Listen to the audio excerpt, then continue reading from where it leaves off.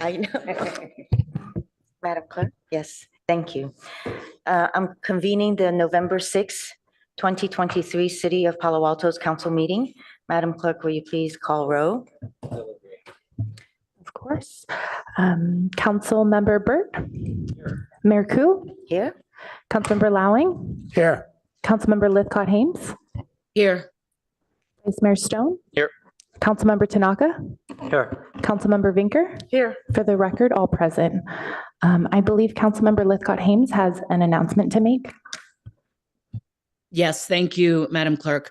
I am invoking the just cause provision of Assembly Bill 2449, which allows us to attend meetings remotely without having given prior notice. The reason is that I was diagnosed with COVID yesterday. So as a matter of public health, I am not attending the meeting in person. There are no adults 18 years or older in the room with me right now, and nor will there be any for the duration of this meeting. Thank you. Thank you. Thank you. And our next item is special orders of the day and a proclamation honoring Alenka Villarreal. And I have the Vice Mayor who will read the proclamation. Thank you, Madam Mayor. Whereas Alenka was born on November 6, 1963, and grew up in Palo Alto, California, and Vienna, Austria, before graduating from Pomona College and Golden Gate University and embarking on a 17-year career in marketing and sales in Silicon Valley. And whereas Alenka married Robert Villarreal in 1998, and they have raised two spirited daughters, Emma and Ava, in Palo Alto. And whereas after recognizing a great need, Alenka dedicated herself to creating an inclusive recreation space where all community members, no matter their size, age, or ability, could benefit from the power of play. And whereas after many years of resolute fundraising and research with a team of experts, city officials, and volunteers, Alenka designed and developed the first Magical Bridge playground at Mitchell Park, Palo Alto. And whereas the Mitchell Park Magical Bridge Playground opened in 2015 and is now a beloved destination whose socially inclusive and physically accessible design enables children and adults of all abilities to come together to laugh and play. And whereas Alenka has worked tirelessly to expand Magical Bridge's vision of inclusivity and accessibility to communities far and wide, opening 7 custom Magical Bridge playgrounds with many more on the way. And whereas Alenka makes this world a little more magical every single day, doggedly and successfully advocating for a culture of inclusion, belonging, and empathy for all. Now, therefore, Lydia Koo, Mayor of the City of Palo Alto, on behalf of the entire City Council, do hereby honor and congratulate Alenka Villarreal on her 60th birthday and commend her for her magical contributions to Palo Alto and the world. Thank you. And shall we sing her a happy birthday? All right, we're going to sing her a happy birthday.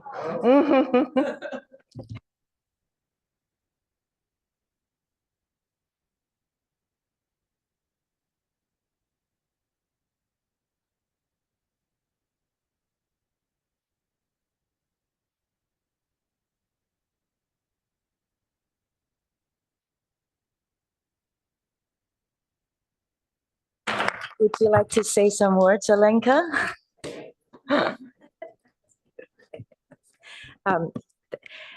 Thank you, Vice Mayor, Mayor, City Council members, City Council Member Julie, please feel better. I am so touched. That's beautifully read, beautiful sentiment. Thank you to my team that made this recommendation. And in this world today, we have a lot going on that may not be so magical. And I hope you all take comfort in the fact that our team is trying to spread a little kindness everywhere we go, both on and off the playground and into other communities, and we will continue to do so and really appreciate and support your leadership, your good work, and your kindness throughout the community and in Palo Alto. So with that, I will adjourn and let you enjoy the rest of your meeting, but really I'm very touched that you did this, and I really appreciate the opportunity to be here, so thank you. Well, don't go yet. We just want to make sure if there's any public comments, and then we'll bring it back to council if there's any comments from council. Then I invite you and your family to come up on the dais to take a picture together with us. Is there any public comments? Yes, we have public comments.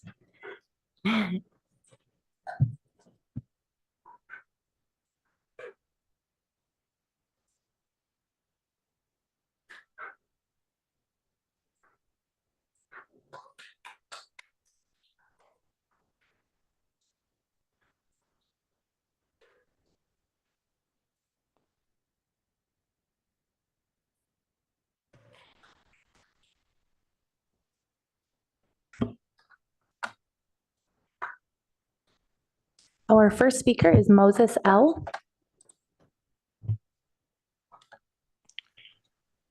Good evening, City Council and the public. I have one simple question. Why are Jews allowed to suck baby The penis? city of Palo Alto is committed to a culture of acceptance. That is not acceptable. It's And not you're on this off- agenda item. You are off It's on not the a- agenda. Can you please mute and take it off? Mute and cut this person off. I apologize.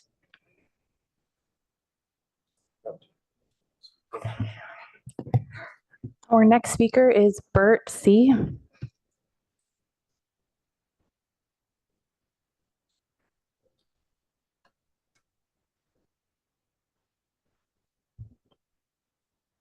Hello?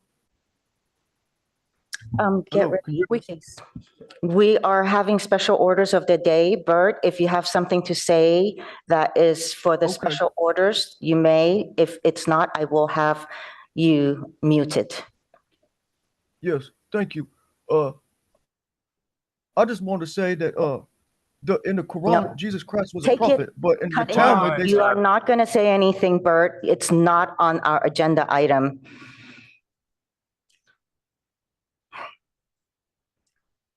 He wasn't going to speak on the agenda item, so let's just take him off and go to the next one. Our next speaker is Darnell J.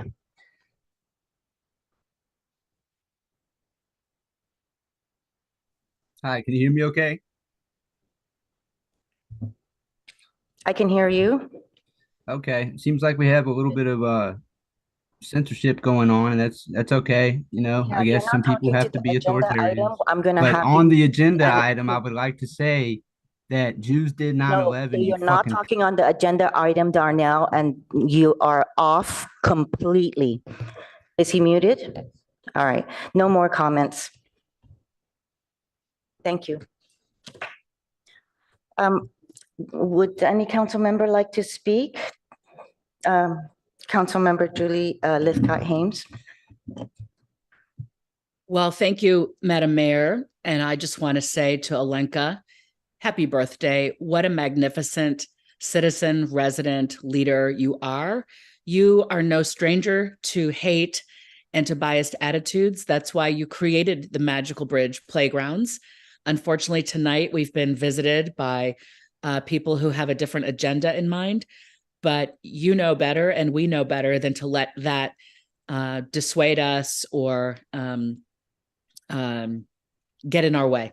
So I want to thank you for who you are and for what you've done for our city and surrounding communities and all that you will do. Alenka, we cherish you. Thank you. Council member Vinker. I echo the comments of my colleague, Julie Lithcott-Hames. We've observed tonight why love is so important. And you've embodied that. You've brought that to our community. We all need to act more from love, not fear, not hate. You have done that. You've been inclusive. You have enriched our community. And we are so grateful for you. Thank you. Council member Lowing. Yes, hi. I just really want to comment, first of all, that I had early exposure to this possible plan on the Parks Commission, maybe in 2007. And I just remember being thrilled that night to even hear something like this could be erected in Palo Alto. It was just stunning. It was an emotional evening just hearing about it. And then you not only succeeded with that, the second part of my comment is that you've virtually franchised it. You've made it accessible to so many other communities. And I just can't thank you enough for your kind of energy in this and your dedication. Just amazing. So thank you. Vice Mayor Stone. Thank you, Madam Mayor. Alenka, thank you for everything that you've done for our community and your commitment to love and empathy and compassion. The words you just spoke hopefully resonate with more Palo Altans and the world. And so I just want to thank you for everything you've done. I appreciate the opportunity that I had the honor to be able to read that proclamation for you, but I really want to thank you and want to do everything that I can to help you as you continue along this journey to spread Magical Bridge Playground around the region and hopefully more parks in Palo Alto one day to come to. Alenka, I echo all the words that my colleagues have said, and you are a super magical person. And thank you so much for providing the strength and also teaching us to be kinder souls. So thank you so much. Councilmember Burton. Thank you.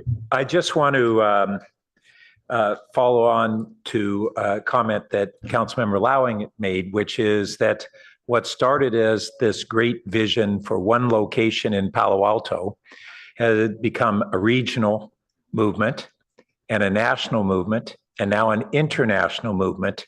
And it's something that all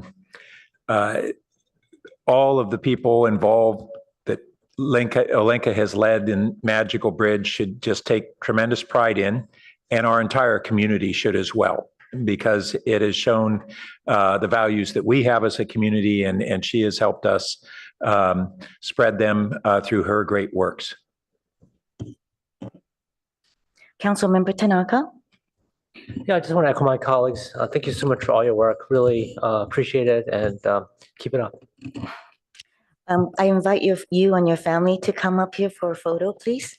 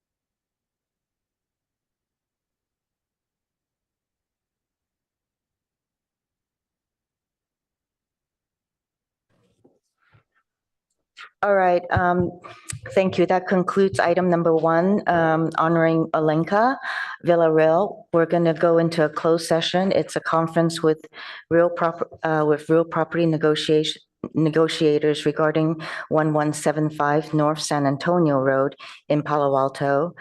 Subject is lease price and terms of payment. Negotiating parties are Santa Clara Valley Water District and the City of Palo Alto. And we'll take public comments. No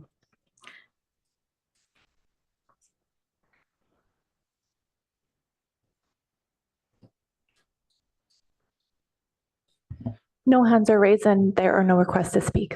Thank you so much. And with that, I'll take a motion to go into closed session. So moved. Thank you. Thank you. So Vice Mayor Stone moved and Councilmember Vinker seconded. And we can take a vote as soon as you're ready. Mayor Ku, Yes. Councilmember Burt, Yes. Councilmember Lowing, Yes. Vice Mayor Stone, Yes. Councilmember Lithcott Hames, Yes. Councilmember Vinker, Yes. Councilmember Tanaka. Yes. Motion carries. Thank you.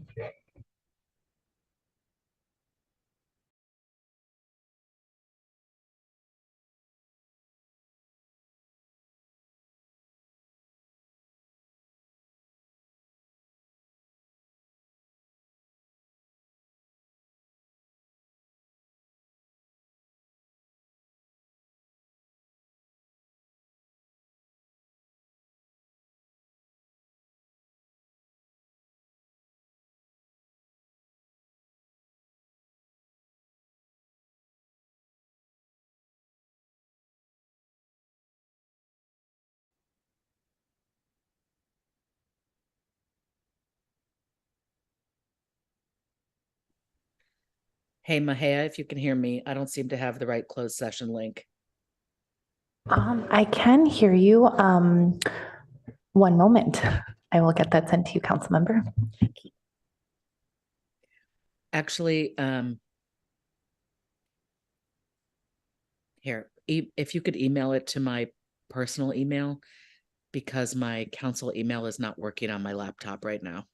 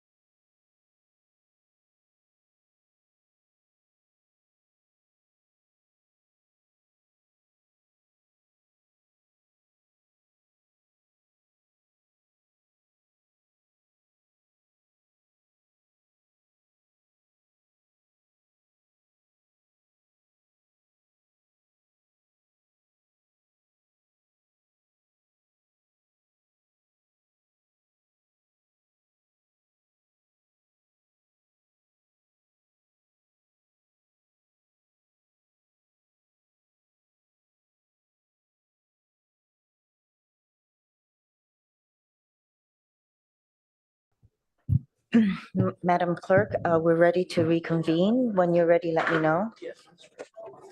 Okay, we're reconvening our council meeting. We just came back out from closed session and there's nothing to report. I want to thank everybody for your patience.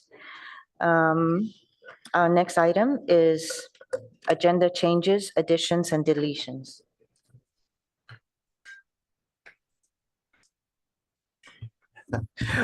Mayor, I think the only question is the status of public comment and where that will be on Oh, the is it agenda. public comment now? Oh, yeah, oh, I see. We're kind of running a little bit late, so we're going to move public comments to the last item. I am very sorry about that, but we've been experiencing some unpleasantness this evening from Zoom bombers. And so we're just going to move forward with our next item, which is council member questions, comments, and announcements. Councilmember Venker. Thank you, Mayor Koo. I just wanted to celebrate a couple of things quickly and announce an event. One, I wanted to say that I had the pleasure yesterday of attending the ceremony celebrating 10 years of ministry by Reverend Coloma Smith, who is our Human Relations Commission Chair, and it was a joy to see his impact on our community. Second, I wanted to lift up a community member who was born and raised here, was friends with my daughter, Lily Zhang. Some of you may know her as a world-class table tennis player who has competed in many Olympics. She went to Cal. She will be the flag bearer at the Pan American Games for the U.S. team. I think that's magnificent, and I'm just so proud of one who was raised here in Palo Alto doing that. And then finally, I invite all of you to come to the Sibling Cities USA Town Hall on Sunday, 1 p.m., Mitchell Park Community Center. We will connect via Zoom with residents in Bloomington, and we're going to discuss a very important topic, race and belonging. And we're going to do that in the context of a case study because both communities face similar issues dealing with the legacy of David Starr Jordan and a renaming process. So that you are all welcome to come 1 p.m. Sunday. Thank you. Thank you. I don't see any other lights from other council members, and we can proceed to consent calendar. Do we have any comments, public comments on consent calendar items?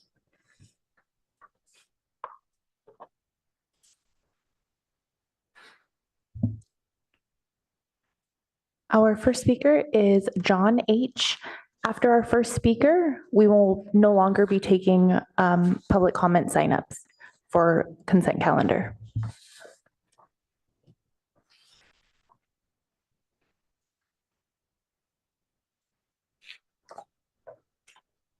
I didn't quite understand you. Have you moved on to item 4 on the agenda? We've moved on to consent calendar items, which is items 3, 4, 5, 6, 7, and 8. You, John H., that's me, okay? All right. I'll try to talk fast. You're here tonight being asked to approve moving forward with the design process for 3 traffic calming projects in Crescent Park area. We have no problem with 2 of them, but the third one is a real problem. That's East Crescent and Southwood. I'd sent you a letter dated October 31st that had a lengthy explanation of what was going on, and there were 3 photos attached to it. I don't know if you can get those on the screen. But particularly interested in the overhead views of this bulb out. I call it the bulbous bulb. They put it in front of this home at 590 Crescent Drive, and the overhead view shows well, there you can see it in the picture, the ugly thing sticking out on the street there. And the concern here was that, well, people are speeding through the intersection. Well, the traditional remedy for that is to put up a stop sign. It's not to divert oncoming traffic into each other, and that's exactly what this does. There was another exhibit that showed how the bulb out narrows the lane so that cars coming off of East Crescent on the Southwood and cars coming off Southwood East Crescent are pushed together in the center of the street with very little room to pass. And that's just unsafe. It doesn't make any sense. The other thing is the staff in their report failed to mention any of the comments by the commissioners. Commissioner Templeton said regarding this bulb out, it's large and visually distracting. Commissioner Rectal said, this thing is really ugly and I would not want it in front of my house. Chairman Suma said, the design of this bulb and the impact on Mr. Durand is not acceptable. It's bizarre, it looks way too big, and it needs to be rethought completely. The motion was made to approve 2 out of the 3, but the third, the bulb out, was said the commissioners to need more work. They said it needs to be refined with input directly from the adjacent property owners. The motion was made to do that. And I respectfully request that the council direct the staff to remove the bulb, tell them to go back to the drawing boards, talk to the neighbors, and come back with something more suitable. And Your time is in up. 3 words, Thank you for your it's comment. ugly, unsafe, and unacceptable. Thank you. Our next speaker is James G.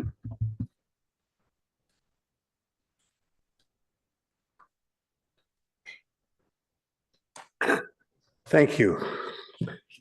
My name is James Durand, and I live at 590 East Crescent Drive, and the subject of the main configuration of this bulb that comes out. I appreciate the chance to talk to you, and I'm going to ask you to reject the recommendation by the planning department.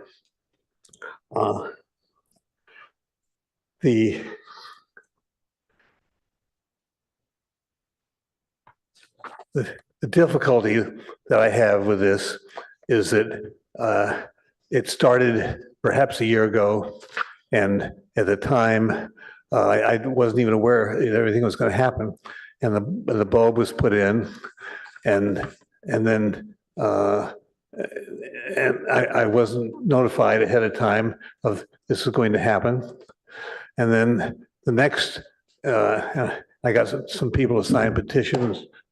I'll just petition, and but more to the point, the next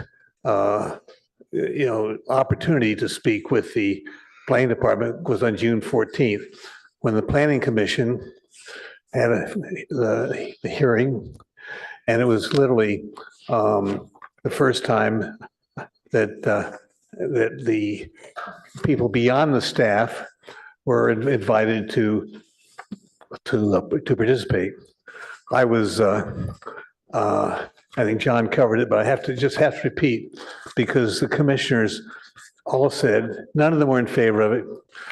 And the comments went something like, ugliest thing I ever saw.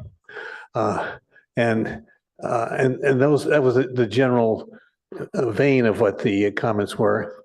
And they another one said, I'm glad it's not in front of my house. And so I think the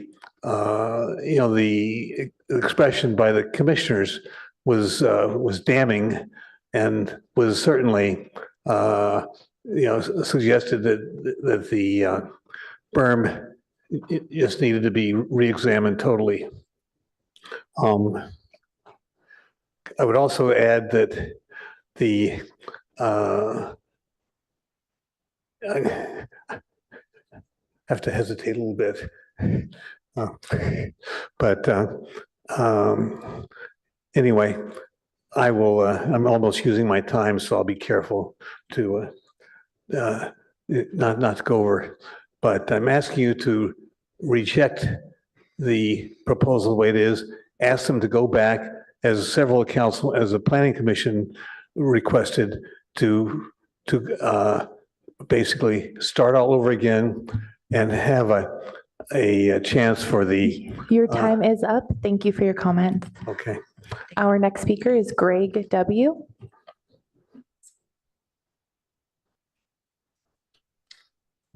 Mayor Koo, hi, good to see you again. This isn't a year process. This is 5 years that we've been working on this as a neighborhood. There may be few of us here together today, but there are many people behind this. There are hundreds of residents in this area who 5 years ago came together and said, we have to do something about the unsafe conditions in our neighborhood.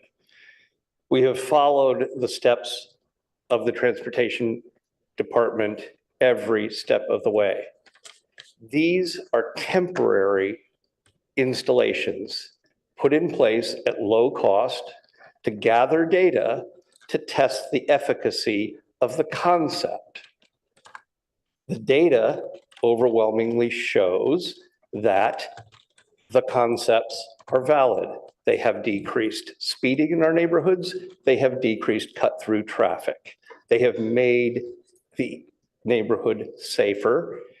And the overwhelming majority of residents in response to the city's survey support the permanent design based upon these test results. Are there problems with the temporary product? Of course there are. They're not meant to be the permanent solution. I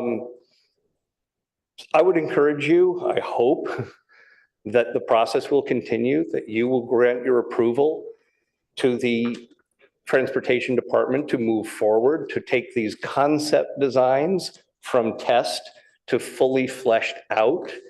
Those of us who have been with this process since the very beginning have seen the sort of designs that could be very attractive and be very effective, not only at calming traffic in our neighborhood, but actually being more aesthetically appealing than the intersections that are currently there, which are manifestly unsafe. I do hope you'll support the approval of this to move forward to permanent installations. Our next speaker is Donna W.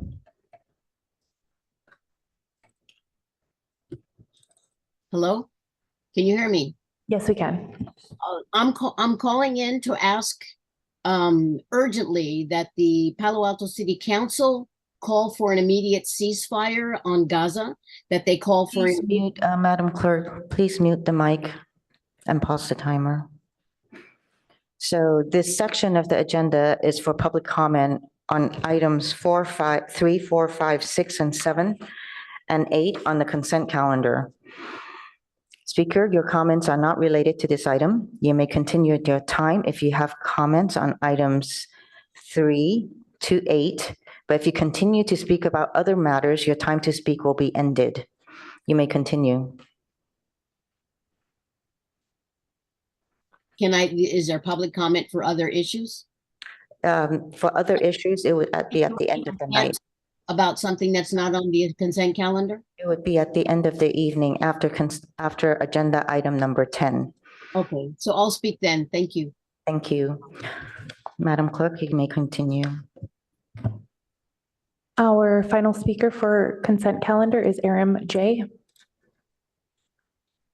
Yeah, that was the same question that my good friend Donna Wallach posed. I'm not understanding. I'm not a Zoom bomber. I'm a regular participant in city council meetings, so I'm just not understanding why we're being moved to such a late hour on such short notice.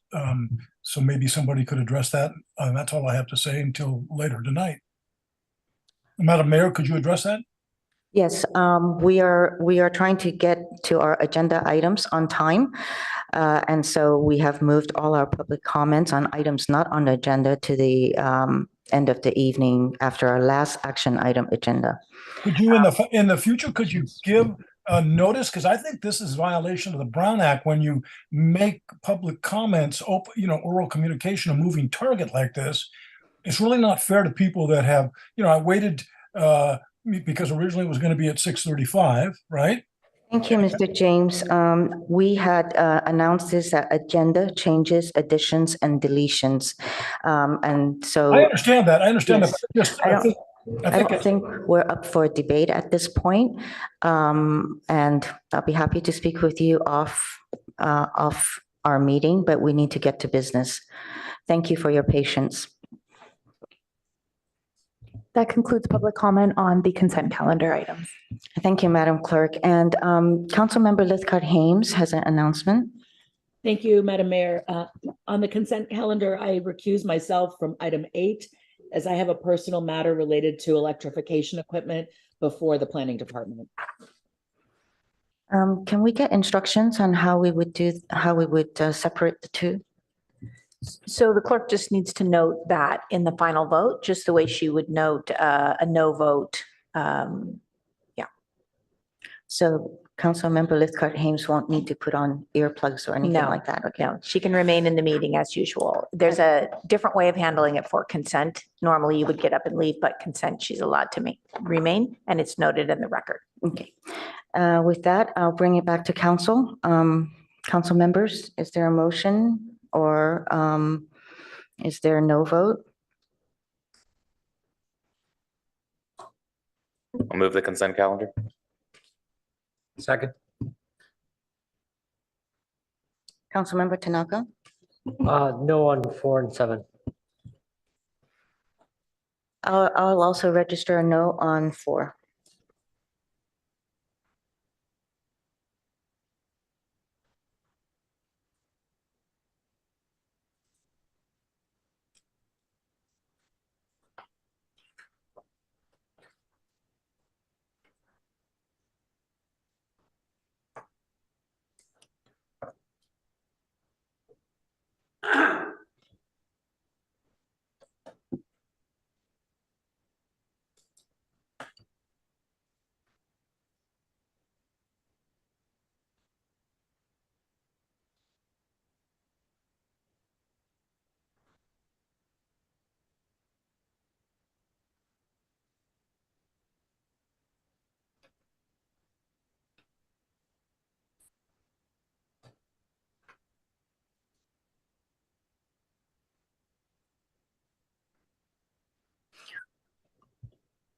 Was it Councilmember Burt who seconded or, oh, okay, thank you.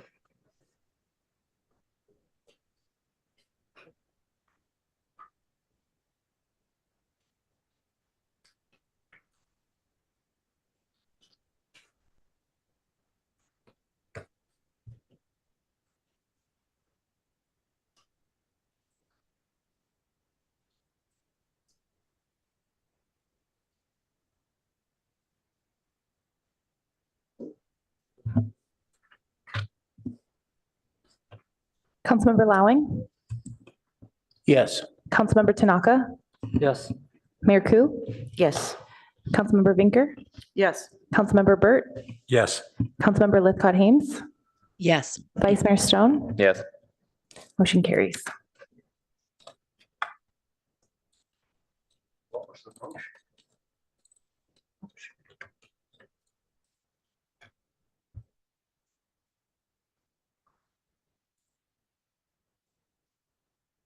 Councilmember Tanaka, would you like to speak to your no votes? Sure. So 4 is pretty simple. It just seems like perhaps more discussion is needed here, from kind of as evidenced by the people who came to speak tonight. On number 7, so this is a large contract, almost what, 20 million, lots of money here. Yeah, it's considerably higher, like $800,000 more than the lowest bid. We already have budget issues with our city. We're spending more than we're making. We're taking more money out of our budget stabilization reserve. But the thing that really disturbs me the most is that I think the company we're awarding this to is the same company that we've had multiple workers, and I've had lots of office hours talking to the workers about how they didn't get properly paid. So I don't understand why we still went with a company that has these issues. That's all I had. Thank you. Thank you, Councilmember Tanaka. My registering a no vote on item number 4, given that there is some concerns, and I'm also still I have questions as well about what the planning commissioners had mentioned about revisiting this item with that one particular proposal that is the bulb out. So without knowing more about it, it just seemed that it would be better for a public hearing on it. Okay, and with that, we will move to our next agenda item, which is city manager comments. I'm sorry, yes, we were late. Thank you. Thank you. Thank you, Mayor. Let's see, in fact, City Clerk, one step ahead of me. I appreciate that. Next slide, please. All right, just a few items of note for community and council interest. First off is to ensure that community members are aware of this year's Veterans Day recognition event that will be held on Saturday, November 11th. This year, actually for the first time, I don't know if in memory, first time at the Palo Alto Veterans Administration healthcare system. And as such, really appreciate the VA hosting us as well as a number of community partners that will be involved in this program on Saturday. Would note that given the campus is as large as it is, really suggest community members look at this link we have, cityofpaloalto.org/Veterans Day. There is a map of the campus and can direct you to the parking for building 101 and the Edward Stallings Auditorium. So once again, an event that we are very pleased to be participating in programming this Saturday. Next slide, please.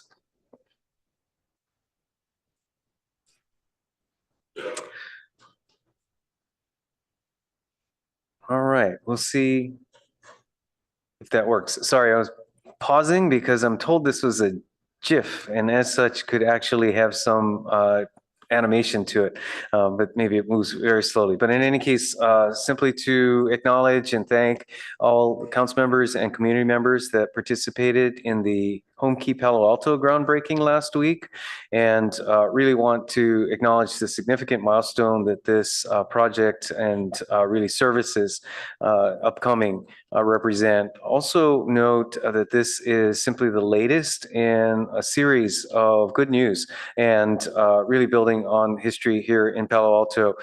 Notably that Palo Alto has the second highest inventory of affordable housing among cities within Santa Clara County as a percentage of total housing stock. Noting the city has contributed more than $50 million or pledged toward housing really just over the last 6 years. And that we have 2,300 units, or about 9% of our total housing stock, dedicated to affordable housing. And I think we're running this total of over 1,000 housing units permitted since 2015. So certainly we'll want to continue to build on the narrative that reflects what's happening in Palo Alto right now as it relates to affordable housing. Next slide, please. Now, moving on to our ongoing updates related to preparation for the winter storm season. Our city communication channels just recently issued the second of a 2-part community update talking about means and tools, resources available for community members to prepare.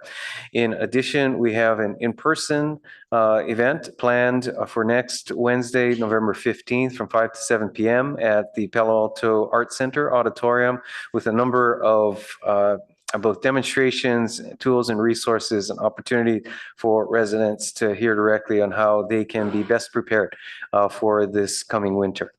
Next slide, please.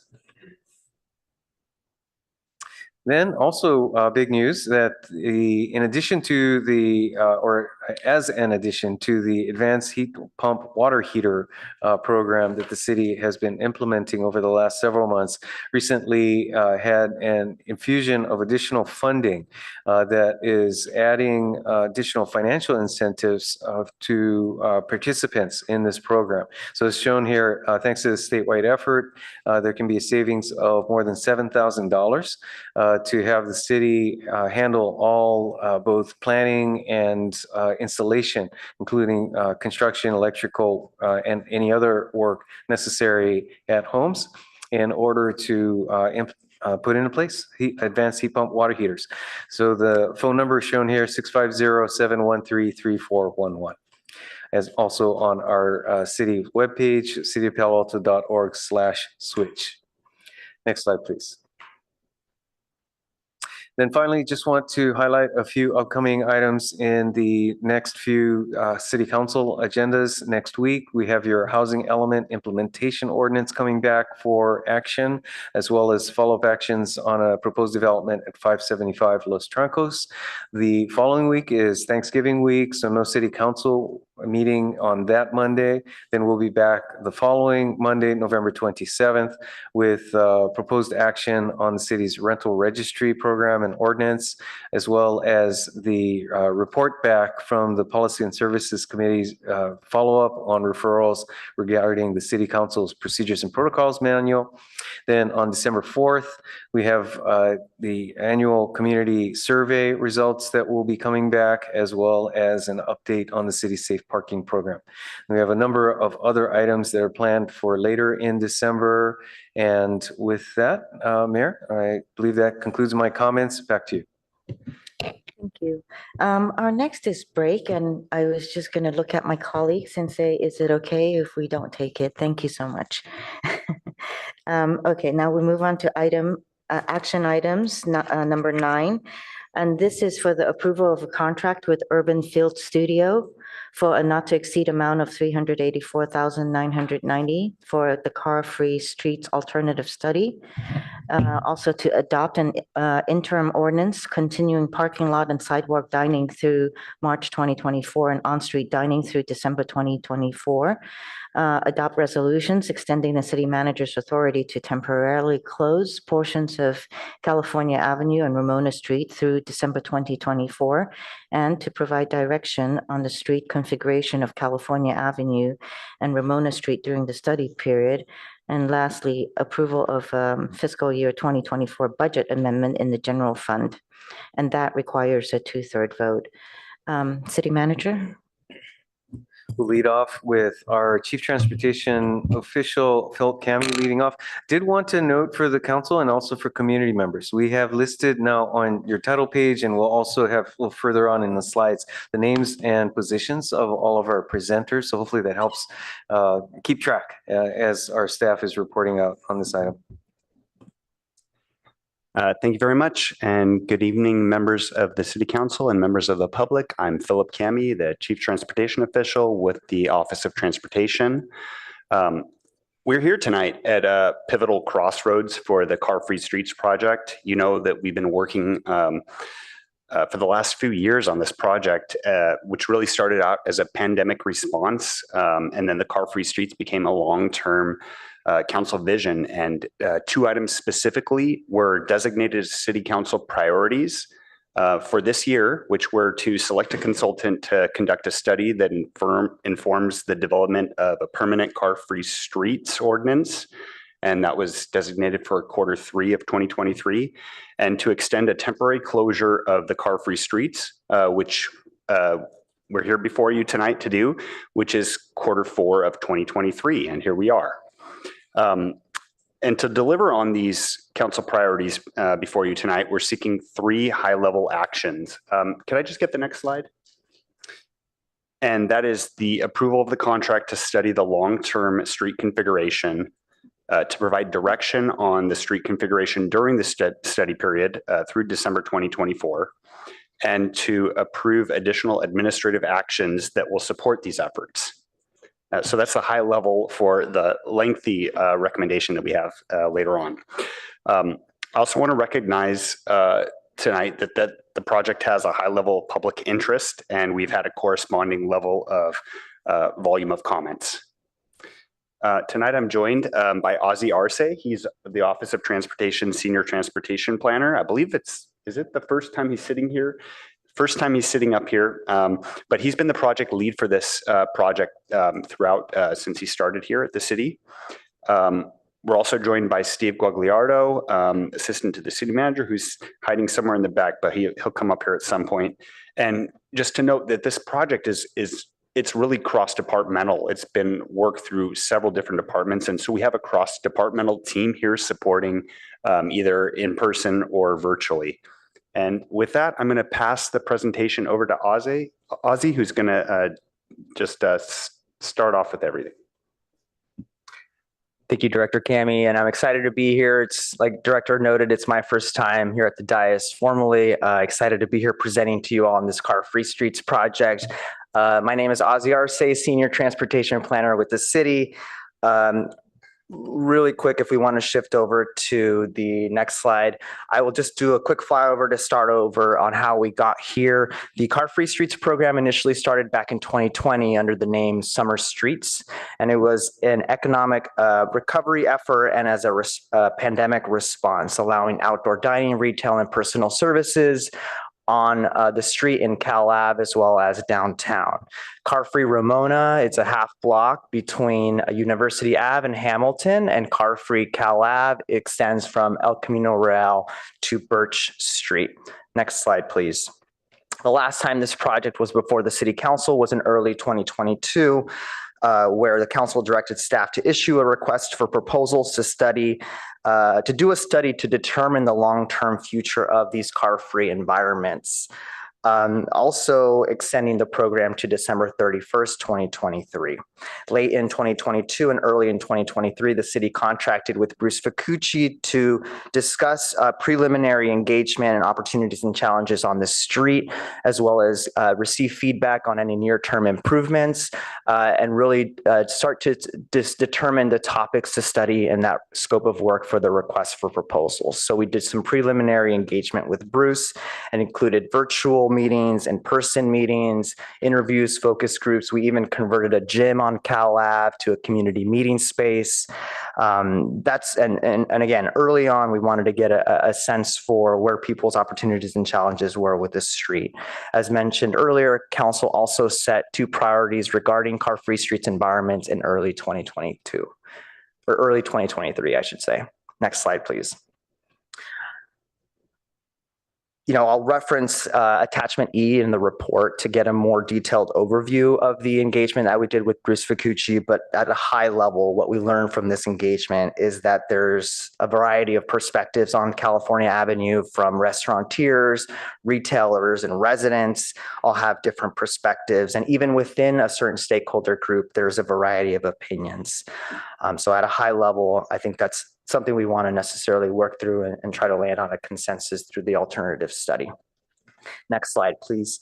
And feel free to just flip through some of these slides slowly as we go through them. So as we did this engagement with Bruce Ficucci to understand the scope of work topics, we also asked about those near-term improvements. And this summer, we worked to implement these flexible community spaces out on the streets, turning formerly underutilized areas into these programmed areas. We added outdoor furniture, giant chests, and games for families and children, building and ground plane murals. You may have seen or participated in music on Cal Ave, Third Thursday, and we did partnerships to bring mini golf. We installed some pedestrian wayfinding signage, and there's forthcoming directional signage for vehicles, directing them to parking areas.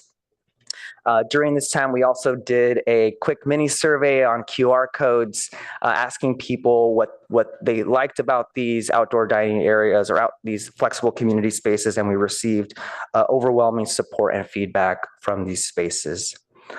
Again, turning underutilized areas into programmed areas.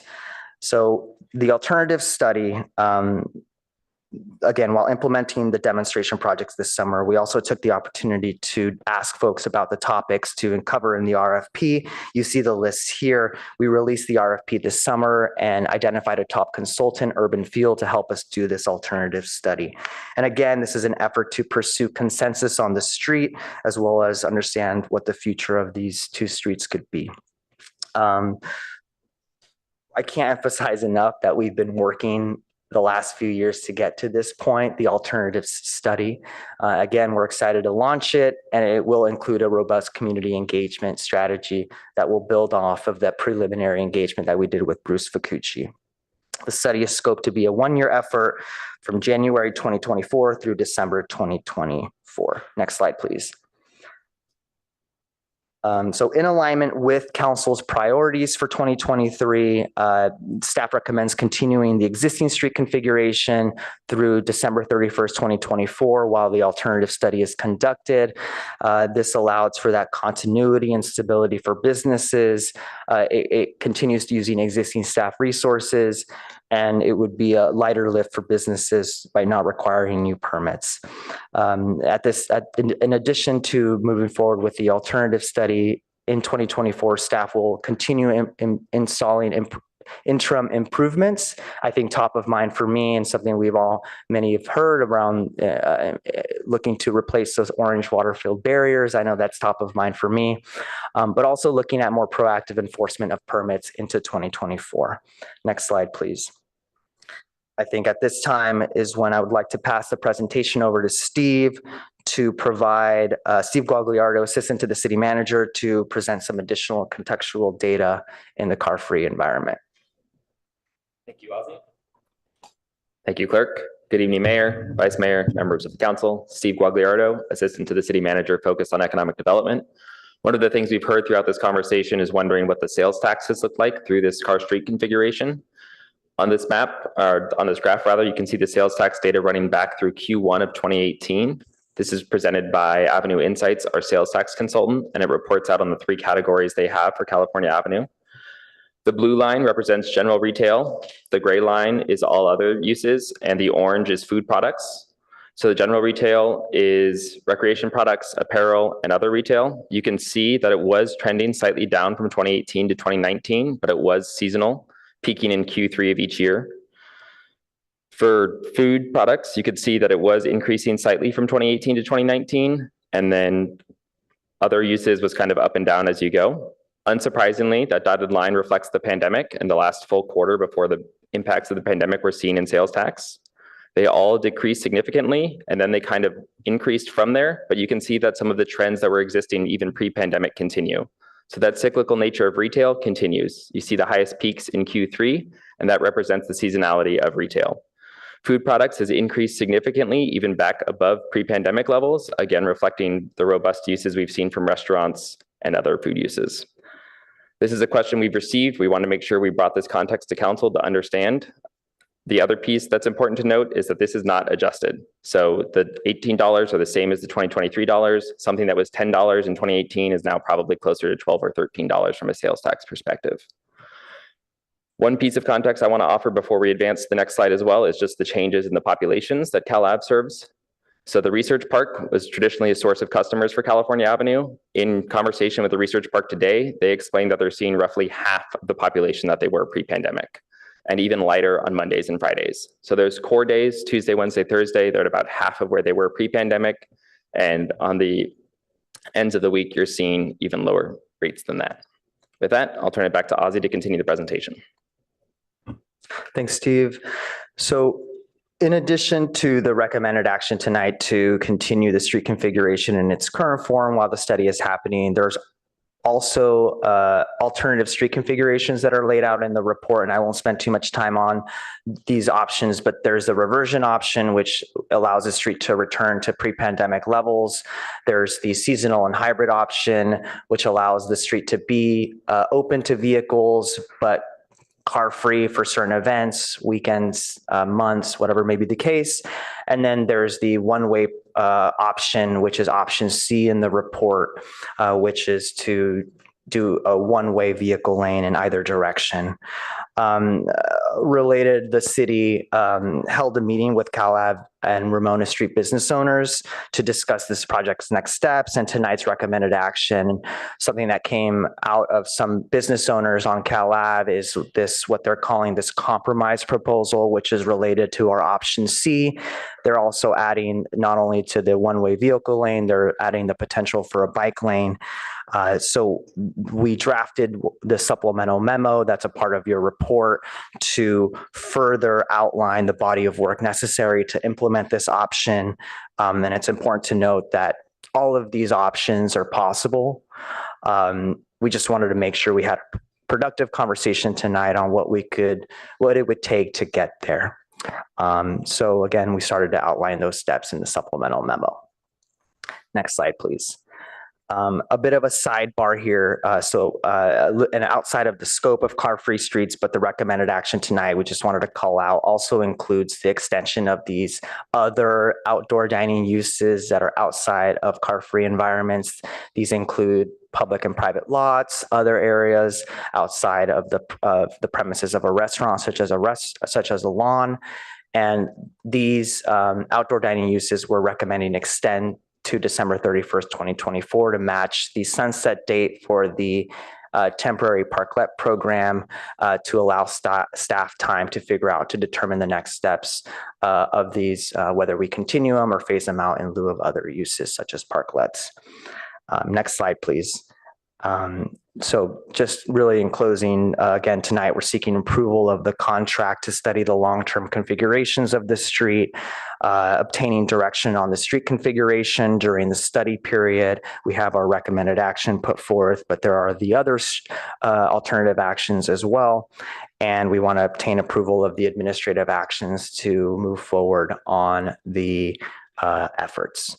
So with that, I think our last slide is just wanted to call out and note that we have several key cross-functional team members also on the call, ready to answer questions. And just if you afford me the time to thank them for helping us be part of this effort.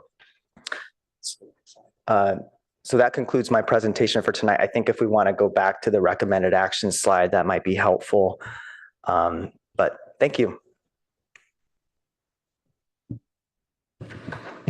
Okay, we'll take it back to council and see if council has any technical questions before we go to public comments.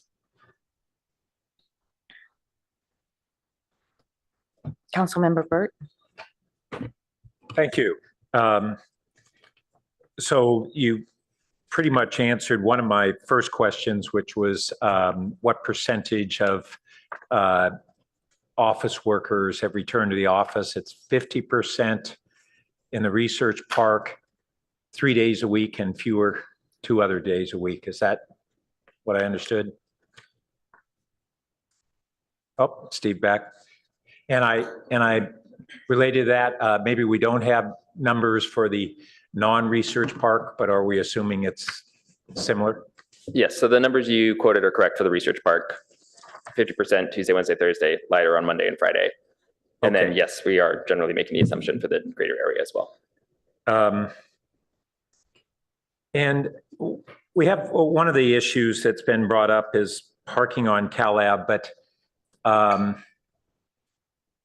for the street closure or now, do we have approximations of the portion of the parking spaces that were actually on CalAv versus in the parking garages and the surface parking lots and on-street parking on the adjacent streets? I ballparked it maybe in the vicinity of 1,000 spaces in those other places, but I don't.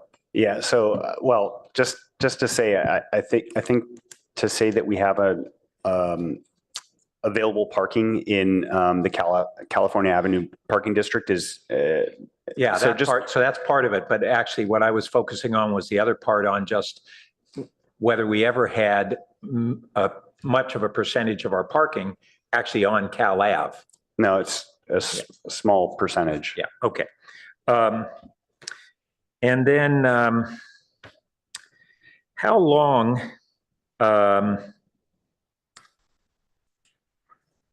we have a 1-year consultant study on really taking the work that we did with Bruce Fukuji and developing it into a real plan and set of proposals. But then I assume once that's complete and they would come to the council, and assuming it has an endorsement, then we have a funding period. Whether I don't know whether we're anticipating pursuing grant funding or this all come out of our own capital fund investments, and then a period to go out for bid and construct. So that sounds to me like maybe a 3-year process at best for the long-term construction to be complete. Is that approximately correct? I hesitate to give you an answer on that, and the reason for that is it depends on the alternative that's selected. This alternatives process will look at everything, including potentially the reversion to an open No, street. I'm talking about if we go forward with a permanent closure and some form of a hardscape redesign that's affiliated with that. Yeah, I would say that it would be in the 1 to 3 year range. How could it be 1 year? We're having 1 year just to do the consultant study. I'm saying I meant 1 year following the consultant study to actually implement. Now it depends on what level, the alternative is selected. I guess if it's very abbreviated, maybe 1 more year after the one, but I see the city manager may be tempted to wade in there. Well, I was actually going to say exactly what Mr. Kami said. It really depends on how extensive any capital improvements are anticipated. On its face, it could be very simple or extremely elaborate. Okay. So if it's 1 to 3 years on top of a 1 year study, it's 2 to 4 years to do it. Okay. And then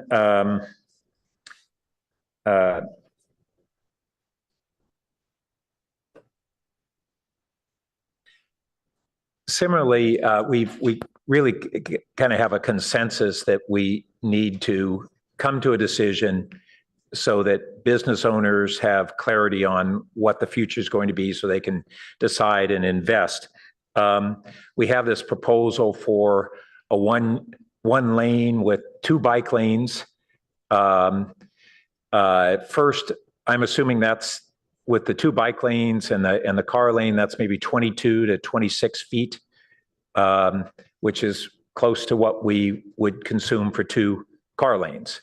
But how long would it take to, the staff report, I think, touched on this, but how long would it take to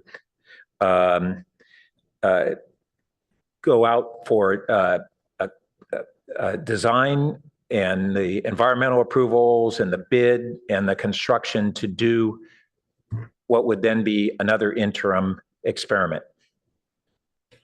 So I hate to give you the same answer again, but it depends on the complexity of it. If we're assuming a one-way street with a 2-lane bike lane, that's on the more complex side, I guess, assuming we're trying to also minimize the impacts to the outdoor dining and outdoor retail. That would be the most complex version. So we estimated up to 6 months for us to implement that, including the design and implementation. And hardscape construction? Well, it would be temporary implementation. So we wouldn't be doing it as a permanent installation. So it'd be primarily striping. We'd also be requiring some sort of modifications to outdoor dining in order to accommodate being seated next to vehicular traffic. And the bike lane that would be running westbound against vehicular traffic, assuming that it's configured that way, would there, I was assuming there'd need to be a berm separating the bike lane probably? Yeah, so we would, yeah, so I guess that's all up to, the recommendations, but, preferably you have 2 5-foot bike lanes with a 2-foot setback and some sort of something in order to separate them from vehicular traffic. Actually, if you could pull up slide 26. I would just say, given our history, that 6 months sounds really lickety split.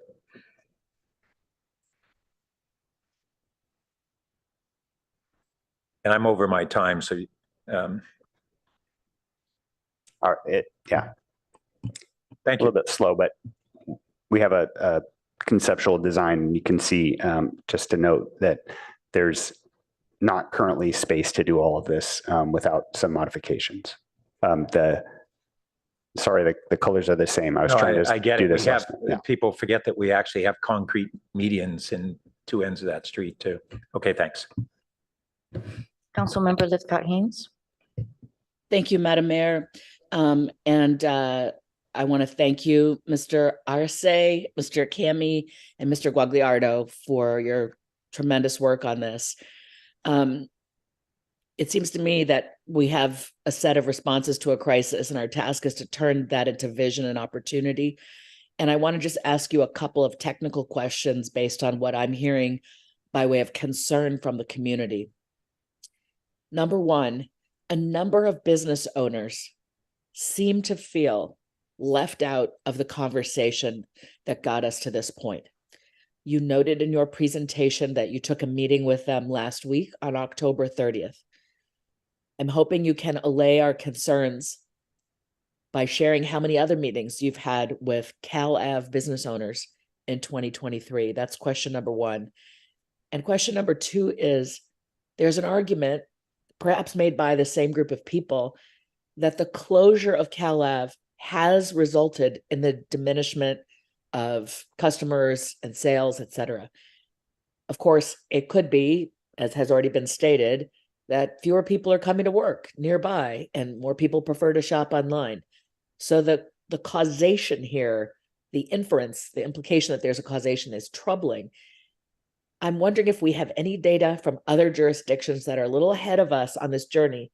Say, do we know that there are a set of main streets that did not close, that did not become car-free, and yet have been impacted, have seen the same downturns economically?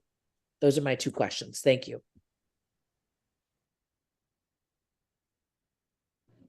Okay, thank you very much. I believe that I'm going to need some assistance from Steve Guagliardo on at least the second question, and I think he might even have some context on the first question, but also Ozzie Arce will chime in on the first one.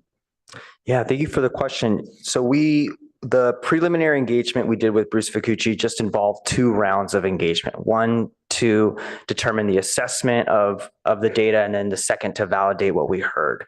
So to answer the question, we did one other meeting in the spring of 2023 that we were scoped to do with Bruce. Keeping in mind, again, that was preliminary engagement.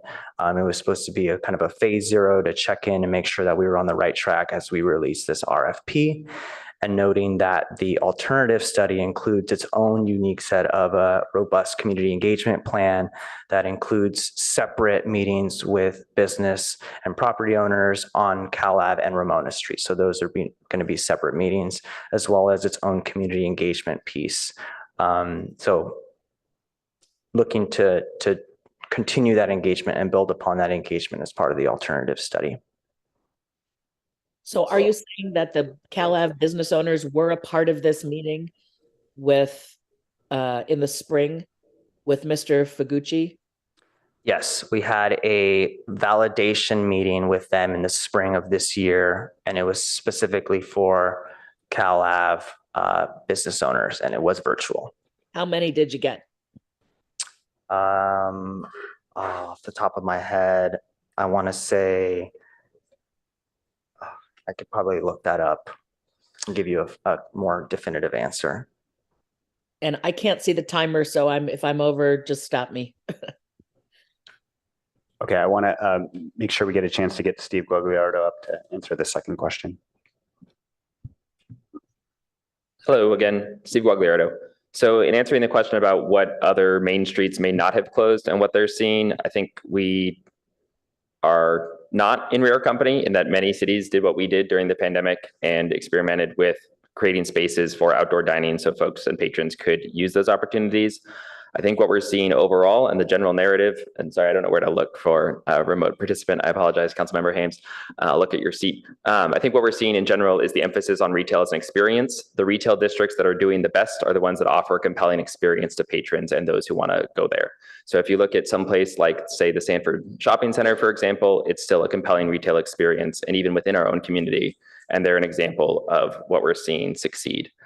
Hopefully that satisfies the question there. While Ozzy's pulling up the data on participants, I also just want to call back all the way back to the Summer Streets Initiative that we started in 2020. The engagement that we started there with participants in University Avenue and in California Avenue became the springboard of participants that we have continued to engage with throughout the process. We are trying to scale, we are trying to grow our outreach and make sure that we can grow the conversation, but really those people who participated in those early days of the conversations are the people who have continued to show up. And so I just want to draw that through line as well. Okay, thank you. And just a quick follow-up, we had about a dozen Cal Ave business owners at the spring virtual validation meeting.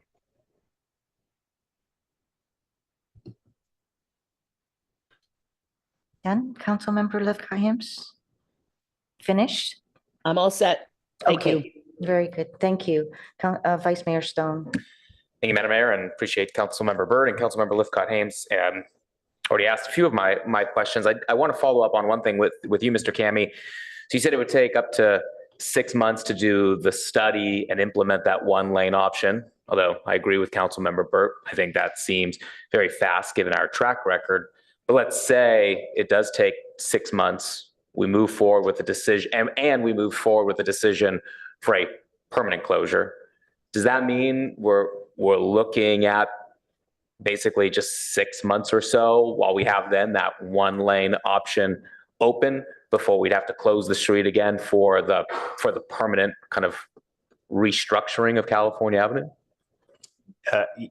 Yeah, so actually just to note on the 6 months, we'd be working hard to expedite that process. So I just wanted to say that because I don't want it to seem like we believe that we can do it within 6 months. We believe that we can do that. It really does depend on the complexity, but we think that we could do it in less time if we were to just say we're taking the eastbound travel lane and that's going to become a travel lane again. We're not going to add a bike lane. So it really depends on the complexity of it, but we think that we can do it. What we need to do is design it. We need to do some environmental work. We need to do a traffic study, and then we need to actually implement it with, temporary treatments. So we do believe we can do it within that time.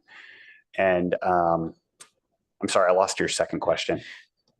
Yeah, my real question is benefit of the doubt. 6 months, we get that, we get it open, one lane. Oh, does that mean that we're really kind of looking at just 6 months that it's open before we have to shut the street down to do the permanent closure?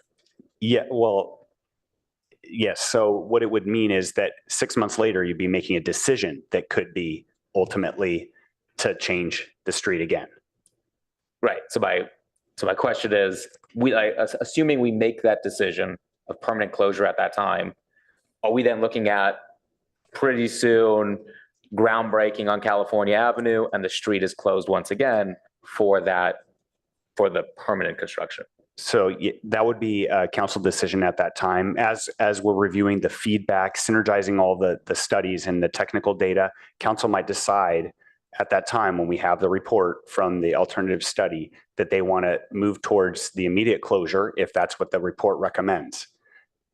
Alternatively, council might say we're going to maintain such and such option, which could be one-way traffic as we're doing the RFP process or, doing final design or whatever's, comes next in the process. So I don't want to say 6 months is a hard cap. We would seek authorization for 6 months. And if possible, if the project council recommends is to close the streets, then ideally we would start moving in that direction.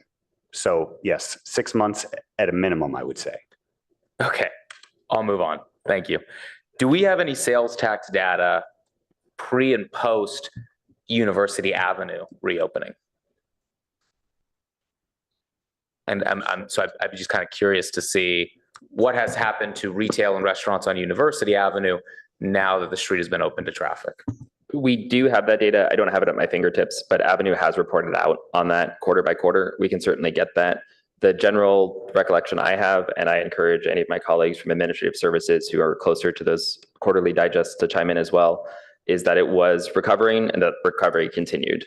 But it's very difficult to draw causation and say reopening the street caused this. And so when you get into that level of granularity versus the overall trends we were seeing in the economy, it's difficult to pinpoint a particular factor. Okay. And while I have you up here, because it's sort of related, and if you could follow up with that data, but your kind of summary of it and not being able to determine the causation is helpful. So appreciate it.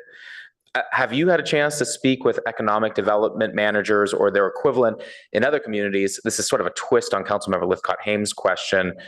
Communities that had a street closed, reopened it, and what have they seen as far as their retail and restaurant businesses? Because I think the big issue here is this theory that by reopening the street to traffic, we're going to address a lot of these concerns that mostly retail on the street has. Have you seen that happen in other communities that have done similar things? It depends. So I do interact with my economic development colleagues throughout Santa Clara County on a regular basis. There's a professional group that meets. We talk about these exact issues. And again, it gets into what are they doing? What was the conditions of it before? Where are they at now? And I mean, you can see every example and variation on this, from Mountain View and Castro Street and what they're doing with their pedestrian mall, all the way through to something like Campbell, which has completely car access streets, but a dedicated parklet program. And so the variation changes significantly, but there is no clear answer of if this, then that. Reopen the streets and you get this, keep the street closed, you get that. And so ultimately, that's why we're here talking about what we are tonight. I realize that's not especially constructive, but it really does depend. I figured there'd be no easy answer on that. And one more question for you, since I have a little bit more time, and maybe it'd be interesting to hear too from public comment tonight. Have you had a chance to talk to businesses on California Avenue, maybe regarding implications of, I saw staff mention like a seasonal or kind of hybrid option. I'm curious how that would work in reality with requiring business owners to store their outdoor furnishings during that time of temporary closure, et cetera. So have you had a chance to talk to the people on the ground? So I do make it down to California Avenue somewhat frequently, not as frequently as I might like. I think we've heard loud and clear from the businesses that what they would like if we pursue an alternative to the current configuration is that one-way opening. If not a two-way reversion, what they want is the one-way traffic with a bike lane year-round. And I think you're touching on some of the complications of that seasonality, not to mention the potential confusion it could cause to patrons of, wait, is this month where it's open, or are they still in the car-free street configuration? Okay, so no answer on how they'd be able to actually do that? Correct. I think we've heard from the businesses on what their preferred compromise is. Okay, thank you. Councilmember Vinker. Thank you, Mayor Koo. And I want to thank the city manager for putting staff's names on the report. And I want to welcome you, Mr. Arce. Thank you for your presentation, and Mr. Cami and Mr. Guagliardo. Appreciate it. I want to follow up on a couple questions my colleagues have asked. I just have the two because they've asked a lot of the things I was curious about. One, I wanted to give you an opportunity to put that slide back up of the one-way street because Councilmember Burt may understand it, but I think for me and the public, if you could describe that in a little more detail with the green boxes. Was it 26 or something? Yeah, thank you. So this is far from perfect because this is work that I did over the weekend, but this, and apologies for the same colors. That's what makes this really confusing. But what we have is the green boxes along the sidewalk. Those are currently outdoor dining or retail. But the green on the top of the green with the dotted line represents a two-way bike path. And then below that sits a travel lane, which is a 12-foot travel lane, vehicular travel lane. And so you can clearly see that the bike lane, interacts or overlaps with the current outdoor dining that's set up. And also on the other side, we would want to have a 2-foot setback the parklet or from the outdoor dining structures. And we would require that they have some kind of, structural setting similar to the parklet program, because they're going to be seated next to vehicular traffic, and there's not room for that either. So it's tight if you wanted to implement one way with a bidirectional bicycle path, and also to accommodate seating the dining next to vehicular traffic. Thank you. And just to confirm, it's the gray strip that's the one-way car traffic, just below the green, the dotted line? That's correct. Okay. All right. Thank you. And then my other question is a follow-up to one that Councilmember Lithcott-Hames asked about interacting with the business owners on California Avenue. And I just want to reframe the conversation just a little bit, because I don't think the question on the table is whether or not we reopen the street, because I believe that the default is that the street would reopen 8 weeks from now if we did nothing tonight. That's the default. That's what over a year ago in May of 2022, the prior council voted on. So instead, we are being asked to reverse that decision and keep the street closed, or whether or not we would like to do that, extend the closure. And so what I'm wondering is, you described the meeting in the spring with about a dozen business owners on California Avenue. And I'm wondering if at that point you mentioned the possibility of asking council to extend the closure, or if October 31st, or what, I think that was whenever you met with them Monday, a week or so ago, that was the first time they heard that we might be asked to do that. We've known the whole time that December 31st, 2023 was the sunset date for the current authorization.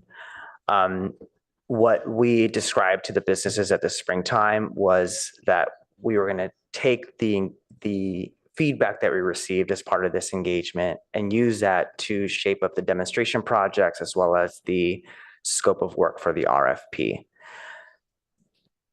There was never any indication about what direction we were going to head at that time, other than just kind of going through the cycles of implementing the direction from council. I think we're learning now after, the second half of summer, is that we still are just about to start the alternative study, and the December 31st, 2023 deadline is fast approaching. So that's why we're coming before you all to say, hey, look, we've done all this work leading up to the alternative study, but we have this impeding deadline. And so we're asking to continue the street configuration as is to allow for the study to happen in 2024. So did it take us a bit longer to get here? I think yes, but I think we've been working to get to this point. And I'm not trying to suggest you haven't been working hard. I have one more question. You want me to? Okay. And so sort of the related question is, if the default was that it would reopen, and if that meant that in January, the restaurants would have to pull back their outdoor dining, by when would you, it talks in the staff report about letting them have notice in January so they could do it within a couple months.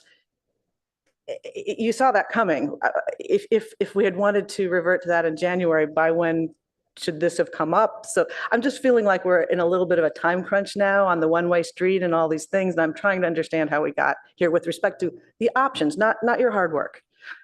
Yeah, well, I also just want to, and just to step back a little bit, I want to also highlight the council priorities and note that this was always planned to come in Q4 of 2023.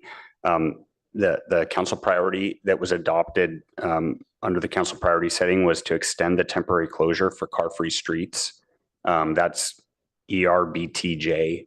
That's the one that was adopted. So this hasn't been hidden from anyone that this was the plan, was to move with an extension of the closure. This has been fairly well documented that this was the plan, was to look at an alternatives analysis study that would really go through further engagement with the businesses to develop a vision, but also to extend the closure in order to continue in that interim phase while the study completed.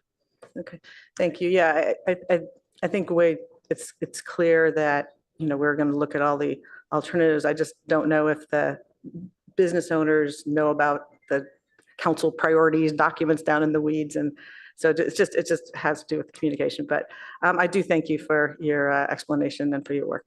That's all I have. Councilmember Lowling. Yes, thank you.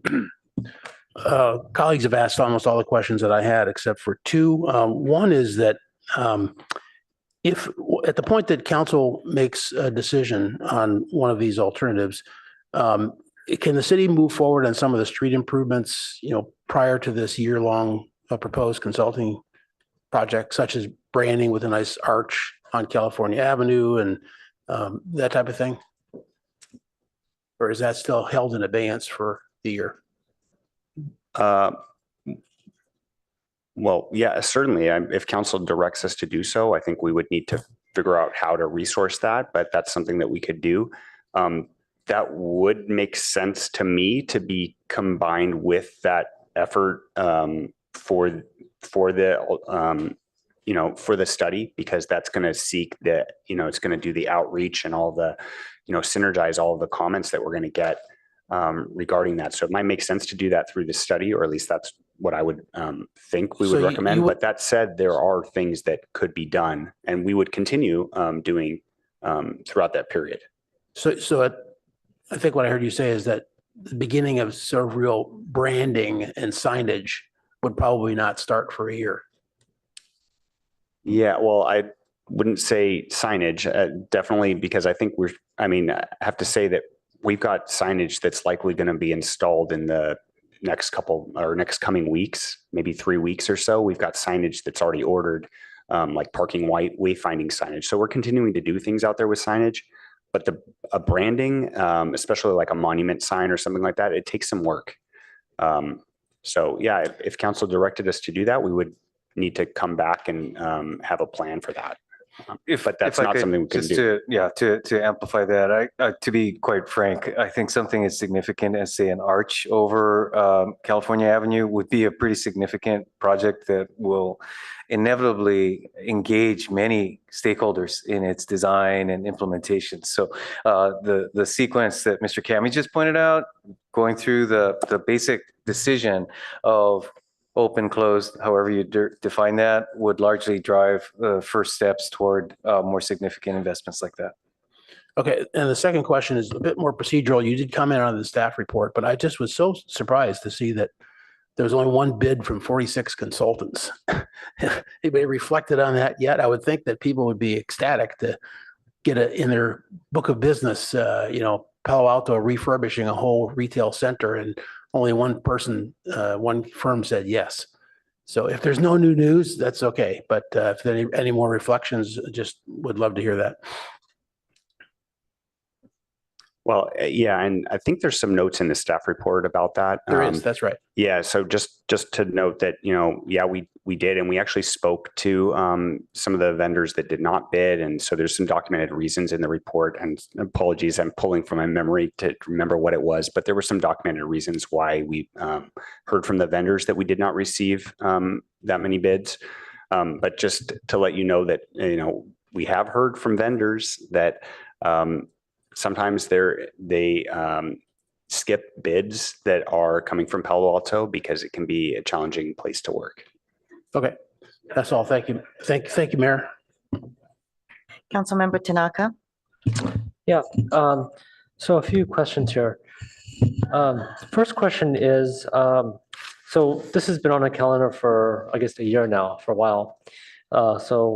Staff has known about this for a bit.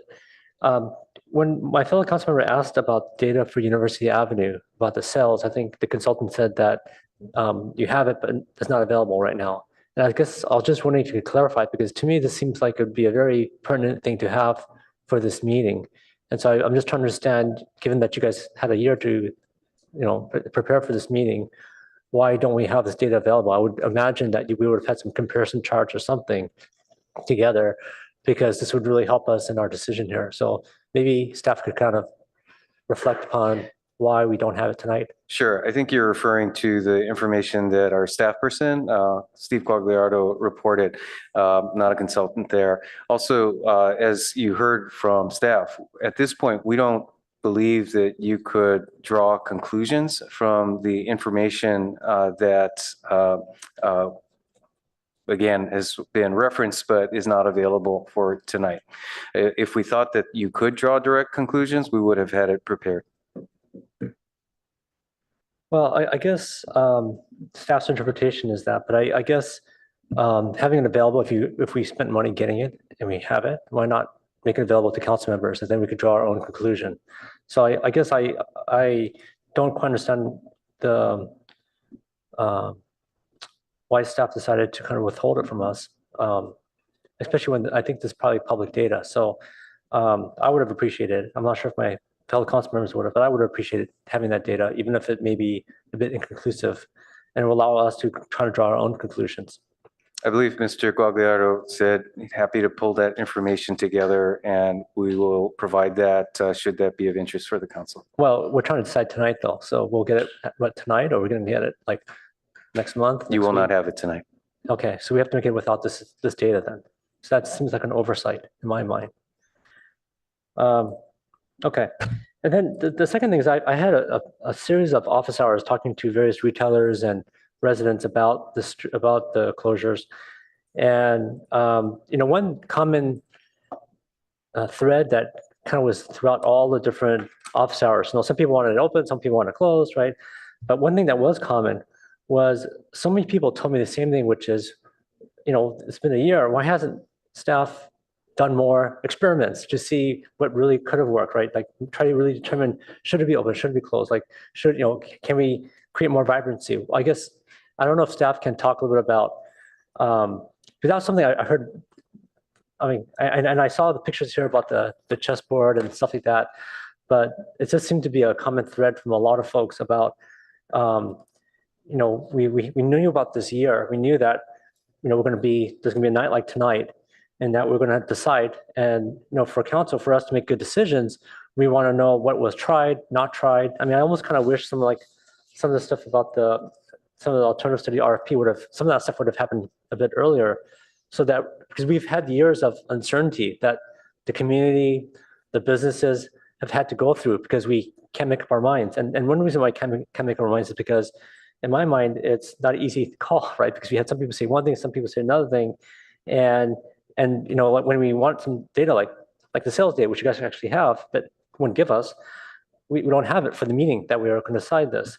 And then, I had so many people tell me the same thing about, and it's all recorded on my Facebook channel on YouTube, so you guys could go watch it. But so many times, so many people told me the same thing, like, how come, staff hasn't been doing these experiments? This wasn't the point of this year-long wait to try different things and see what works and what doesn't work, and then be able to report back to council about kind of the results. And it seems like we've kind of like let the time go by without really taking action that I think we needed to do to determine and make a really good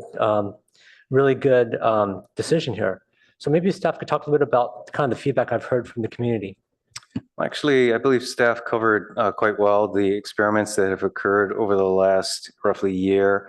And as Mr. Arce pointed out, certainly wish we could do more, but it does at this point reflect what the city has been able to accomplish both unilaterally as well as community members such as the Third Thursdays being able to put into place. And that's established some real indications of areas of success that can be built on if scalable.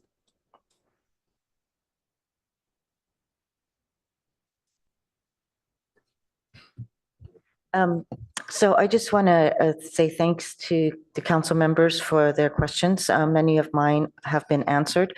And I also appreciate Councilmember Vanker's question in regards to kind of identifying what were the community meetings that had taken place. And I was aware of the online one, And then there was another one with Mr. Fukushi. Yeah. And I was under the impression that it was going to be coming back again to the business community with what was discussed at the tabletop. So I don't know if that had happened. Did it happen? It did. So the first round happened in fall of 2022, and that was the initial assessment to understand opportunities and challenges. And then the second round was the spring one that I'm referring to, which was the online meeting. And that's where we validated the results. That's where we told them what we heard and then discussed next steps, including development of the RFP, and then ultimately getting the city council to authorize the contract. Yeah, and I also think that, given that you mentioned, Mr. Kami, the priorities, because it was set at the beginning of the year, I believe, I had expected it to be concluded by the end of this year. That's why we decided to set the expiration of the car-free streets to expire at the end of the year. So it also says in the staff report that you're going with Urban Field because they have a comprehensive approach to the scope of work, clear understanding of Palo Alto and its needs, and has an innovative approach to engage the community. Do you know have they outlined what their engagement with the community would look like? They did. It's outlined in the proposal or in the contract, I should say. Can you mention some of it so that the public will know also? Right. So it'll involve, similar to the phase 0 engagement, the preliminary engagement. It'll involve both in-person and virtual meetings with business owners, separate meetings, one for CalApp business owners and then one for Ramona. But maybe zooming out a bit, let me just say they're going to divide the community engagement into 4 phases. The first 2 being to, how do they put it, socialize, if you will, the different options, similar to how we're laying them out today, the reversion, the one-way, seasonal, or continuance of the car-free environment. Those will be socialized, if you will, as the early phases. And then once council and the community land on a preferred alternative, that's when we then do a deeper dive on that preferred alternative. So divided into several phases, of which will include meetings with the businesses community, again, like I mentioned, separate with CalAb and Ramona business owners, as well as property owners, as well as online surveys, community meetings, and then street level engagement. So think like tabling at Sunday farmers markets, third Thursdays, if those continue through the next year. Just again, trying to really beef up our engagement efforts now that we're formally in the alternative study, recognizing that phase 0 was just a preliminary soft touch. And I'm sorry, just really quickly, if I can note that Exhibit A, the scope of services, outlines the outreach that's in that, and that's in Attachment A, Exhibit A. Thank you. Yeah, I did see that. I just wanted to make sure that we outline it here at the public hearing. So, it's called innovative approaches and communication engagement with the community. So it'll be nice to hear what the community have to say, if it is innovative and if it is engaging. The other part is, have we not been using have we been updating our business registry so that we can reuse it when the time becomes appropriate? Because it sounds like the engagement was with the people who signed up during the pandemic when we're responding to ensuring that their businesses, keeping them informed. But it sounds like now we're just using that continuous list, but the business registry is not really in use anymore. I'm just trying to determine, are we throwing that away, or are we continuing to keep it because it is a valuable tool? We are continuing to keep it. I believe for the outreach that staff referenced, we use multiple channels to try to reach as many businesses as we could. I believe, since you asked the question, business registry, though, is one of the less perhaps useful for that specific purpose. May not have the reach that we wanted to achieve, but in any case. But I want to know is, are you still updating it with all the new information that you're gathering, whether a business has left or whether a business has come in? Are we still keeping that updated? The registry going? Yes, yes, we are. In fact, I think we're in currently the next round of re-registrations. Okay, so now I don't see any more lights, so we can go to public comments.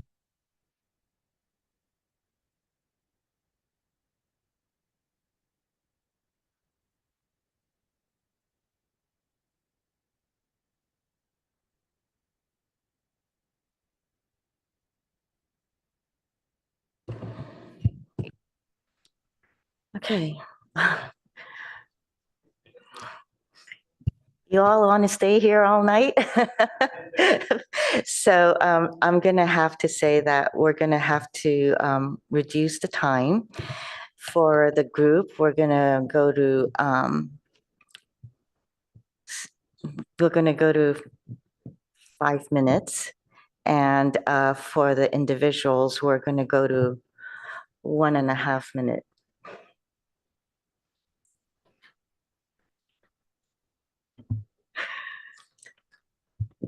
Our first speaker is Michael E., speaking on behalf of a group of 7.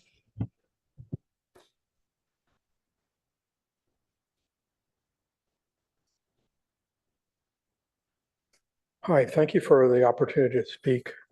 I want to thank also my neighbors for giving me their time. My name is Michael Eager. I live in Evergreen Park, a few blocks from California Avenue. We've been very interested in seeing California Avenue develop well. First slide, please. Next slide, please. We have a vision of California Avenue. We want it to be an indoor-outdoor dining destination. We want it to be a public gathering space. We want it to be attractive, well-designed, serve the neighborhood needs, and have a vibrant location for shopping, events, and music. Next slide. The reality is, this is a slide taken from the report from this past year, several months ago. It's disorganized. It's got no aesthetics. It has all the problems that you've been hearing. It is not a wonderful place to go, not that attractive. Next slide, please. I'm sorry to be zooming through this, but I want to keep to my time. In 2020, we had the pandemic emergency. We shut down the street. We saved the restaurants. We didn't establish any standards. We had big, ugly tents. We ignored the other shops. Sunday's Farmer Market was successful. It continues to be successful. The next year, we resumed indoor dining. The restaurants doubled their seating capacity, but there really were no improvements to Cal Ave. In 2022, we had the study and went to the community outreach. I thought it was well done. I thought the staff and the consultants listened to our comments. We made lots of suggestions about what we could do. The community came forward with many suggestions. Small improvements were planned. One of the improvements was there's no more huge tents. This year, we've had some minor improvements. We have third Thursdays, and now we're going to another study. Next slide, please. We had 4 demonstration projects planned, replacing the bollards, the barriers, community spaces, public art, and wayfinding signage. Next slide, please. The results were unimpressive, in my opinion. We didn't replace the barriers. They're still there. They're still ugly. We did do something with community spaces. You can, I'll mention that in a minute. We have some artwork, and we don't have any signage, or nothing that's very effective. Next slide, please. The street art, we painted the street. We added some tables and chairs. It doesn't give a feeling of cohesiveness. In a chaotic street that's disorganized, it looked like more stuff thrown out into the middle of the street. Next slide, please. We have the ugly barriers at the ends of the streets. We could do something like what Sunnyvale has on Moffett with the bollards. We could go down to Summer Winds and buy some planters and put them at the end of the street. I think if you ask nicely, Summer Winds will even deliver. Next slide, please. We want California Avenue to be open for business. If you drive along El Camino, you can't tell that it's open. There was a mention, Ed Lowing mentioned an archway similar to what Sunnyvale has on Murphy Street. At least let's put a banner, a vinyl banner across the street saying Cal Ave, open for business. It's temporary. Replace it when you put up something else. But let's do something that says, hi, we're here. Come see us. Next slide, please. If you look for parking, there's nothing to tell you that there's parking. There's a huge new garage down at the end of Sheridan. I don't know how you find it. If you're driving up El Camino and you come to Sheridan, there's no sign which says, park here for Cal Ave dining. If you pass Cal Ave and get to Cambridge, there is a small sign. Yeah, I'm running out of time, sorry. Next slide, please. Let's skip 2 slides. Let me talk about urban blight. I'll try to be real quick. The area is blighted. We have many vacancies. No empty storefronts lead to empty storefronts. Your time is up. Please wrap up your comment. Yes. I encourage you to do things that will improve the, get people in there. I encourage you to pass an ordinance for blight abatement. Thank you.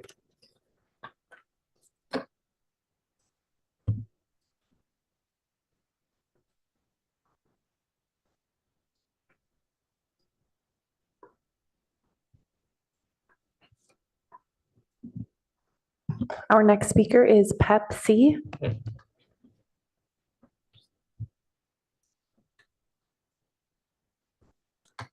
Hi, my name is Pep, and actually I am in support of keeping the streets closed. As the gentleman just mentioned before, it makes communities easier to interact and connect, build strong communities, and it's also safer for pedestrians. That's all.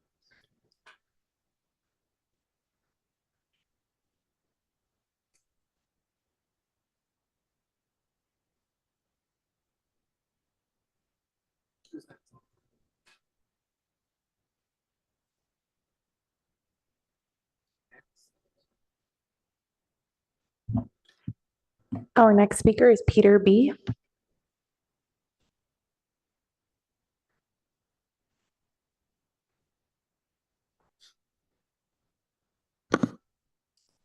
Good evening, council peoples. I don't get to come here very often, lead a busy life, but I'm a 30-year Palo Alto resident, live in College Terrace, and California Avenue is it's part of what makes College Terrace just the most best place to live that I've ever been, and I've lived all over the world. When it closed down when they cut the trees down many years ago and decided to redo the sidewalks, I believe I may have come and talked to you then, or definitely was advocating trying to turn it into a pedestrian way back then. The pandemic sort of forced that issue, not in a way any of us would have wanted, but it's an opportunity that we really can, as a progressive city, we should take advantage of it, make this place something that continues to be vibrant and energetic, and like the previous speakers were talking about, a place where community can happen and be. And you can't do that with cars. Bicycles, maybe, but not cars. Thank you. Our next speaker is Robert S.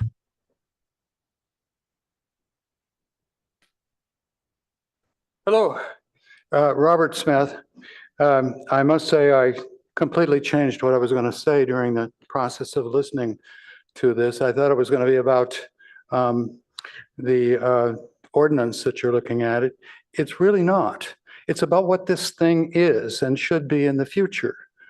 You need to look and think about some models for what the whole area can be. And it's not you, it's the owners. They're going to have to be involved. And I'm very scared right now about the area. And I worked on the street for 15 years and lived in the area. Country Sun closing is not good, I'll tell you. I know many people that have used it over the years, and they're trying to figure out where they go now. We don't have an answer to that, I don't think. Look at the wonderful center in Miami Beach on Lincoln Boulevard. It's Miami Beach style, but it really works. And I don't know what you're going to put down here. I mean, everything that was said by a couple of people here is true.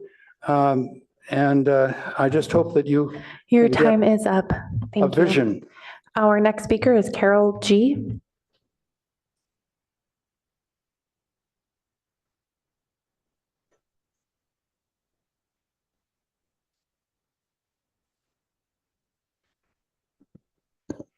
Hello, my name is Carol Garston. Thank you so much for this opportunity. I am an over 20-year resident of Barron Park, a local retail business owner over 35 years, and a co-chair of Los Altos First Friday and the producer of Third Thursday California Avenue. I love California Avenue. To me, it's the community-connected shopping area where I know the business owners and they know me. I'm even more interested in California Avenue as a car-free street. I spend more time there now because it's a relaxed environment.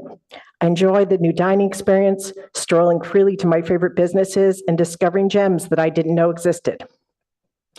I'm an advocate for the permanent closure because it also makes an event and business sense. The one-lane compromise solution will not work for special evening events like Third Thursday. When cars get ticketed or towed, patrons don't come back.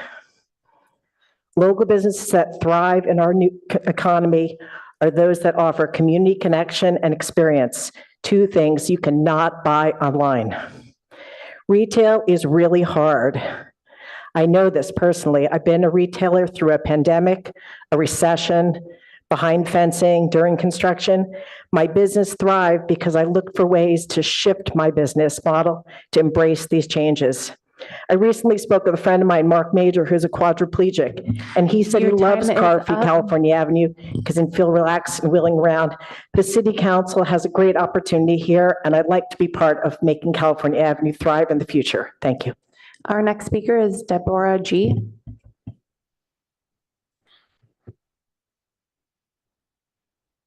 What's missing in this conversation entirely, all of you are talking today? Connectivity.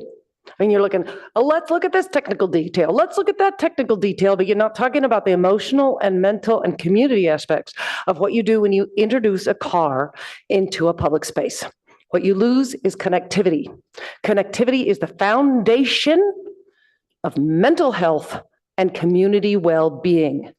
We have a community that has a crisis in mental health, especially amongst our youth, and we have a lot of people who don't want to live here. You talk to most of the people here and they're like, well, as soon as I'm done working, I'm out of here. Who wants to stay and live here?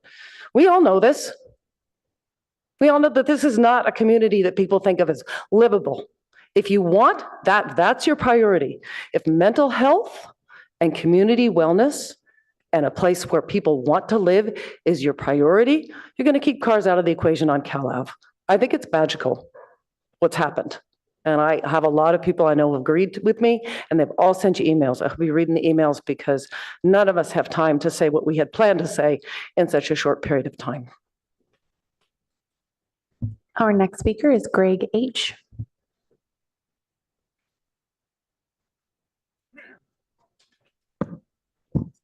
Good evening. Thank you for this opportunity. My name is Greg Hood. I live in Midtown and regularly frequent California Avenue. This is clearly an issue of cars versus pedestrians. One of the things I encourage you to do is to have a town hall meeting specifically addressing this. A minute and a half is far too little time to actually talk about it in any seriousness. One of the things that seems to be missing here from my perspective is that there's no baseline. There's a discussion about KPIs. Are we talking key process indicators? I don't know. It's an acronym. Just as one thing. One of the biggest things is the discussion of automobiles at all. The only thing that should be going down that street, in my opinion, are first responders. If we have bollards that can move up and down that allow first responders to get down it, it's perfect. You don't want to have bike lanes where guys are going down it at 25 miles an hour because it's Saturday morning and I'm carrying a cup of coffee and now I'm getting broadsided. These are all realities that need to be addressed. I also encourage the city to look at some of the best examples in the world. One of the things I love about Paris, for instance, is that the Champs-Élysées, the sidewalks are 70 feet wide. It totally transforms the experience. I would add to that, that as of January, this coming January, Paris is going to cancel or at least eliminate all non-essential vehicles in the center of Paris. Okay, so there are definitely trends moving in this direction, and I thank you very much for this time. Our next speaker is Chris T. Good evening, Council. Nice to see you again, Chris Tucker. I want to speak out strongly in favor of keeping the pedestrian zone on Cal Avenue, and even more strongly against this idea of a compromise. We already have a compromise. Every street in town has cars, and we're proposing maybe one cul-de-sac, okay, Cal Avenue, not have cars. There's the compromise. I think all you need to do is drive down El Camino and peer onto Cal Avenue on a Tuesday night, for goodness sake, a Monday, when things ought to be dead at 7 o'clock, but they're not. They're vibrant, they're bustling. Palo Alto has potentially the envy of the entire Bay Area if we would just make a decision, commit to the pedestrian zone, allow the businesses that are there to invest, and think forward about retail. I find all this discussion of, Country Sun, and it's so backward looking. I've been in Palo Alto since I was in 4th grade. Country Sun was great when no one else knew what organic vegetables were and whatnot. I don't mean to pick on one retailer, but imagine what retail could be if you had double, triple, quadruple the activity that we already see today any evening on Cal Avenue. And it's not just evenings. I hear this talk about ghost town during the day. Has no one been out walking on a sunny 11 a.m. on a work day or a 2 p.m.? People are out and about during the week. It's nonsense that no one comes out till dinner. Please keep Cal Avenue pedestrian zone, and the idea of compromise. If you're going to let one lane of traffic in, bring in the freeway. It's over. Thank you, Mr. Tutu. Our next speaker is Nancy C.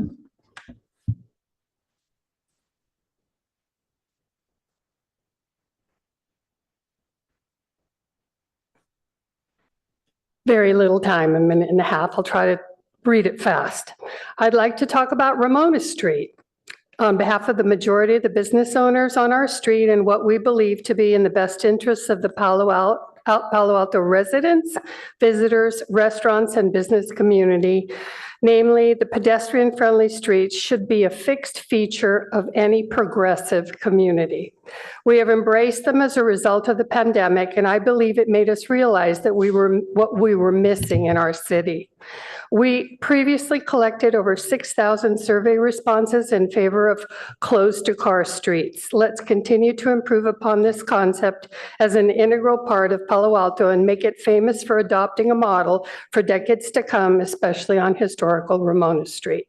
Not to say less about my friends on Cal Ave. There are layers of reasons why retail or restaurants do well or not so well. Trying to attribute the reason for less sales because there are no cars passing by is not valid because the Stanford Mall would be in direct contrast to this theory. The fact that offices are not back has more of an impact on sales than previously imagined, and the federal aid received by most businesses during the pandemic is now pretty much used up. Retail has been affected by a change in consumer habits, with online ordering taking over much of the retail environment. Layoffs in Silicon Valley have also affected the economic environment. Since I hardly have any time, I just want to say, to be clear, pedestrian-friendly streets imply streets without cars. Your time is up. Thank you. Halfway solutions of one lane Our next speaker is not a is, truly pedestrian-friendly street. thank you. Our next speaker is Janet Kay.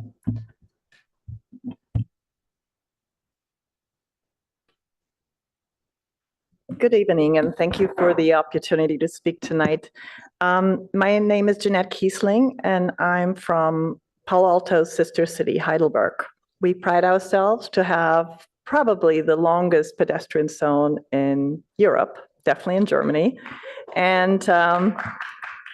And I can report that all the retail businesses and restaurants and service stores are doing phenomenally.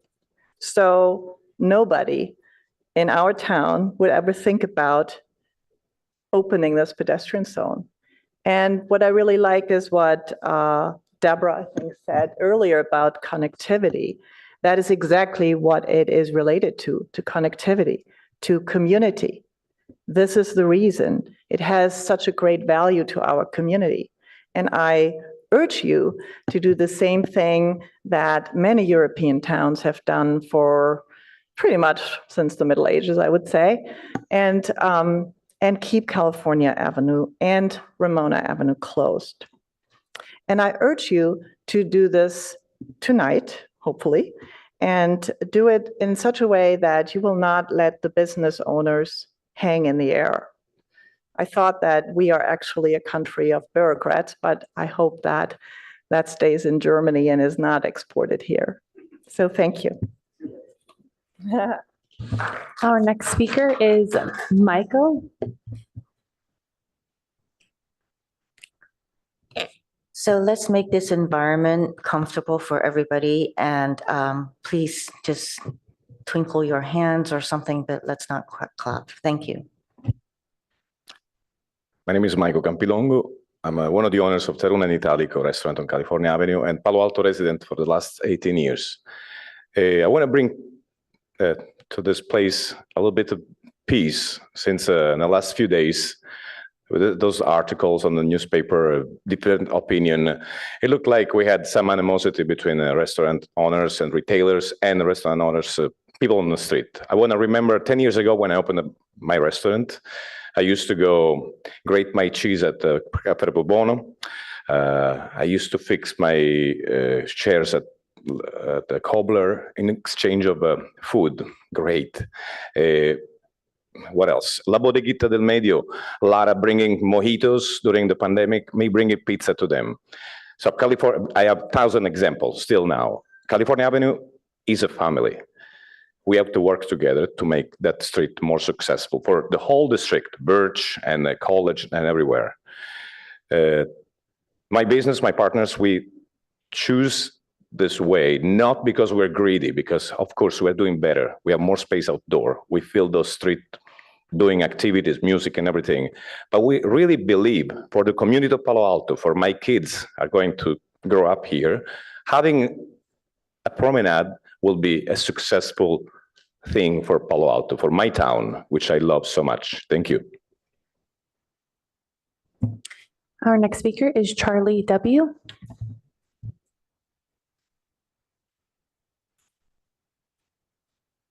Good evening and thank you. And thanks for taking on this issue tonight, and especially thanks for giving businesses a guidance on how to operate next year during the feasibility option study.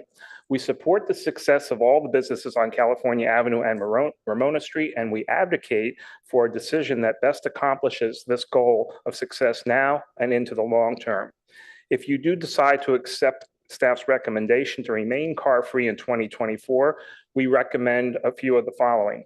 Improve the look of the barricades that currently block the traffic entering these streets, and improve the ambiance of the street to draw more guests, an ambiance that shows we are open for business. Design and implement ways to attract additional destination stores to encourage California Avenue as a destination district beyond dining. Zoning regulations can be adjusted to eliminate barriers to opening new businesses. Consider giving incentives to opening a business on California Avenue. Establish uniform design standards for outdoor dining and street improvements that enhance the character of the streets. Encourage business and property owners to invest in the streetscapes to create a high-quality environment. Expand programming such as Third Thursday and Sunday Farmers Market to attract and serve the residents and the visitors. And identify ways to create a sense of community for California and Ramona Street businesses, residents, and guests. Thank you. Our next speaker is Bridget A.H.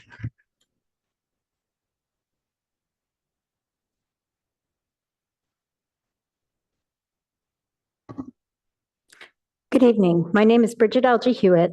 I'm a College Terrace resident, a director at Stanford, and an artist at a local gallery. Cal Ave is but a short 15-minute walk from my home and not much further from my office. It's where I meet my friends, take my business colleagues for dinner, buy my groceries, drink my coffee, and shop local. Cal Ave is my space, and it's largely this space because it's car-free. I've lived all over the world, and what is common to all these places is that car-free spaces are where community and businesses come together and, when embraced, can flourish. Car-free Cal Ave has the opportunity to create a haven in our busy city grid and a source of enrichment to our daily lives. It's a safe place, free of traffic, noise, and car pollution that encourages community connections and motivates choosing local businesses. Successful community development and business growth plans are not realized overnight. Success comes with sustained investment in visionary ideas that see long-term promise. I encourage you to step back and see the landscape of promise that the car-free model offers and invest in this new future for Cal Ave. Please vote to keep Cal Ave car-free. Thank you.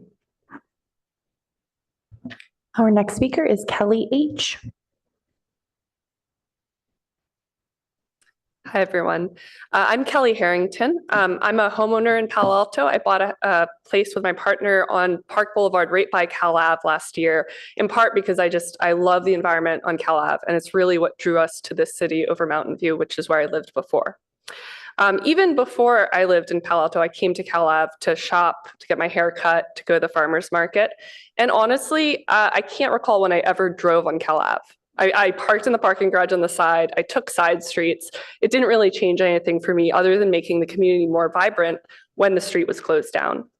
You know, I see the changes that the city is going through, and I think one change that's happening soon, hopefully, is the new public safety building opening. And I think that's something that's next year, hopefully, going to change the dynamics further in Cal Ave, maybe bring more people, more of a lunch crowd. And so I wonder about changing direction now and reopening the street when we don't even know what that's going to look like with more people around at lunchtime. I would really love to keep Cal Ave car-free, see what it can turn into. You know, there's so many beautiful things happening, like the murals, like Third Thursdays. And then also, you know, the parking signs are going up, so things can still get better. We saw them going up today when we got coffee. So anyway, thank you for the time. Our next speaker is Ryan Kay.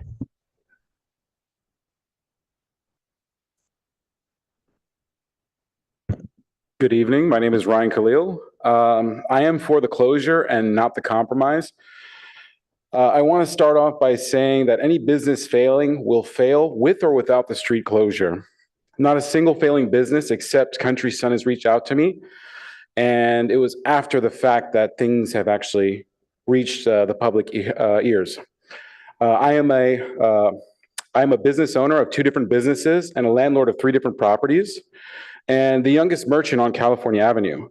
If you'd like to reach out to me directly, I have an intimate perspective on California Avenue in Palo Alto, which I actually grew up in this town, going to school and everything.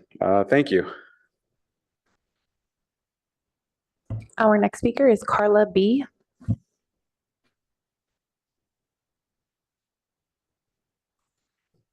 Hello. I was born and raised in Palo Alto, and I will tell you, I never considered going to Cal Ave for either shopping or dining, really, until it closed, became a closed street. For one thing, you could never find parking on Cal Ave. I would say opening the street will not bring back office workers, as we know. It will not change the buying habits of people who have pivoted to online shopping.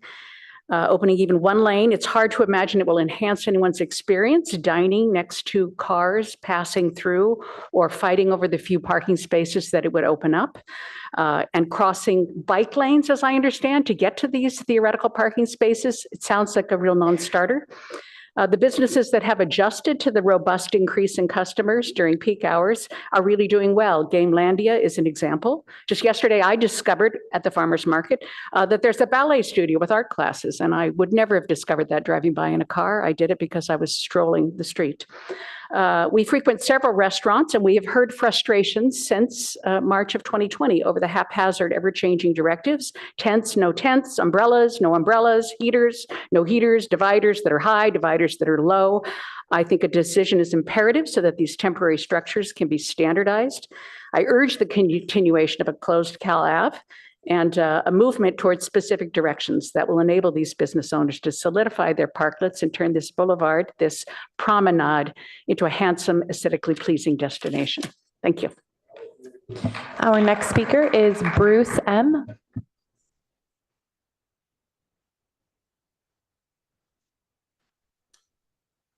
Good evening. Thank you, Council, for this long evening here. I'm Bruce McLeod. I've lived and worked in Palo Alto for several decades, both as a residential designer and as an instructor at Foothill College and as a homeowner in the middle of Palo Alto. I spend time on both closed streets, on Ramona downtown and on Cal Ave. Both areas I go to the businesses there because I can walk without a car running over me. I can dine without a car backfiring next to my parklet. I would certainly encourage keeping Cal Ave and Ramona closed. And if the city has any sense, they will start looking at other options for other streets to be closed. Because what's going on at Cal Ave is phenomenal. It's a community event down there almost every night and often during the day. So I would like to just reiterate what many have said, and it is a community building event and we need to build it right. Thank you. Our next speaker is Ahmed F.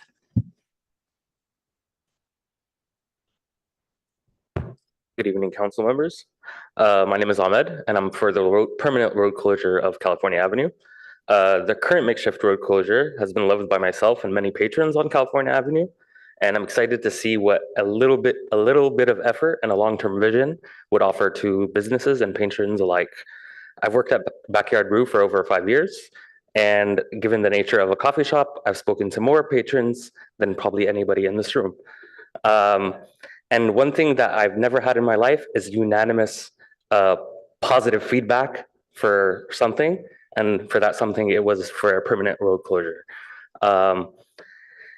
The desire for this was actually started before the pandemic. When customers would go to the farmer's market on Sundays, they would express how wonderful a road closure like this is. And back then it was more whispers, but once it became permanent, people really supported that.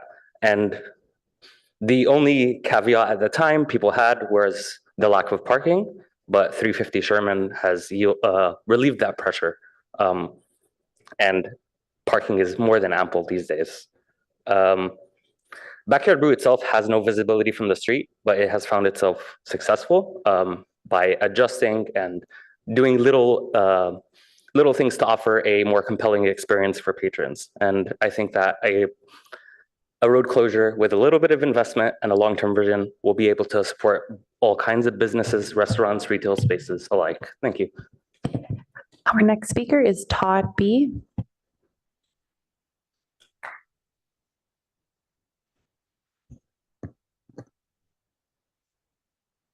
Hi there.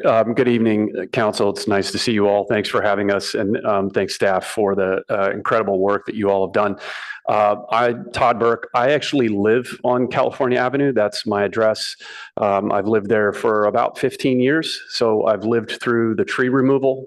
I've lived through the tree planting. I planted many of those trees. I lived through the planning of the streetscape renovation.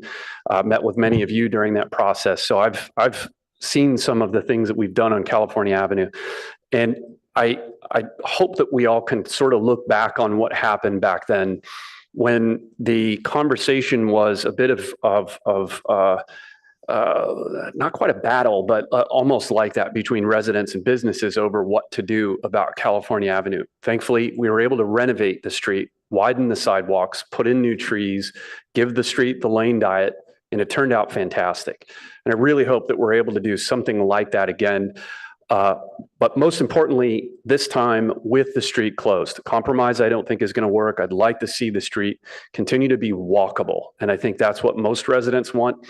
One other important fact about the way that I think we can help the businesses that might be struggling on California Avenue is to also help them improve their digital presence. Because I think some of the businesses that are struggling the most might benefit from a little bit of help with their digital presence. I know that some folks in the chamber and maybe Steve Guagliardo are going to work on that, but that's an area of some improvement. So thank you.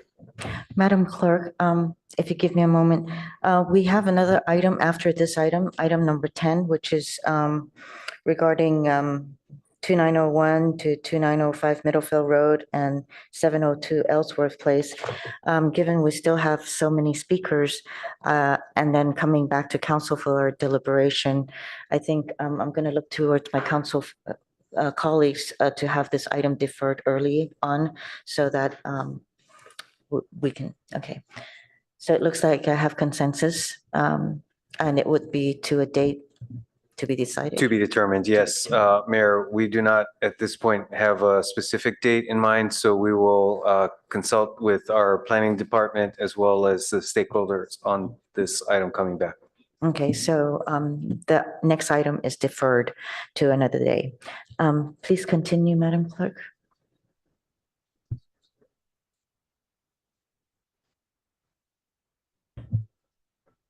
Our next speaker is Jeff G.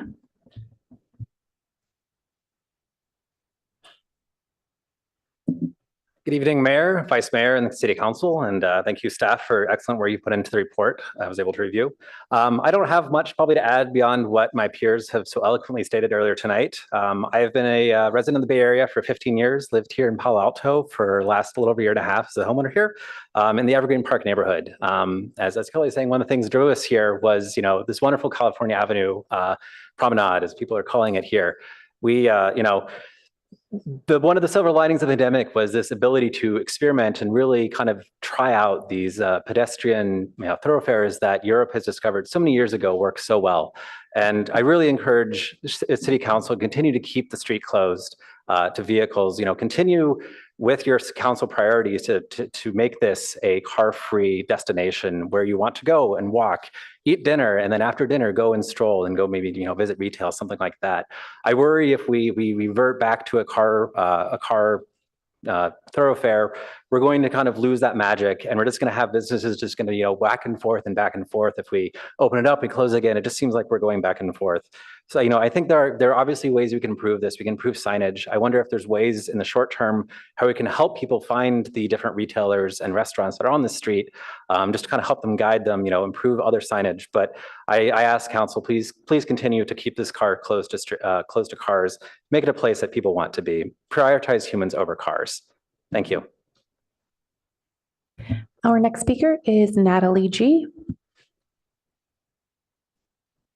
Hello, I'm excited to be here today and advocate for keeping Cal Ave close to cars. I have enjoyed seeing the community out and about, enjoying the car-free streets. I know there have been some concerns around the logistics, around the retail, and I've heard a lot of solutions today. And so I'm excited to see what a even better Cal Ave will be when we're able to implement those. Thank you. Our next speaker is Bill R.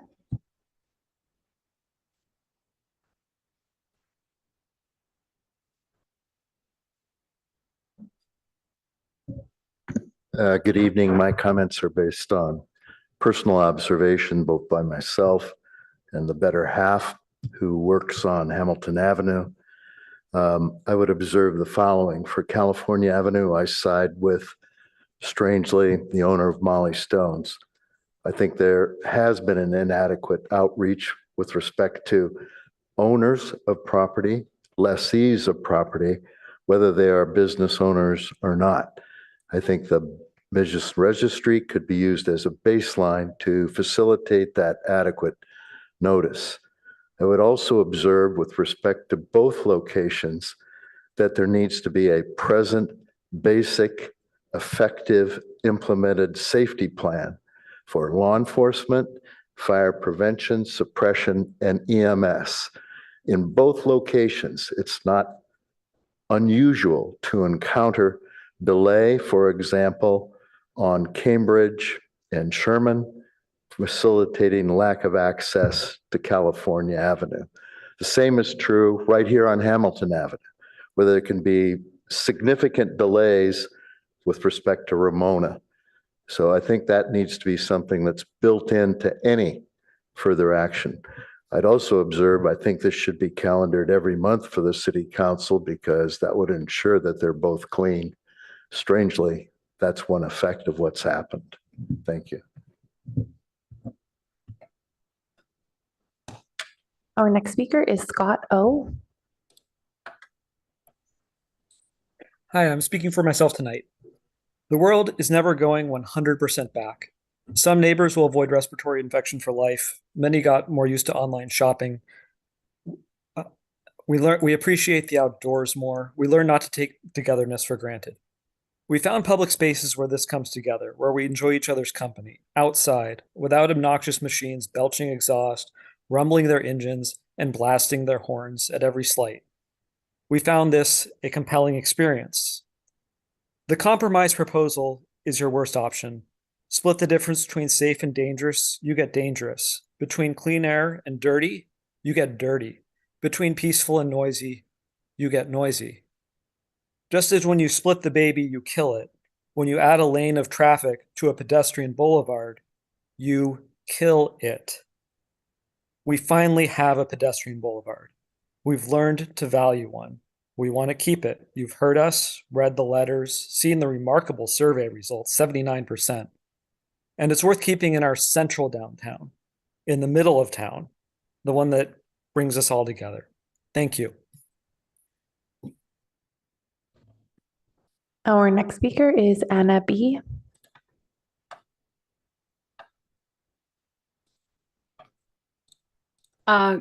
Good evening, Mayor Koo and Vice Mayor Stone and council members. My name is Anne Lafargue Ballin. I am speaking on behalf of the College Terrace Residents Association. I am the California Avenue Business District Observer. Our board recommends that the City Council approve the extension, keeping California Avenue closed to vehicular traffic as it is now through December 2024. Thank you very much.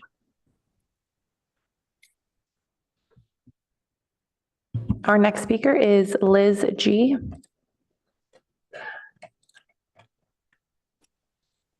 Hi, yeah, Liz here.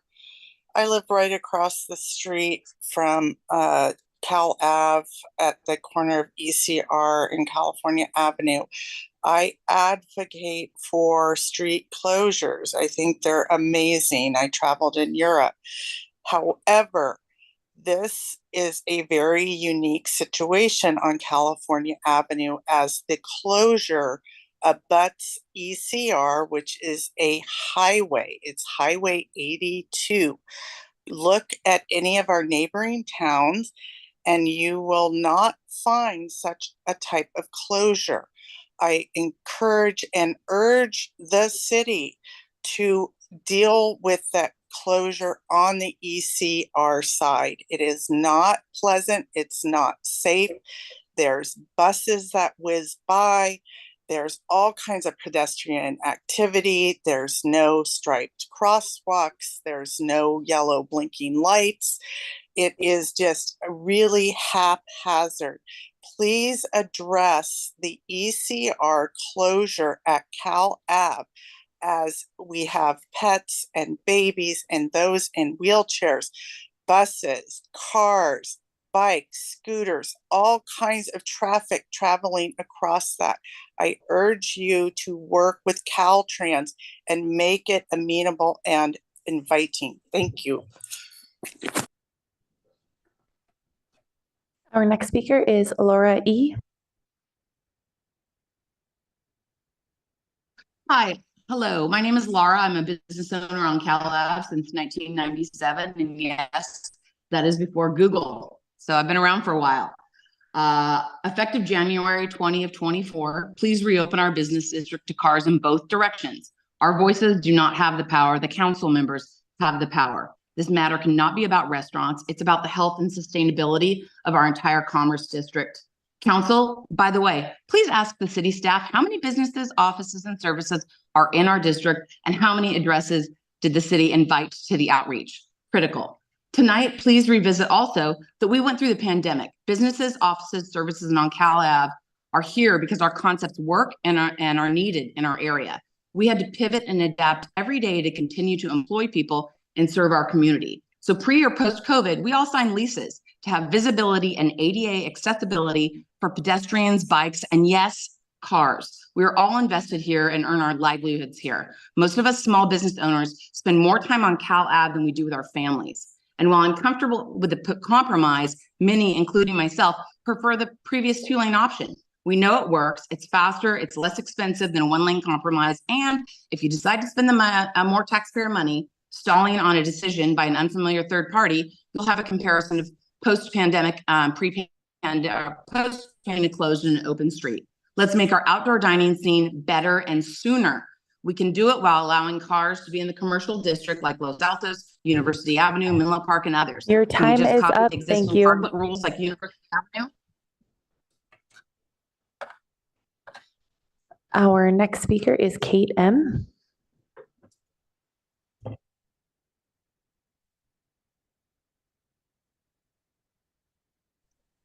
Thank you. I'm Kate, a long-term Palo Alto resident. I just want to express my support for the permanent closure first and foremost. It's wonderful, delightful. I also want to say that I think the one-lane option is a lose-lose for everyone, and we should avoid such a pyrrhic compromise where the health benefits of the outdoor space are lost, including the exposure to harmful emissions from vehicles, as well as the loss of connectivity and peacefulness that others spoke of. And it's also just likely to cause congestion and frustration for drivers. I also think that the bias has been towards businesses, but given that the counterfactuals that certain businesses are seeing a decline due to the street closure is impossible to verify, as numerous city employees indicated, then the bias should be towards the community and the local residents, and also the vibrant examples of thriving pedestrian streets we see around us in the Bay Area as well as globally. And finally, I think certainty is important, so investment can be made and some of these issues that were raised earlier can be solved to continue to build a wonderful space. So I think the emphasis should be on the community and the opportunity for arts and music and a vibrant space, and that we should not consider the one-lane option as a viable alternative at all. And finally, I think the community needs certainty, and I feel dismayed by the long time horizon that we're hearing of this evening. So thank you. Our next speaker is Alfred P.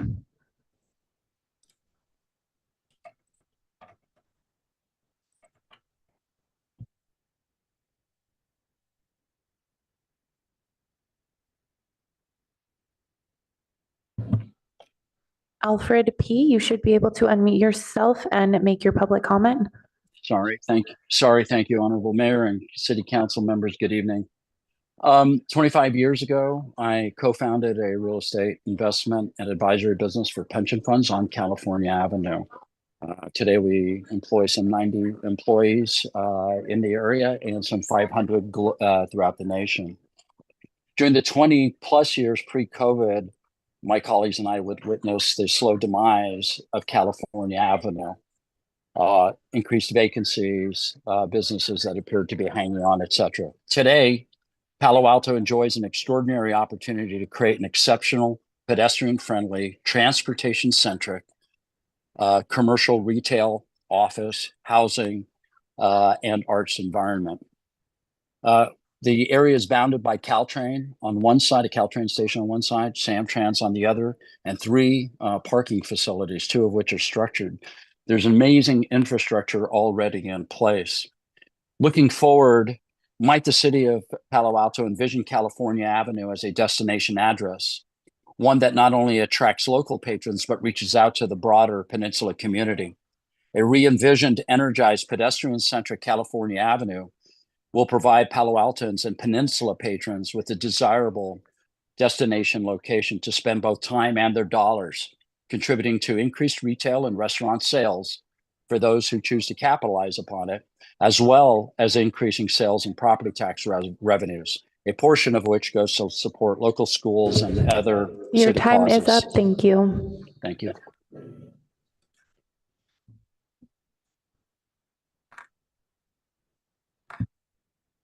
Our next speaker is Mark S.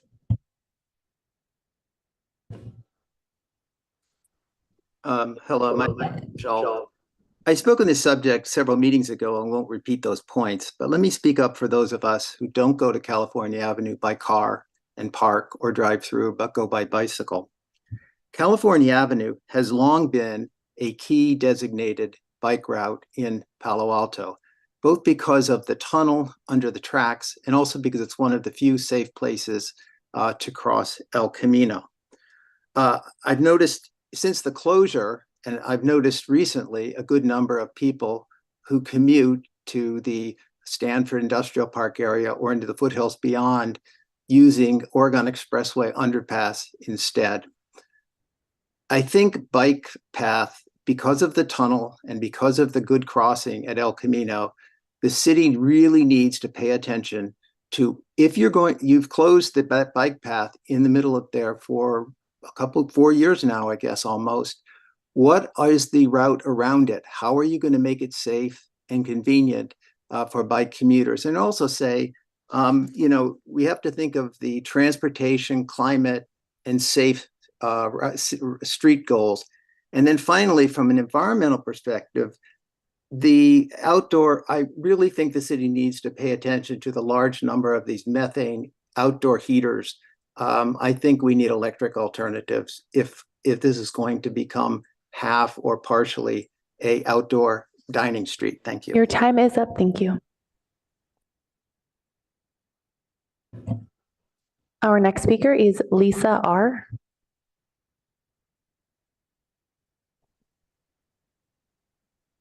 Hi there. Thanks for letting me speak. I just have a couple things to contribute to the conversation. I am a business owner on California Avenue. My business has been there since the 80s. I haven't been there that long. What we're asking for is not cars per se, but access. I have lots of elderly clients who can't get to my front door from the nearest parking, which is over a half a block away in most cases. My back door is not accessible and can't be made so. So what I'd like is actually a passenger loading zone in front of my business so that people can get dropped off and picked up there. And I think that a lot of businesses have that same concern. People asking for certainty, I'd just like to remind you that that's not going to happen tonight. What the council will be voting on tonight is another temporary extension in a long line of temporary extensions that will have added up to over 4.5 years of a closed street and no decision at the end of 2024, and then the potential for another who knows how many years of planning and construction beyond that. I get that everybody wants answers, but that's not going to happen tonight. The other thing we really want is some visibility off of El Camino. It's just so ugly, and it looks like we're not here. And I feel like that's something that could have been handled in the 3.5 years that we've been closed. I'm for a complete opening, by the way. And that's it. Thanks. Our next speaker is Donna W. Hello, I'm asking for the Palo Alto City Council to call for an immediate ceasefire in Madam Clerk, please mute the mic and pause the timer. Ma'am, this section of the agenda is for public comment on item number 9, which is about California Avenue and Ramona Street, street closures. Your comments are not related to this item. You may continue with your time if you have comments on item 9. But if you continue to speak about other matters, your time to speak will be ended. You may continue, but please keep to item number 9. If you're here to speak about public comments, it will be after this item. Thank you. Madam Clerk, let's see if she can speak to number 9. I'm not going to speak on number 9. Thank you. Thank you, ma'am. Our next speaker is John S. Good evening. This is John Shank at Thwaites Brothers. Enough is enough. It should be unacceptable that the city received only one response to the RFP. Downtown Palo Alto should not have to suffer another year of studies in instability. Please reopen the 1/2 block of Ramona Street. Continue to allow the restaurants to use generous parklets, while other retail customers can resume their shopping habits to enable sustainable vibrancy and solve the negative impacts on Hamilton Avenue and other neighboring blocks caused by this closure. The only businesses the city has interviewed regarding the Ramona Street closure are the restaurants that benefit economically. You're hearing an echo chamber. The outreach and communication has been poor to date. We have but most critically is the fact that you should not base decisions on polls and surveys, but rather on street sense and other professionals you have already engaged and paid for who have experience in retail vibrancy and urban design. In downtown, most every lunchtime, the closed block is almost empty and negatively compares to the rest of downtown, where it is almost impossible to find a parking space and restaurants are full, as are other retailers.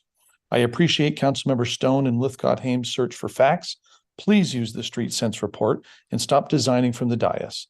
The Street Sense report was thorough and is the synthesis of substantial community outreach and their professional perspective.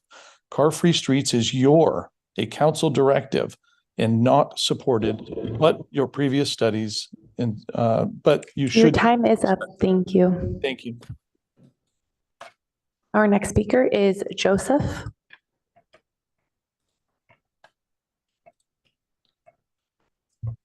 Hello, my name is Joseph Orbeck. Good evening, council members. What I would like to tell you is my own experience. I recently moved to Palo Alto about 1.5 years ago. When we were looking to move from Sunnyvale, we evaluated Menlo Park and California Avenue areas. The proposed compromise that we are talking about tonight was already implemented on Santa Cruz Avenue when my family would go there and stroll the street, and we've quite frankly felt unsafe while we were trying to enjoy Santa Cruz Avenue. That led us to move towards the California Avenue neighborhood. European cities have already shown us that pedestrian-only shopping districts are viable.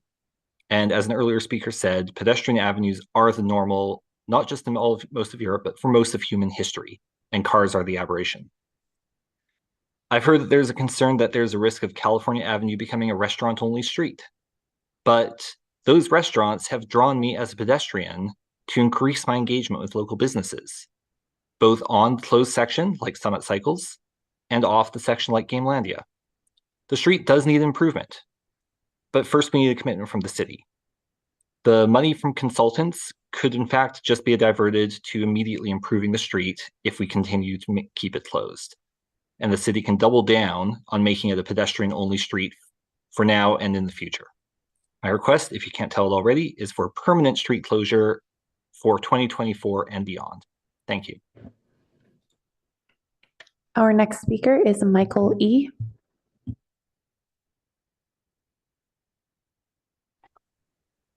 Good evening. Thank you. I'm Michael Eckwall from La Bodeguita on California Avenue. And just to clarify, about 10 years ago, the city already spent $7 million to make California Avenue a more pedestrian-friendly avenue. So with that in mind, we've been closed for over 3.5 years to vehicular traffic. Since the May 2022 council meeting, the retail and service sector on California Avenue have been asking to give them back visibility and access that they were willing to sacrifice for restaurants to survive during the pandemic. We were the beneficiaries of that and appreciated it. The problem is now that most of the businesses were operating with the understanding that we would probably be reopening at the end of this year. We only found out a week ago on October 30th when the staff came forward with a report that they were recommending keeping the street closed for an additional year at least. So I find it a little difficult to stomach when I'm hearing the city staff saying that they met in April, which was basically just a reiteration of their meeting that took place a year ago. So basically they have gone dark on the business community. And if you saw the ad in last week's weekly, the majority of businesses are asking to reopen the street either fully or with a compromise that does make sense. But thank you. Thank you. Our next speaker is Mike S.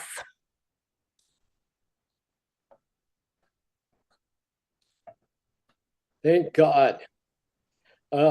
I've been in business. I'm Mike Stone from Molly Stone's Market. I've been in business for 33 years at the end of California Avenue. I'm a servant to the people, so I respect what everybody is saying, and our objective is to serve the people.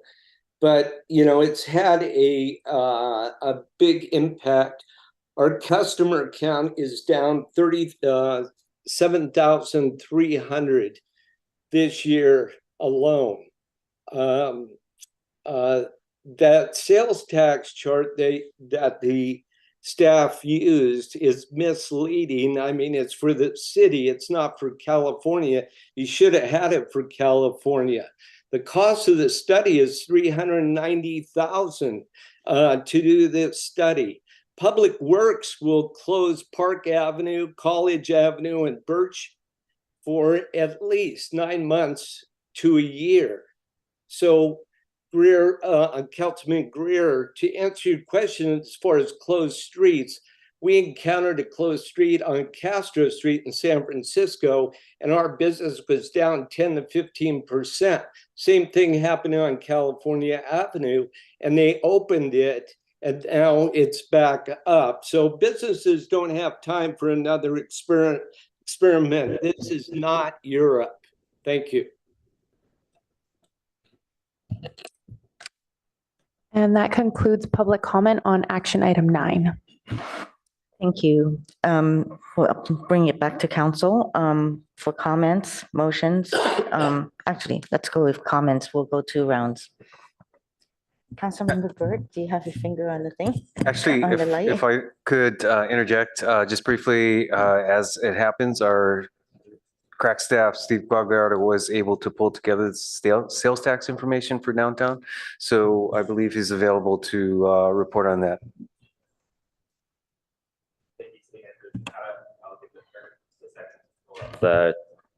Thank you, City Manager Shikata. I'll give the clerk just a second to pull up the graph.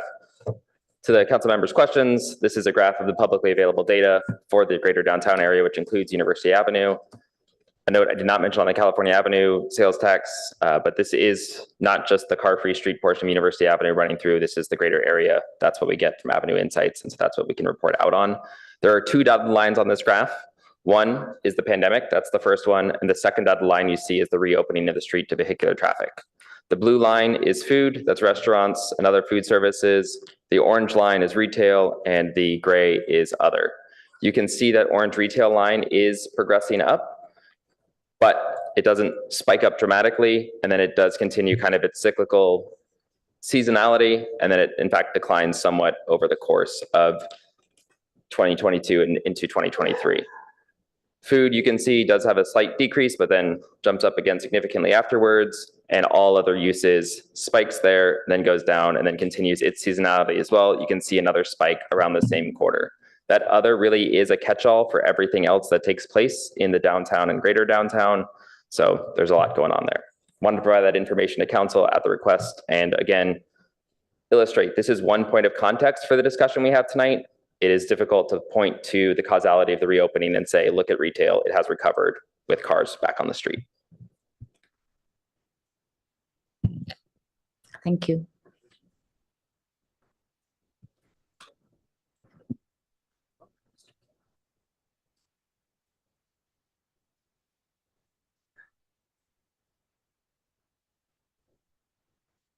Yes, Councilmember Burt. Okay, thank you. So first, I want to comment on what I think actually we do have consensus on, which is the need to do more to investing in helping all of the businesses and particularly the goods retailers through a bunch of measures that we should have done 2 years ago. And those include improved signage, parking signs on Sherman, El Camino and Sherman and Cambridge to tell people that's where 95% of the parking is, and direct them to grocery stores and hardware stores.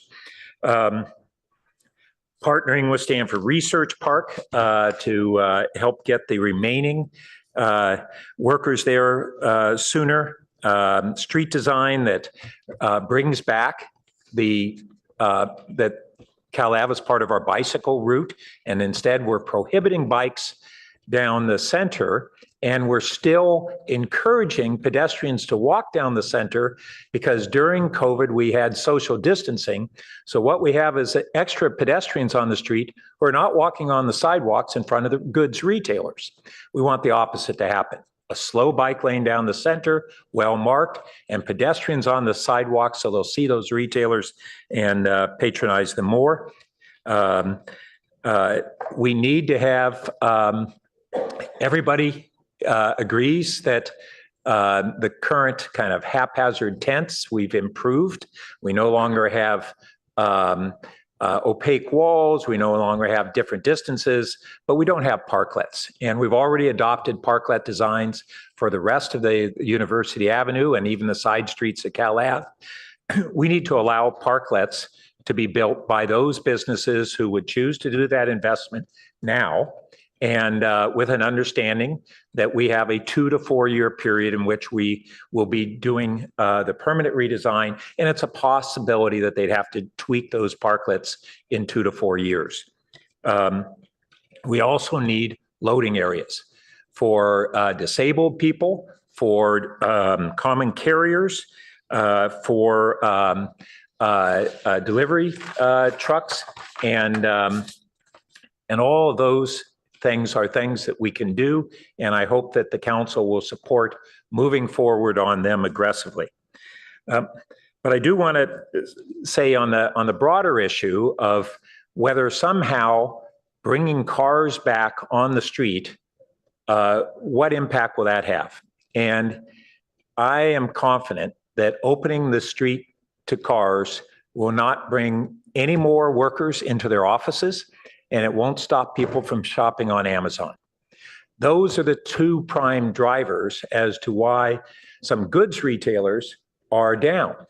And if you look, it's businesses up in the evening because we've made it a social gathering place.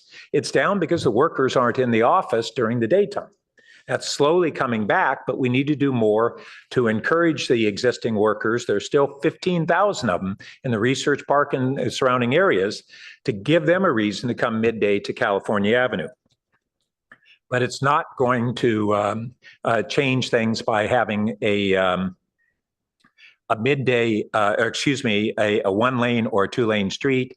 And the 1 lane street really is not a compromise. It's not a compromise to a pedestrian street. It's a compromise versus a 2 lane. And it defeats the purpose. We would lose the safety. We would lose the real sense of the street there that has evolved. We also need to have assistance for retailers for them to really understand that they need to adapt to a changing retail environment. It's shocking to me still that a lot of the goods retailers are not open when the people are there. It's just people are wanting to turn back the clock and insist that just open the streets and somehow we'll go to a pre-COVID shopping environment. We have on Sundays, we have a couple of 1,000 to 2,000 people there, and some of these goods retailers are closed. On the third Thursday, a couple thousand people, and they're closed. It's just shocking. But somehow we need to really help them understand that this is an opportunity for them. And we see that businesses who have embraced the change and saw change as an opportunity are tending to thrive, and those who have said, I want it the way it was, are not thriving as much. And that's really unfortunate, and I really want to help all those others do it. But we need to have apps and wayfinding signs on the street. We do have a grocery store at the end of the street. Who would ever put a grocery store at the end of the street? Why is it there? It's because until 60 years ago, this was a thoroughfare that crossed the tracks. That's why California Avenue is there. You would never have a downtown that is essentially a dead-end street. So we have to help those businesses in a proactive way and not just take it for granted. And most of all, everybody has said on both sides of this, we need a decision. I do disagree with my colleague. This is not a reversal of a decision that the council made. The council had twice said, we want to continue with the street closure while we evaluate the long-term solution. We didn't say it's going to end in reverse at that time. This is the direction that we gave last year. It's a continuation of the direction that we gave earlier this year as a council, but we really do need to get going on providing clarity so that businesses can invest. We need to invest, and we can really make Cal Ave thrive. So that's my comments at this time. Thank you. Vice Mayor Stone. Thank you, Madam Mayor. I align my thoughts with Councilmember Byrd as far as everything that needs to be done to be more proactive to make the street, I think, to provide more parity for all businesses there. And I guess just to address this compromise that has been put forward, I do appreciate the effort made by some of the businesses on Cal Ave to put forward alternative plans such as that one-way option. And at first, that idea of compromise intrigued me, but I think after further consideration, I can't be supportive of it for pretty much three reasons. First, I think is the most important factor, and it's what Councilmember Burt already talked about. I don't see any real difference between opening the street for one-way traffic and a full reopening. Either way, cars are going to be on the street, and it really eliminates the primary reason why the community is coming out to enjoy the open streets. It's a safe and car-free space. For me personally, I used to really enjoy going to University Avenue when the street was fully closed for outdoor dining.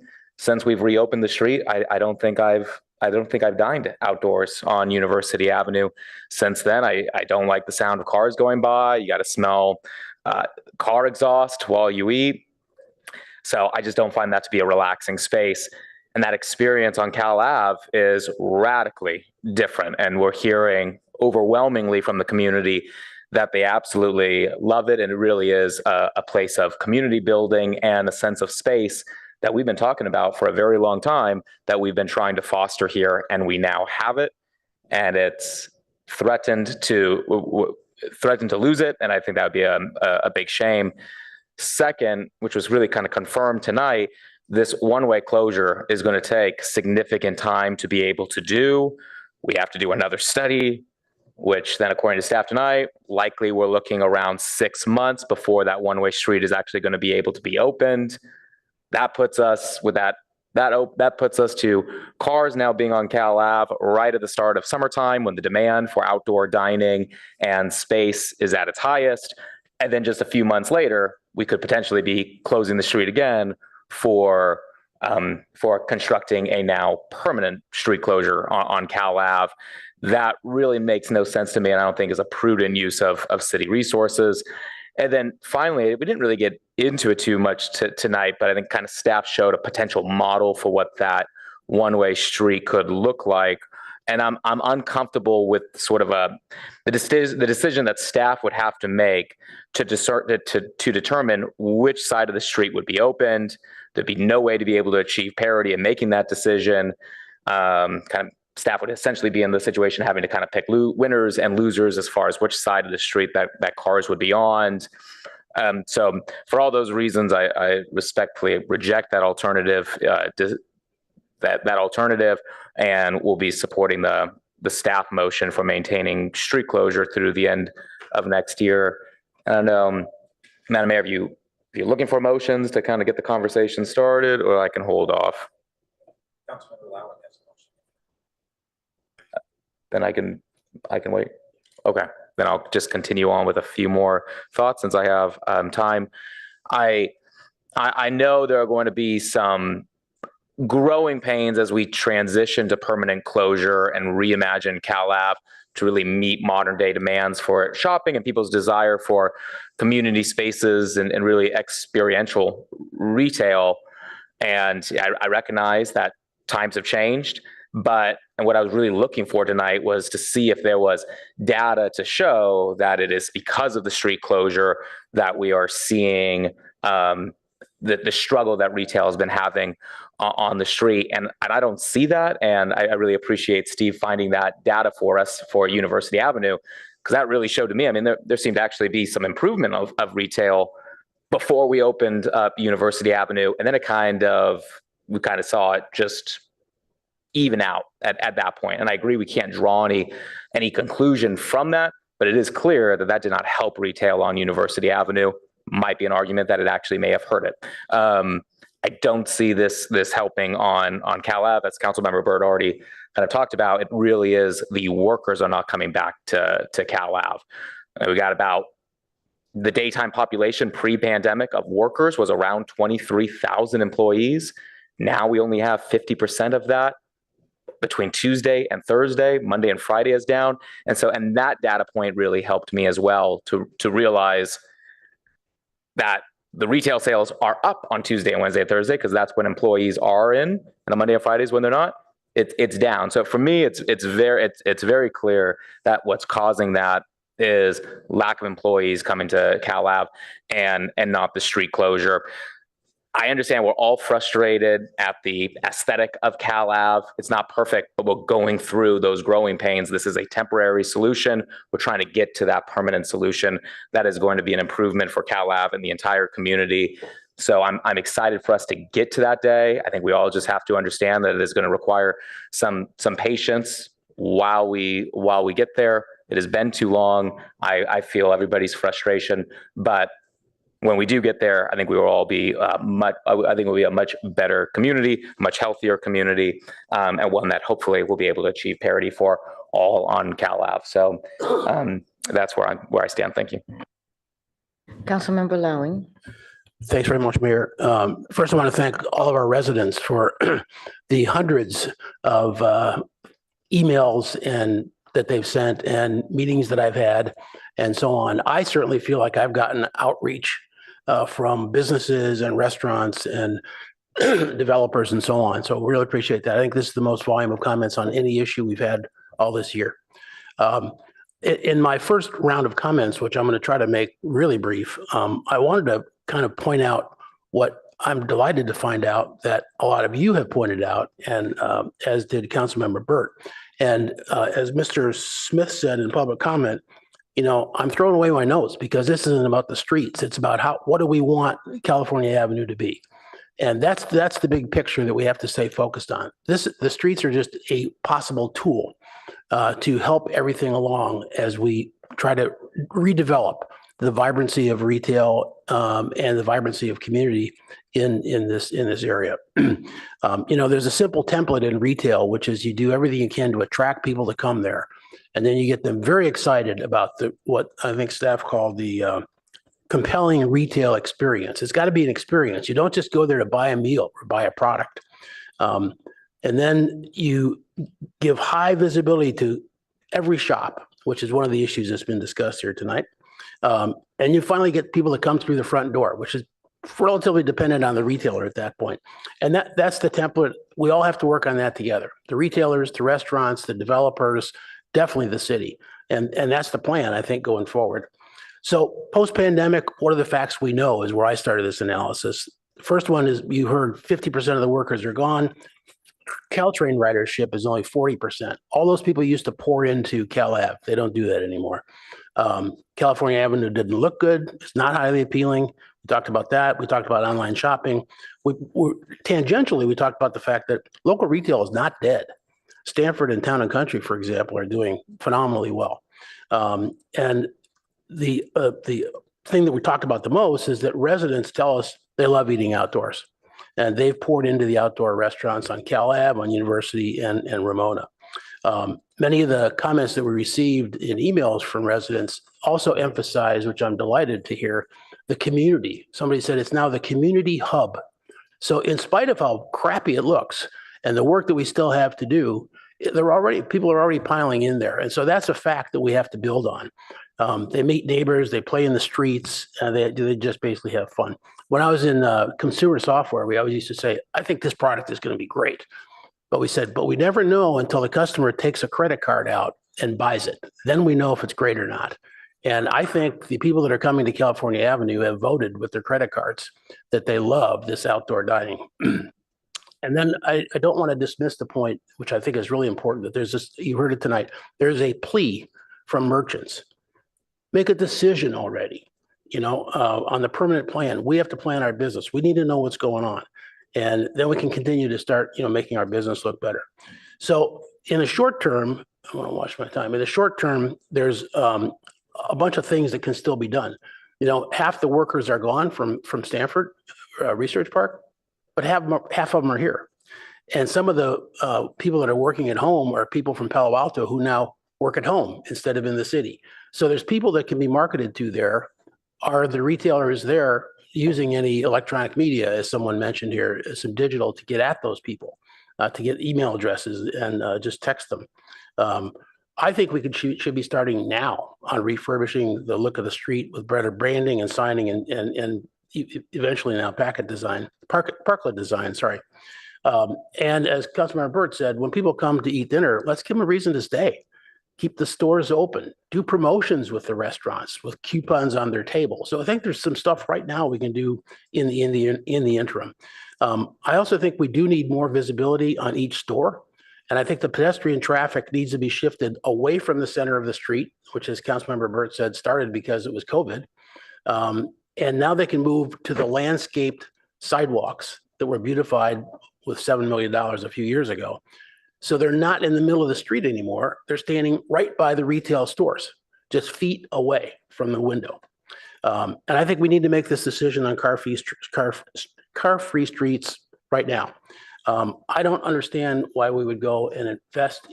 I don't understand why we would go and invest in a consultant to spend another year evaluating options, which we've already come up with.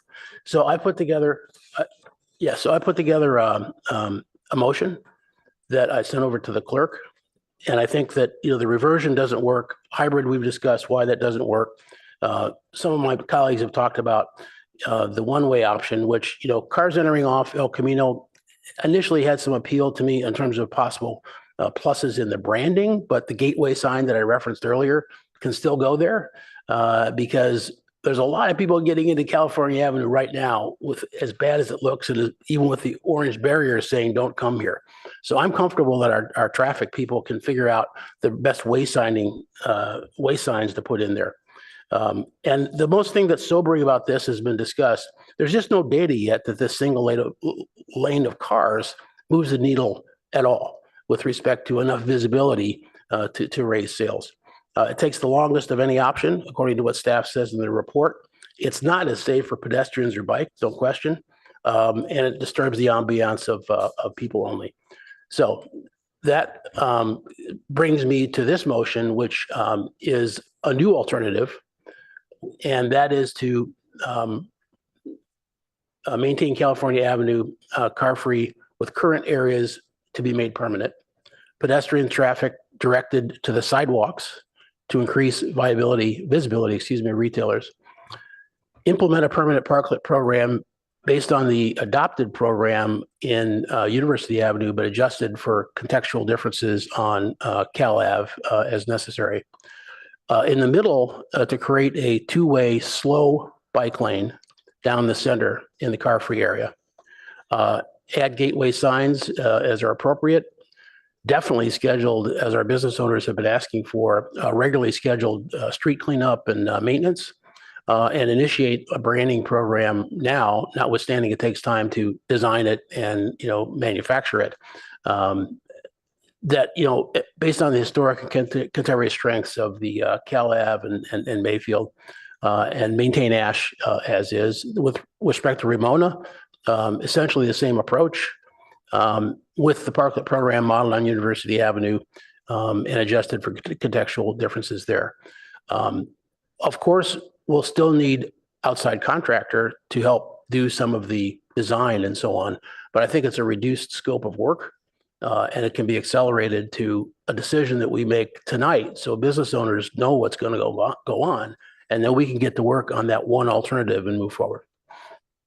I second it. So that was Councilman. That weak but brave voice was the second from her sick bed. In case you thought I was sleeping, I'm seconding the motion. Mayor Koo? Councilmember Lowing, you want to speak to your motion? No, I think I've done. No, I think I've done so. Thanks. Oh, yes. Tim Shimizu, Assistant City Attorney. So the item tonight doesn't include whether the council would like to permanently decide to close California Avenue or Ramona. It can certainly express to council that staff should come back with the appropriate, it also has to be done by a certain procedure to close the street permanently. So staff can certainly come back with the necessary legislation to do that and go through the necessary process, including if any CEQA is involved and other things like that. So staff can certainly be directed to do that. And I think that this motion can simply just include the words direct staff to do all these things. And we can come back as necessary to implement them. And of course, to implement these things, assuming that decisions would also have to be made about the interim state of affairs. So you may still need to adopt the resolutions and ordinance just for the interim period. And those can always be cut off once, any permanent plans are supersede those. And then of course, if council is going to make a decision on not doing the study, of course, you'd want to say that explicitly. Well, actually, what I thought I heard was a modification to the scope, which would streamline it significantly along the lines of the elements described in the motion. Yeah, and if I can just further clarify that, to note that we would need the consultant in order to help us do the environmental technical studies that are necessary for this. And the design work. Yeah, and the design urban work. design work required. Can I come back? Yes. Okay, please, sure. Yeah, understandably, what you said. I think in terms of the scope, the important change in the scope is I'm recommending that we make a decision tonight on an alternative, so that is not at all part of what the consultant would have to, if the motion passes, what the consultant would have to do. So I think that's substantial. And I certainly understand that that's the motion, therefore, is that we do not accept the staff recommendation and instead would like to have staff come back to us with the appropriate procedures at a date uncertain, I guess you'd have to say.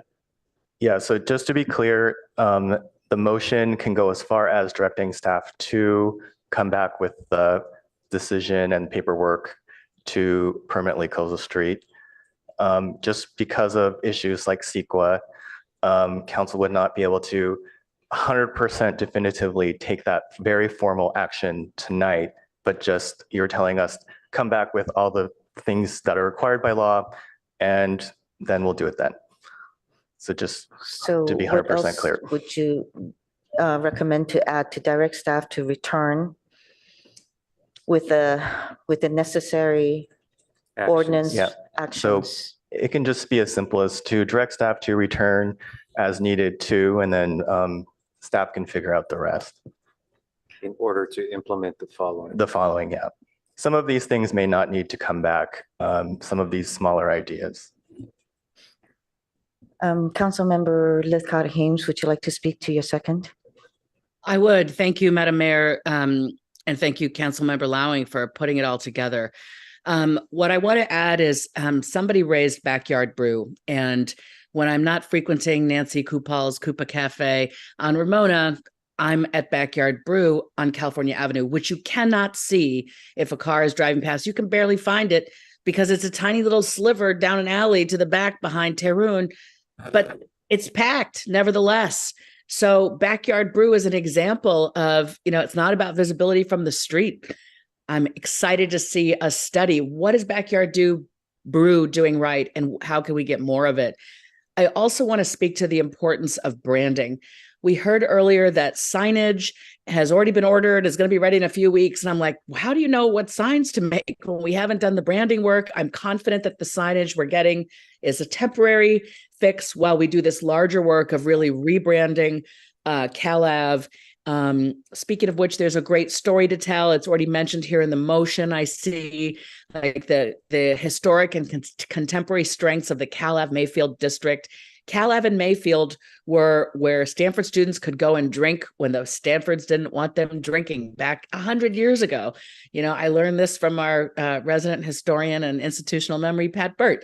It's exciting. CalAv is the place where Palo Altans have always come to let their hair down. We ought to be able to create some great narrative and signage and wayfinding around that rich history. Last thing I want to say is I hope we're also at some point going to talk about doing some zoning modifications so we could maybe get a layer to a housing. Nothing like people living on top of retail on the first floor to ensure that those businesses have customers. So that's why I'm supporting the motion. That's it for me. Thank you. Yes, sir. Sorry, I just want to seek some clarification of the second number 7 that's listed under California Avenue for maintain Ash as a car-free street. If I can, I'm sorry, I don't follow. Is that for the farmer's market? So that is usually not a car-free street except for farmers market when they have it closed. Do you want to? We can take that out if that's confusing. Thank you for catching that. On item 3 for the clerk, that was meant to say, based on the adopted program on University Avenue.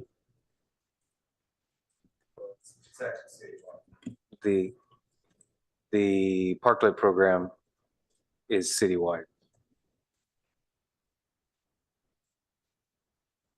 Except on car-free streets. Okay, except when we voted on that, it wasn't covering Ramona and CalAv. Exactly. So- It was explicitly excluded from the prior program. Sorry.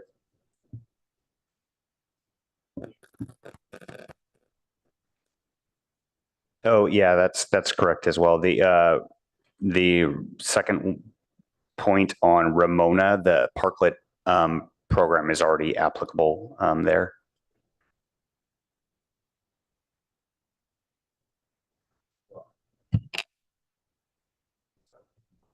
Number 2 under Ramona.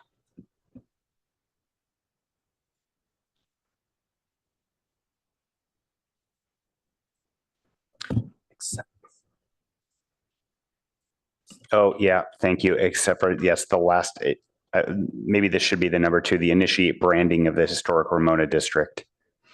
So it's just that first part, the implement a permanent parklet program model, the citywide parklet program. Okay, and then let me, if I could, take a step back from the trees here and look at the forest. I think from the follow-up that will be necessary from staff, we'll need to include both the procedural steps, as the city attorney pointed out, also budget as maybe needed, and resources such as using the consultant that will have to engage in a rescoping of their work. The one other element that's, I think, implicit in described here, but is worth stating explicitly is I don't think we can do any of this without involvement of both businesses as well as other community stakeholders in the steps forward. So I think it's worth noting that this provides us the broad elements of what you'd like to see on the streets, and staff will need to come back with the way to implement that in ways that involve the key stakeholders as well as all the logistics associated with getting it done. Yeah, stakeholder involvement would be, at least routine, if not, more intense, given the significance of this project. Do you need to have that language in there regarding to return to council with the procedures and I think as budget? long as it's understood by the council, we're fine. We don't need it articulated any further. And I wanted to find out, there is the expiration at the end of the year. Do we need to include any language in there? Yeah, so we still will need the actual ordinance to pass. And just to note, we'll have to come back for a second reading, I believe. That's item number 4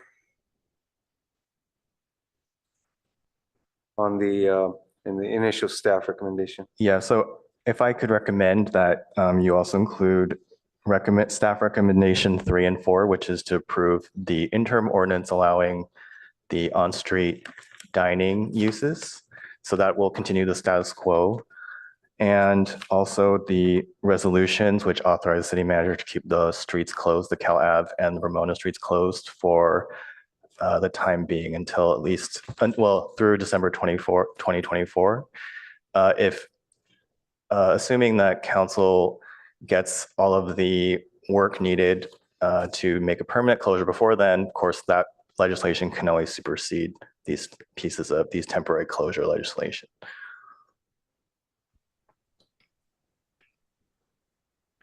So I think the language, Madam Clerk has already put up the language. Does that work for you? For me, yes, definitely. I figured we would have to do that anyway. And Mr. Shimizu is nodding his head. Yes, and then just to make sure that I'm clear with all the rest of my colleagues, that the staff would come back with an amended proposed contract and probably on consent at a future date and a board budget item. So that would be items 1 and 2 would come back as amended, probably on consent whenever that's ready, taking into account these things in the motion. So where are you proposing to put A and B after following? Applies to both streets? So, and then A and B are just to stand alone. They don't come under the direct staff too. You're just actually approving it tonight. Okay, so standalone. So you can, yeah. Yeah, so you can just put in addition, council approves the following. A and B, perfect.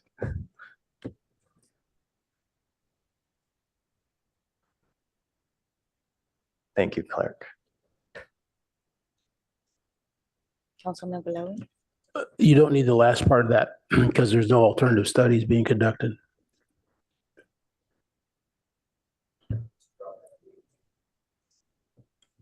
You could delete everything after 2024. Yeah, perfect.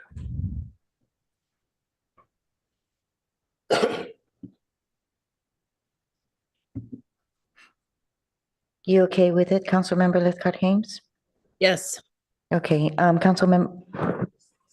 Oh, okay, so Councilmember Burt, you turned off your light. I just want to say a few things. I think that robust communications with an outreach with the stakeholders is very important. I also feel like, some of the strategies for success, it talks about having a business association in many of these business districts. I mean, I really want to see that it's not decisive ways of doing it. And I can appreciate the owner from Tarun saying, that we want to work together. It's the success of the entire district. So I do believe that the leadership role needs to cultivate partnerships, and it says build consensus, recruit staff, secure funding, because a lot of these things, some of the proprietors, they're going to have to fund it themselves. So we definitely don't want to start with divisive policies that place with favoritism or have unfairness in it. I want to state that. And because some of the business, I did meet with a lot of the business owners last week. A lot of them felt bullied and intimidated, and they didn't feel that they were able to come and speak, which is why we don't have very many who are concerned. They want to see success for all the businesses. And so I do want to remind that when we started off this whole thing, it was in order to help the restaurant businesses to succeed during the pandemic when everything was shut down. And so now I believe those successful restaurants that other businesses help need to step up and help the other businesses as well and play fair. There are also businesses that are franchises. I also want to remind that businesses are not just office or restaurants, they're also retail and personal services.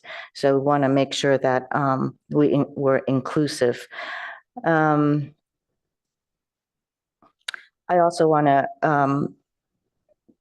see if the maker and the seconder would consider that on California Avenue, especially, that there is space, there is a way to make sure that loading zones, as well as places for people who find it difficult to walk, ADA, if there's a way for them to be able to be brought in onto the street. Or to have, okay, yes, I see. Yeah, if I can, I was just going to say that some of the things that have been discussed, including in particular parking for handicap accessible vehicles, all that is stuff that we are working on already. So our parking manager is working with the city ADA coordinator to make sure that there's adequate, and when there's not, to figure out ideal locations to suit those. Okay. I wanted to say that, there is one business on California Avenue that most of his business comes from seniors. And there used to be a VA, and a lot of these seniors come from the VA. And the VA had a bus that dropped them off at a location where they can get into that business. And now, because it's so hard to figure out a way to get in, there's no more bus service, and all his VA customers are gone. But for those seniors, or for those people who are using ride share apps, those drivers, it doesn't say on their app how to get to that business, and they can't tell from the back location where the parking is where exactly it is, and it's still a long walk. So I can't say how much longer this can carry on, but it is something of some urgency in order to implement and to get that going. Is there so how are you communicating with the app companies on the app rides? I mean, I think one place that we can even experiment with is Palo Alto Link, right? What can we do over there to start something so that the other app companies, rideshare companies, can have a way to get closer? Yeah, thank you for that plug. Well, Palo Alto Link, we can directly tell them what places we want them to make specific drop-offs for specific businesses. So that's something we have complete control of. The other rideshare companies, quite frankly, can make their own decisions for whatever meets their algorithms or whatever they have to do. They might follow us though if we give them somewhere really desirable to drop off their passengers. So, it has to be something that's going to meet time constraints. Well, yeah, so it's good to start with Palo Alto Link, but I really think that there needs to be a way where older folks are not left out of the experience on California Avenue or even Ramona. Well, it happens more in California that they're having problems. The other one is the pedestrian traffic to be directed to sidewalks. When I'm there, people purposely walk on the street. So is it because it's too narrow on the sidewalk? There's too many tables and chairs on the sidewalk, and they're going to be they're going to be running into the waiters or the service workers when they're serving the tables. So I think that that's something that needs to be explored a little bit more and not just say they will be directed to sidewalks. We can't quite make them walk on the sidewalks. As for bicycles, what is the enforcement there? I think that that's another thing that you have to think about so that you tell you have people feeling secure walking on the streets and that the bicyclists will not be speeding through that area. One more thing. Last week, there was an ambulance or a fire truck there was a emergency situation on California Avenue. And I believe it was a person who had a heart attack. And there was actually really no way for that ambulance to get to that spot. So is there an emergency plan on how access would get into California Avenue should there be such an emergency? Because it sounds like the fire truck had to go all the way around. Yeah, so I think we actually have somebody here, Tammy from the fire department that can possibly speak to that. Tammy, you sat here so long, yeah. So.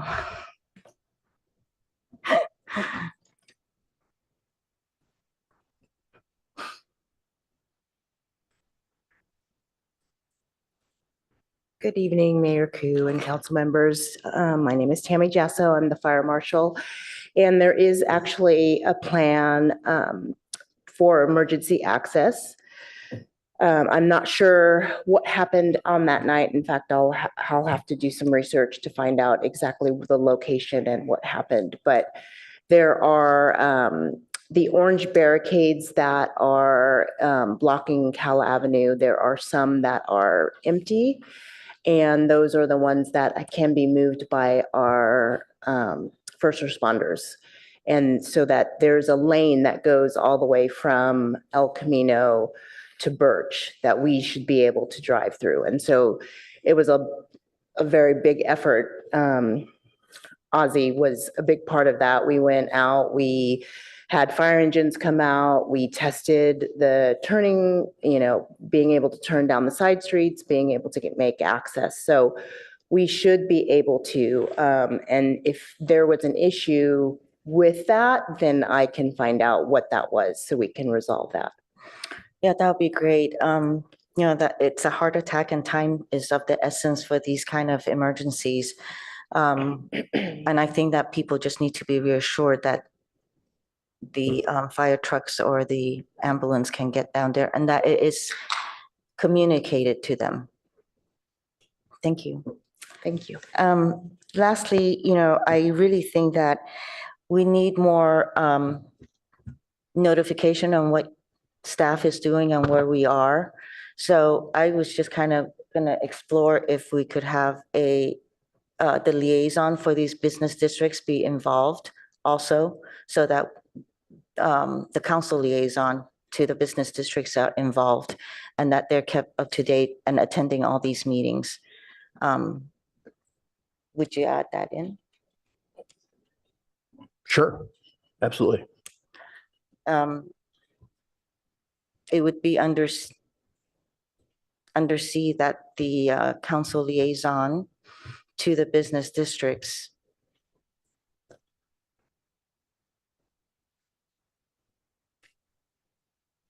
are included in the outreach with the stakeholders.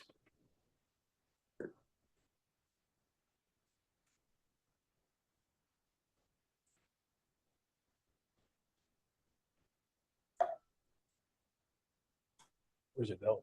C.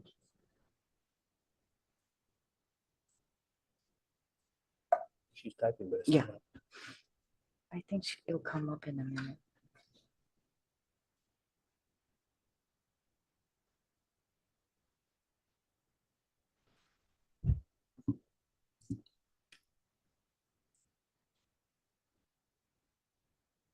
We can't see the text on the screen yet.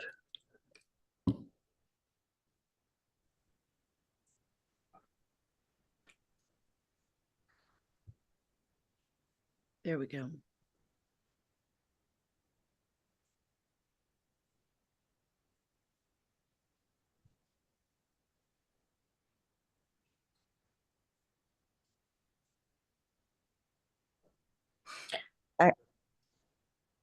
So I think that the liaison should be involved in the meetings that staff have with these stakeholders. I don't know if this conveys that, is that understood? Yep. And will you accept this? Councilmember Lithcott Haynes? Yes. Okay, thank you. Can I pull a thread on something that you mentioned earlier, which was regarding pedestrians and the concern of pedestrians mixing with bicycles? And the reason I want to ask about that is some cities have implemented this as a two-way, like a two-way bike lane in the middle that are meant for bicycles only and not meant for pedestrians. And some places have implemented it as a shared street concept, where there's a designated area for bicycles, but it's also meant to be shared with pedestrians. And so I'm kind of curious, what the council's looking for in this. In areas where they've done the shared street concept, where there's a bike lane in the middle, but it's also meant to be shared. There's been some extra, well, I should say not extra, but different work that's been done in order to differentiate the areas and to let both cyclists know that there might be pedestrians in the area, but also to let pedestrians know that there might be bicycles. So just noting that, but I want to make sure that I understand what direction the council. My intent was to have it bicycles only. The driver of that was that we really want to encourage the pedestrians to walk in front of the retail shops. And if it's pedestrian and bicycles, then we'd have some spillover into the center. I think it's probably important at this point to note that we did experiment with that early on, and it was very difficult to keep separation.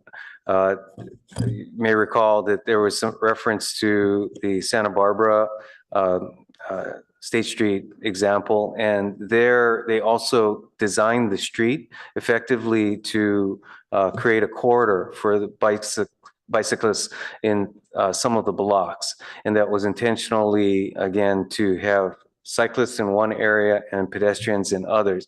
Because of the short length we have on California, I suspect we're going to struggle with this one as we have to date.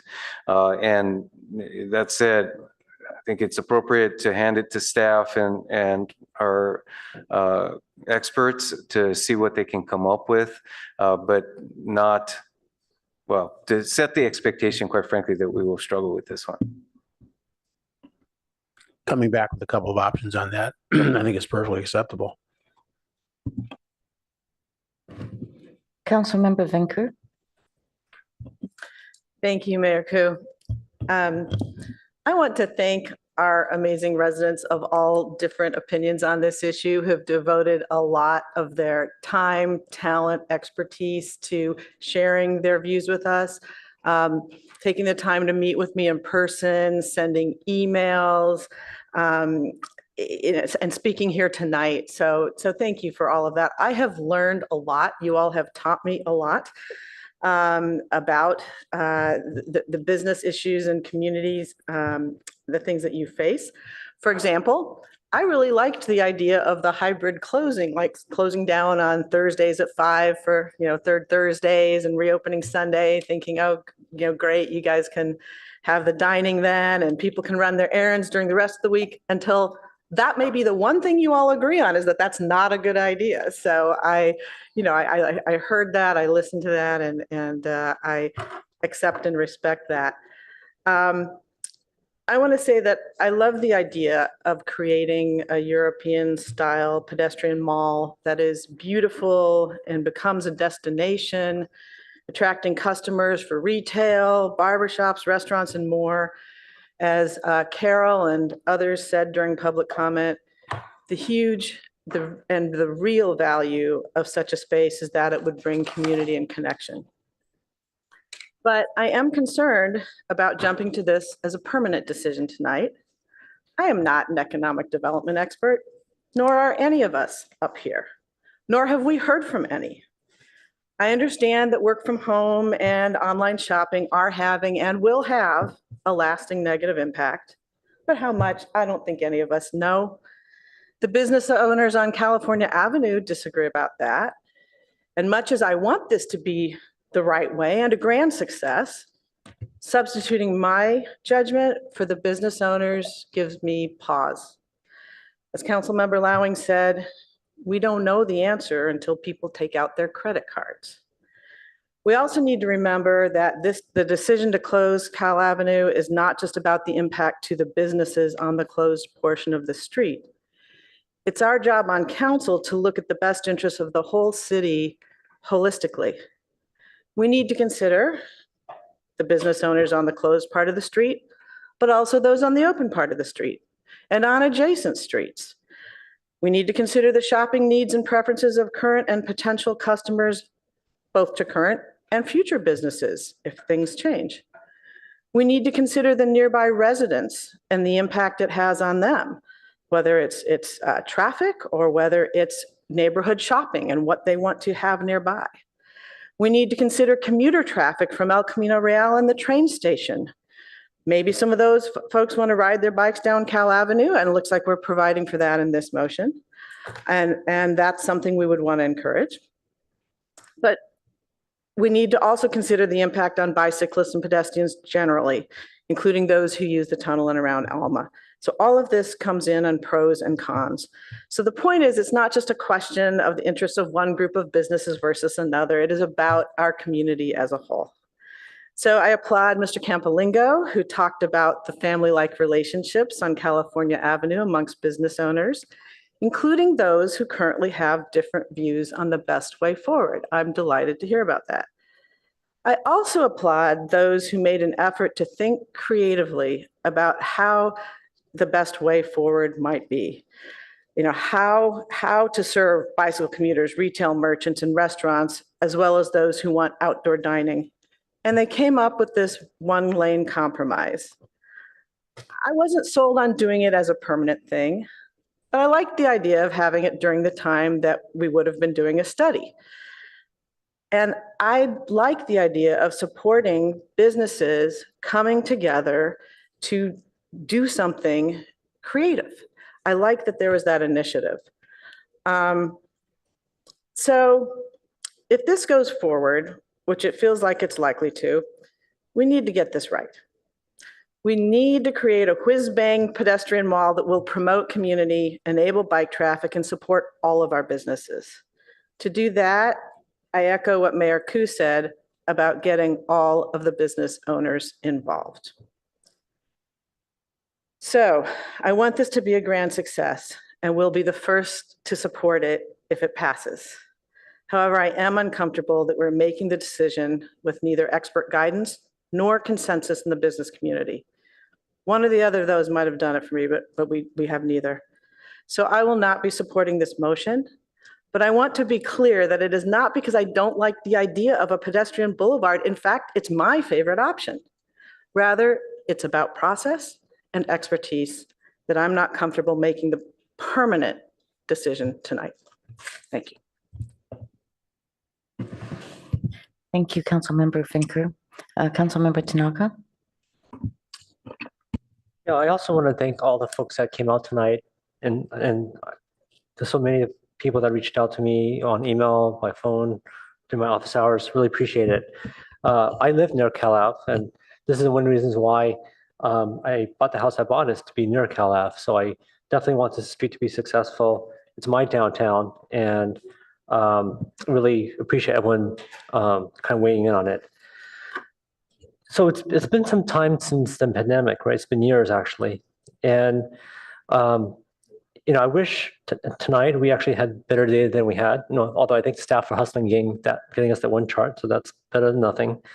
But I think we can't fall into the analysis paralysis thing either, right? Because we could be at it for another year, 2 years, 3 years, 4 years, 10 years, and I think whether it's open or closed, I think the most important thing is to make a quick decision, a decision that's certain, so that the business people here can decide to make the investments or not make the investments. They can decide what to do, because right now what we have is we have this kind of like temporary thing, right? It's been temporary thing for a long time, from the temporary orange barriers to the temporary tents or temporary whatever.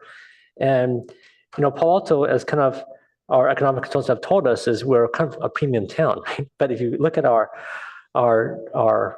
state of things, it looks very haphazard, very temporary. And I don't think that's a great look. I don't think it attracts people. I think, well, I know where Cal Ave is. People drive by and they think it's closed, right? There's these orange barriers, says street closed. I mean, it's kind of not great marketing there. So, it looks like this is going to pass, but I think, and I've been pushing it for this for some time, both on University Avenue and also now on Cal Ave, is I think we need to move faster. I think we need to make decisions faster, even if they're maybe a little bit less than perfect, because as someone that has run businesses as well, it's really hard to make the investment if you don't know what's going to happen, right? It's kind of everything's up in the air. You have to just, do you want to sink another $20,000 into a parklet if it's going to be gone tomorrow? Probably not, right? And so I guess in general, it looks like there's a support for the current motion. But I wanted to see if there's ways where we can bring more certainty, make the and I think the maker is trying to do this, is trying to kind of bring the certainty. But I'm just wondering if there's no timeline on here, right? Usually when I assign things to people, I try to give them like, okay, when are you going to get it done? And here it's just kind of open-ended. And I don't think that's great for the, people, businesses on the street have been waiting years now for us to make a decision. And it's still kind of, at least there's a decision here, but there's no time aspect. And so I was wondering if the maker would be open to something like that, so that all the people, all the stakeholders here who've been waiting years for some sort of decision to be made can have some sort of certainty as to when everything's going to happen. So I don't know if the maker could maybe a second could speak a little bit about that. You're correct. That is what I'm trying to do, is to get a final decision so that people can take action. I don't know that staff tonight is ready to commit to that, particularly since it has to come back. But my hope is, since we have eliminated a dominant part of what the consultant was supposed to do, which was to consider all the alternatives, because we're giving them one to work on, that was going to be substantial. Now, how substantial translates to months, I don't know, but I don't know that. I would be willing to do something like that, but it would have to be consistent with what staff could come back with. Okay, can staff talk about what's possible for staff to, given kind of the comments so far tonight, so that the people here tonight, the people listening, the people who read about this tomorrow, can have some sort of idea of when can they start making investments that aren't going to be wasted? I don't think we're prepared to respond to that tonight. Just pulling on some of these, the first one, we'll need to engage our consultant to rescope. That might take some time, so we'll need to do that. Some of these, I can tell you, will happen fairly quickly. Like item 6 that's listed here is conduct regularly scheduled street cleanup, which is currently done by Office of Transportation staff, sitting next to me here.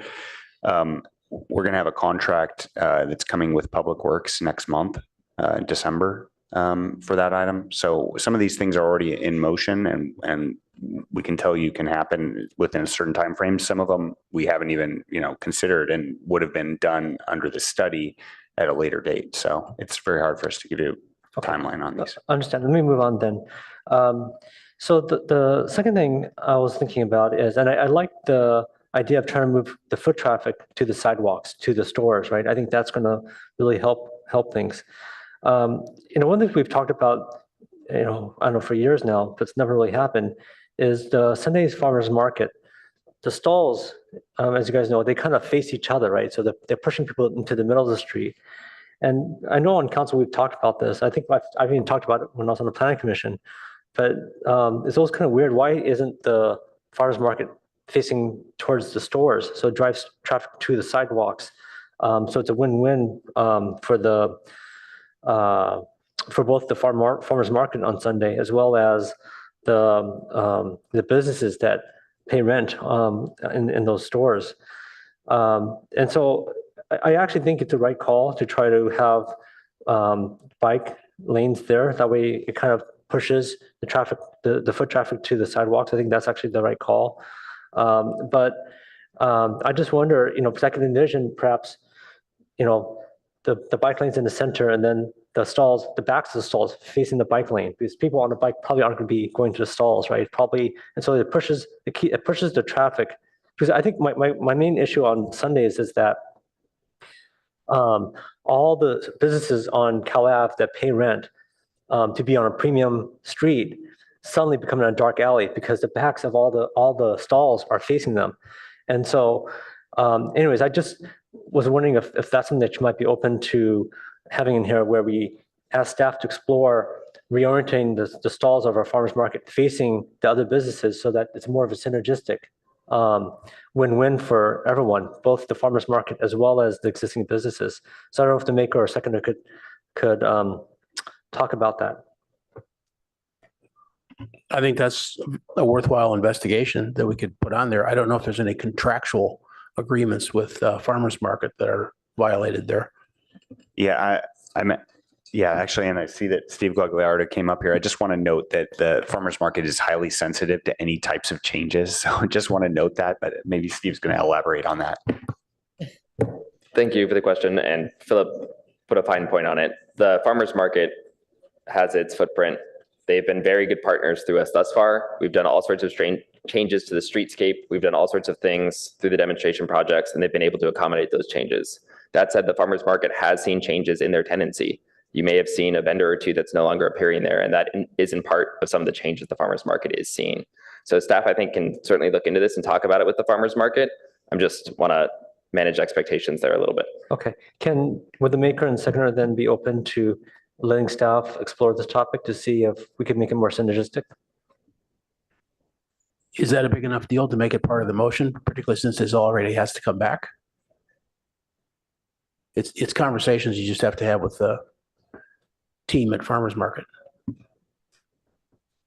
Yeah, I mean, I guess I don't think we have an issue with including that. I'm not yeah, I just can't promise that it would be, fruitful. I'll say just like maybe at a mid-level, anything that we do on Cal Ave, we've always needed to take the farmers market into consideration, whether it's, the mini golf activations or even our own tables and chairs. So I think that will continue moving forward. But again, as Steve noted, the farmers market has their permit in line. So any future street configuration designs will just at a very basic level keep the farmers market into consideration. Well, what about on an informal basis if you just talk with them before you bring this item back? Yeah, we can certainly have informal discussions with them. I'd like to add, I think Councilmember Tanaka has actually identified an inconsistency that if we are putting the bike lane down the middle and trying to put pedestrians on the retail side of each side of the street, then the farmers market is going to be a conflict with that conceptually. So I'm fine with adding it if the maker is willing to.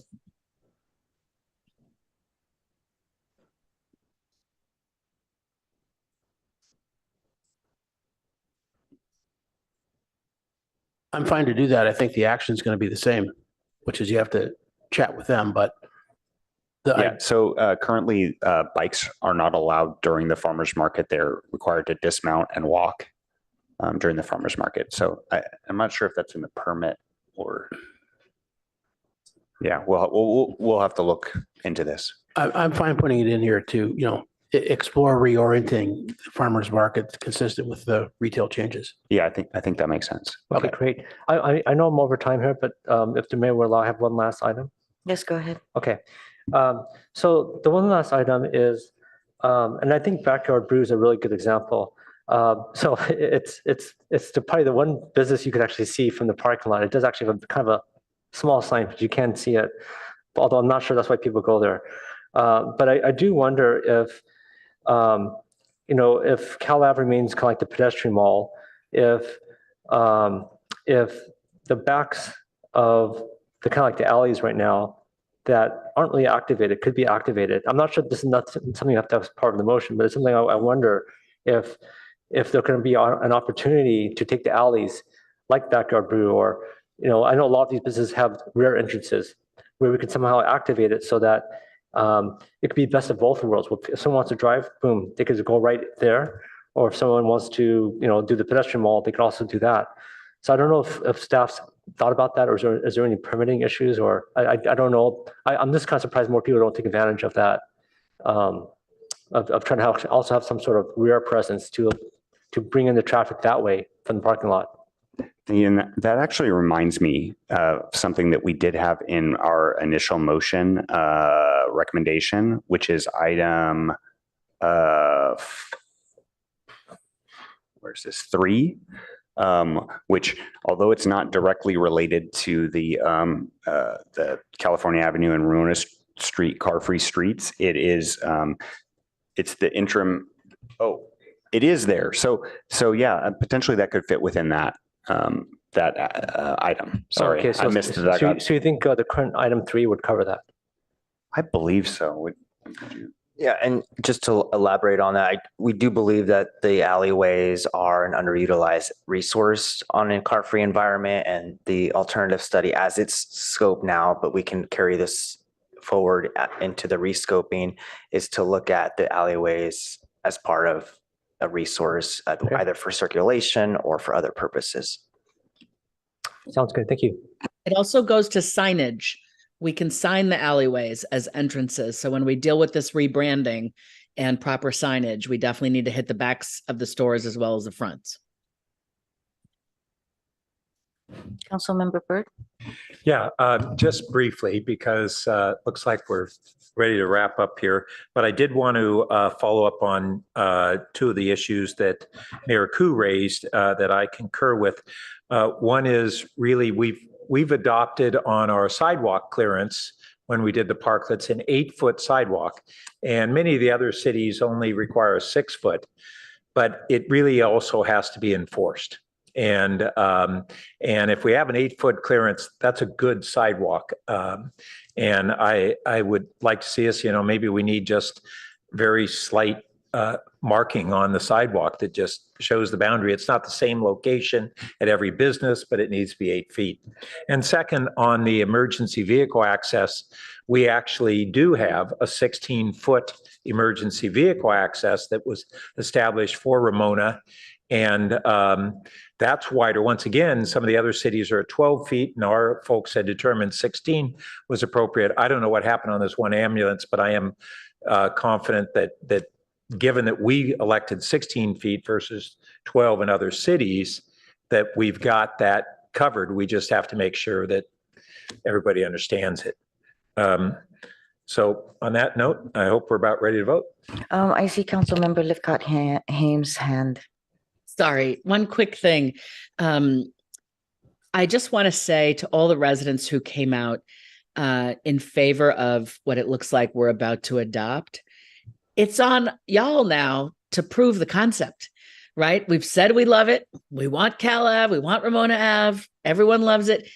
Folks have to frequent these businesses. It's now going to be on all of us to prove to these businesses that are skeptical that we as a community can make this work. And every single person that had an opinion on this, we're grateful for your opinions.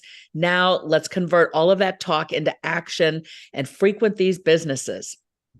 That's it for me. Thank you, Councilmember Lithcott-Hames. So with this motion, it looks like this is the first step. And what we're telling the community is that it's moving towards permanent closure. So this is what you're, That's right.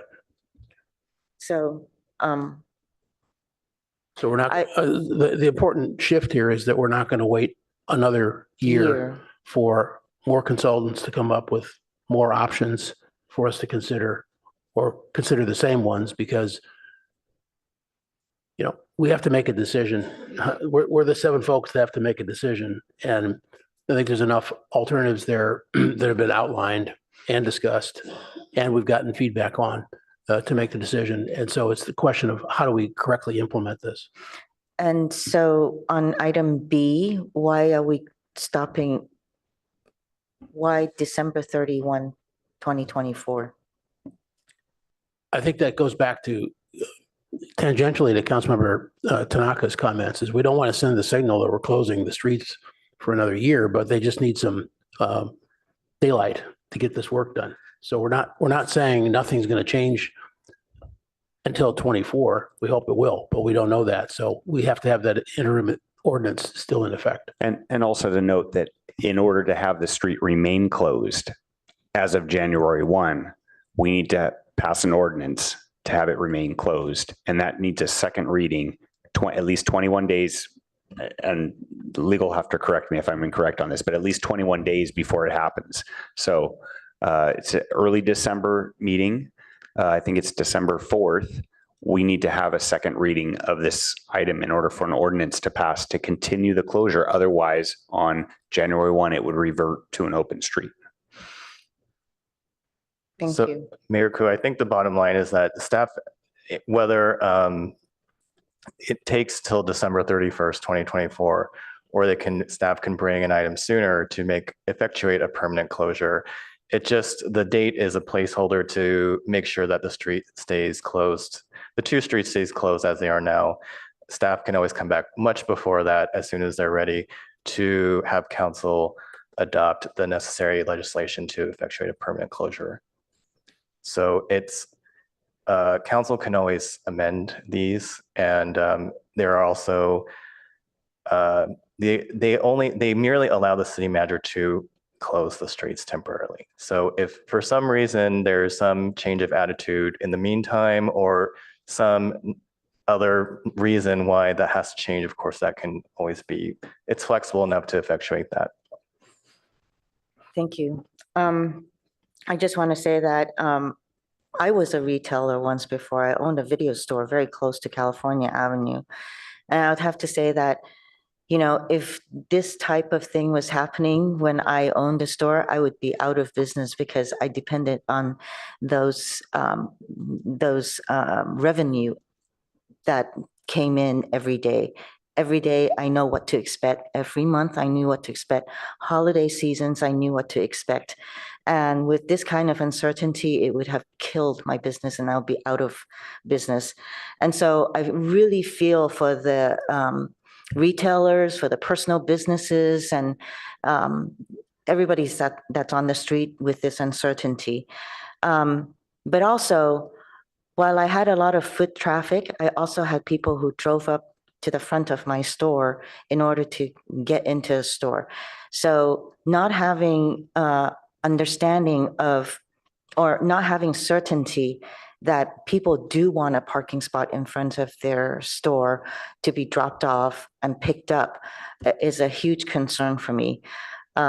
So I appreciate your motion. I appreciate everybody who came out to speak. And I really appreciate talking to a lot of the business owners in all the districts, just to find out where their thoughts are. And I would really, really hope that in this building the association and cultivating partnerships and building consensus that business owners in these districts will mend the relationships and really work with each other to succeed. Councilmember Burt. Yeah, just quick question as follow-up to your concern there. Are we creating some ambiguity by only extending the resolution for the closure for 1 year? Should we, is that a problem? So the item tonight was only agendized for a temporary closure, a permanent. No, but I'm not talking about indefinite, but what if we made it more clear and said to 2025, say? Would that, and that's not permanent, so maybe that still wouldn't provide the clarity, but I don't want members of the community to read this and say, oh, you kicked the ball 1 more year, down the road 1 more year. That's not what we're hearing tonight. That's not the intent of the motion. I just want to make sure that there's not that ambiguity. Yeah. Councilmember Burt, I think that the motion suggests a strong, it posits as a proposal, a long-term closure, and asks staff to come back, and then just provides this temporary extension. Let's see it. I'm just looking for the wording that says the long-term closure. Well, it's at the top, and yeah, number 1. To me, made permanent. You're right. There, that's clear enough. Sorry.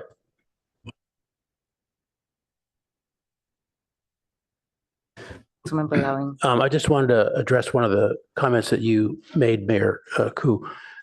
With the alternative of single lane in the center, which was one of the alternatives we discussed, there's no additional parking on California Avenue. So nobody could see the store that they wanted to go into and park outside. One of the benefits of California Avenue is there's so much parking right in back, and a lot of the stores have either an alley or backdoor entrances. But there wouldn't be any increase with that alternative of parking. So that was another, there's no plus in terms of more parking on the street.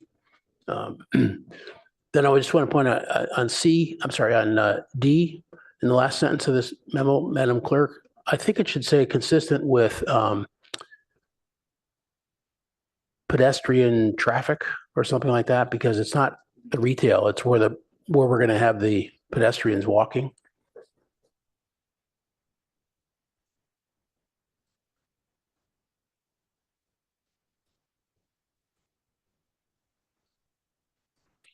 Does item D go to under California Avenue?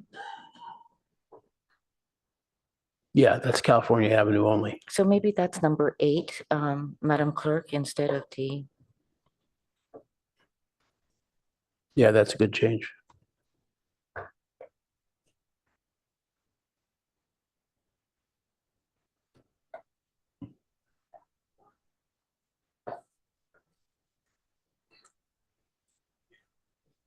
I think we can take the vote. There's no more lights.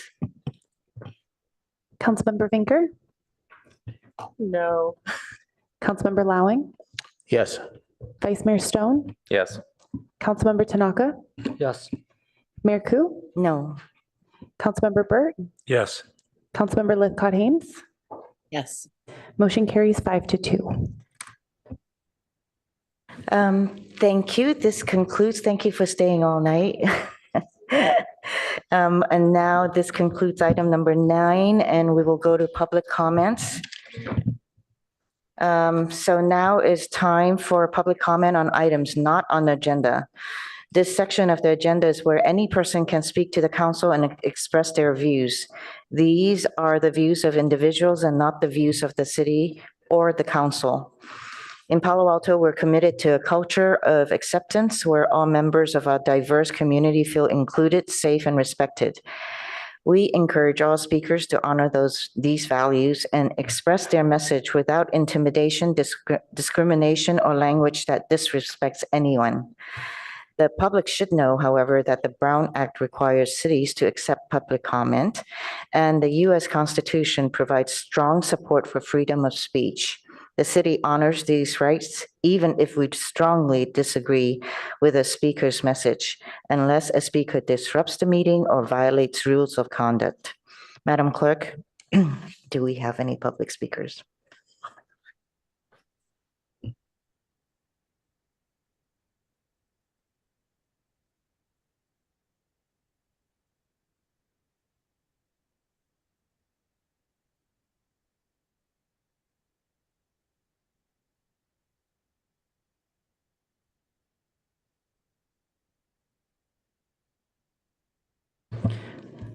Our first speaker is Talia S. Good evening, council members. My name is Talia Shuby, and I'm a sophomore at Gunn High School. I am here as a representative of the Palo Alto Student Climate Coalition, or PASC. As always, I wanted to note my appreciation and support for Palo Alto's Sustainability and Climate Action Plan. You can speak. Sorry. You can keep going. Go ahead. As always, I wanted to note my appreciation and support for Palo Alto's Sustainability and Climate Action Plan and its push for electrification, which is one of the most crucial steps to reducing emissions. I first became aware of the importance of electrification last year as I joined PASC to advocate for swift and effective action. I've learned just how important that is, particularly in the Bay Area, where we act as trailblazers and set the precedent for the rest of the state and country as a whole. As you know, natural gas use in Palo Alto is the second highest emitter of greenhouse gases at 32% of our total emissions. Efforts to decrease natural gas in the home are better for the environment, public health, and cost saving in the long run. Electrification can reduce emissions in homes by up to 90% in coming years. Additionally, electrification solves the long-term problem of high gas prices because while the cost of electric appliances is projected to continue declining, the cost of maintaining the aging U.S. gas infrastructure is increasing. However, we simply will not take effective action through electrification if there is no goal to work toward. Climate change runs on its own timeline. If we do not have our own timeline to work towards, climate change will catch up to us. It is catching up to us. Setting goals for emission reductions is good, but setting a specific gas sunset date is better. This encourages us not to fall behind and to keep working toward a sustainable future. My generation wants to live in a world without constant natural disasters. We want our children to grow up with clean air instead of heat waves and floods. The city is doing great work, but we must move faster. For a better future for Palo Alto and for those less fortunate than us, I urge you to set a gas sunset date as soon as possible and to work towards encouraging and incentivizing the transition away from natural gas. Thank you. Our next speaker is Tim P. Thank you. Whoops, there we go. Thank you so much for having me here.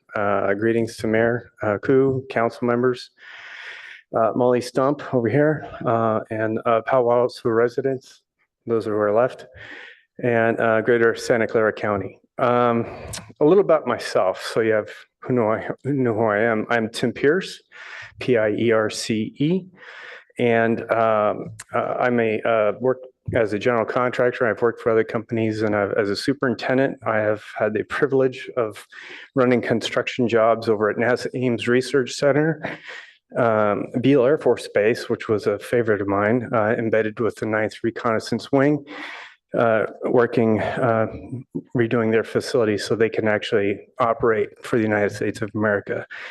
So my shout out to the 9th Recon and support crew. They've been a good family to me over the years. US Mint San Francisco, which is really hard to get into, with what am I trying to say? It's the clearances that I was able to attain to be able to do these things. And so that's a little bit about myself. Why am I here? Well, basically, I think I gave you the 20 pages of information regarding what has been going on the past 10 years. And prior to that, there's real no safe place to turn this information into, because my forensic lab told me that the Santa Clara County DA was the one responsible for editing the videotape. 8 minutes missing. So onwards with that, I had a meeting with an FBI agent, several of them over the period of years.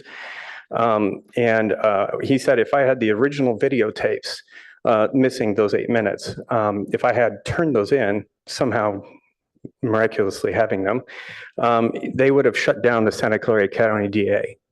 And that's never happened, he said.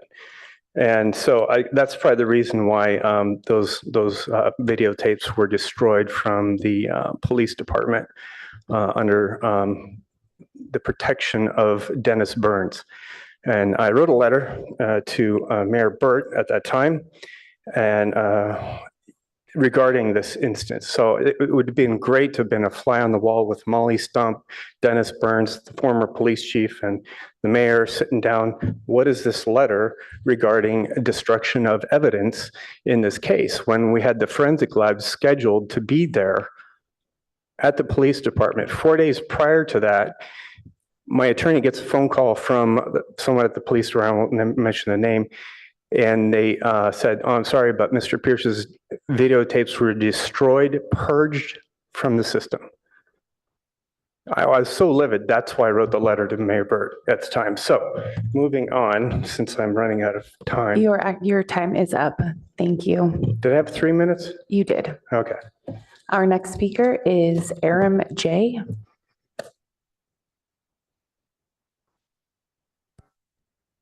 So Donald Wallach, who knows a whole lot more about this subject, I'm lucky is going to be speaking after me.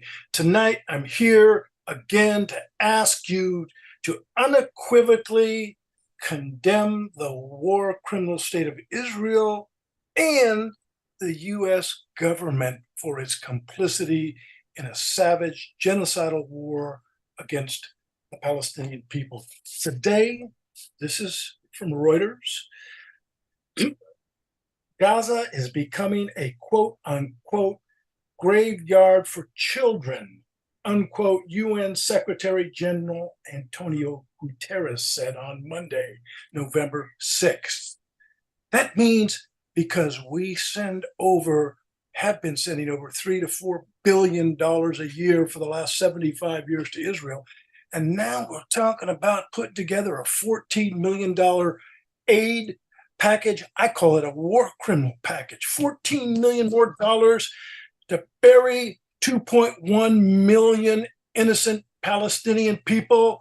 And you all don't want to take the time to have this item agendized so we can get 35 or 65. You would think in this community we could hear the debate at least on both sides. You all, if you don't speak out under international principles, on international law, under the Nuremberg principles, as the leaders in our community, you become complicit to the war crimes that the state of Israel is currently waging, a war of genocide on the Palestinian people. You know it. The count today is 4,100 children that have been killed by the state of Israel with our bombers, with our bombs, and 10,000 plus people. When are you all going to stand up and say no to these war crimes and not try to avert your eyes? The entire world is watching. I know as a Jew what these Israelis are doing is creating a whole lot more anti-Semitism, and it puts all Jews at risk. It's crazy. Yeah, we had a Holocaust. But what are we going to do? Are we going to answer that with another Holocaust? It sure looks like it. You got blood on your hands if you don't say no to the state of Israel. That's right.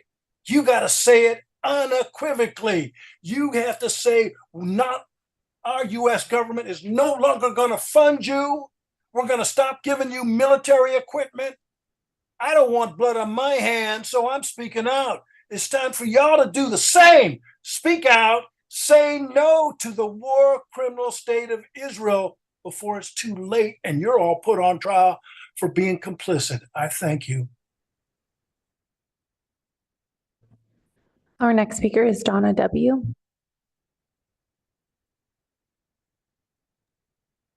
I am Jewish and have Israeli citizenship. I strongly urge the Palo Alto City Council to pass a resolution calling for an immediate ceasefire on Gaza, stop sending all weapons to Israel and all U.S. aid to Israel, condemn Israel for committing mass atrocities of genocide and ethnic cleansing by bombing hospitals, ambulances, residential homes, targeting journalists, doctors, schools where millions of Palestinians are seeking shelter and Palestinian people told to flee south. There is no safe place in Gaza. None, no place. Over 10,000 Palestinians have been murdered. Of these, over 4,000 children. These numbers continue to grow because Israel continues to bomb using our taxpayer weapons. Also, over 100 Palestinians in the West Bank have been murdered by Israeli colonists and soldiers. The Israeli collective punishment siege on Gaza must lift immediately, allowing hundreds of trucks every day into Gaza loaded with food, water, fuel, medicine, medical supplies with no limitations whatsoever, including building supplies. Only UNRWA can manage this, and Israel should have no say in this. This must be ongoing until Gaza can rebuild. Allow all doctors, nurses, other health professionals who want to come in to help Palestinian doctors to take care of the tens of thousands of injured Palestinians. Allow all the necessary machinery in to help remove the rubble and help save those Palestinians under the rubble who are still alive. End the illegal Israeli occupation of historic Palestine. Tear down all the illegal apartheid walls. Equal rights for all. Israel was illegally established in 1947 by the UN. The UN had no jurisdiction whatsoever to partition Palestine. Israel does not have the right to defend itself. It is the occupying power. It has the fourth largest military in the world. The Palestinians do not have a military. Hamas is a resistance fighter group.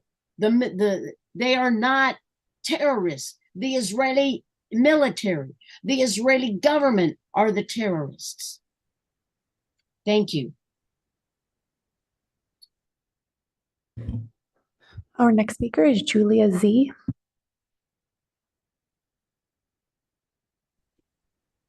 Good evening, City Council members. I hope you are doing well. I'm Julia Zeitlin, and I am the co-founder of the Palo Alto Student Climate Coalition, also known as PASC. We were in person today earlier at City Hall, I'd just like to mention.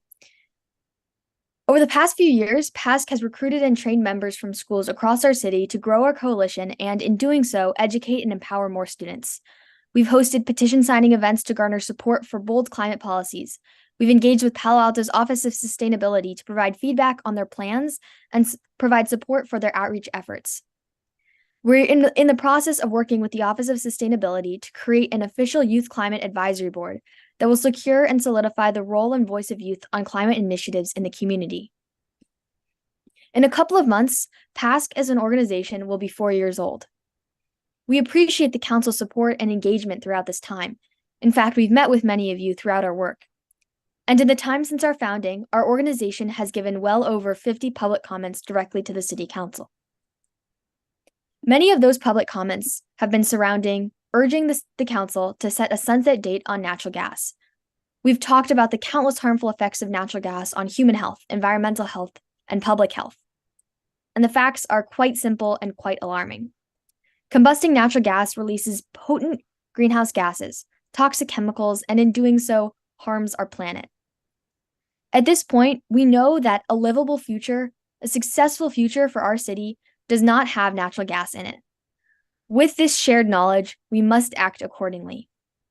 However, we are not seeing these necessary actions. As PASC, we humbly request an opportunity to meet with the collective council to have a community dialogue surrounding a gas shutoff date. We want to know how best to move forward. We want to know what you think. If you disagree with us, tell us why. If you do agree with us, we want to hear your perspectives.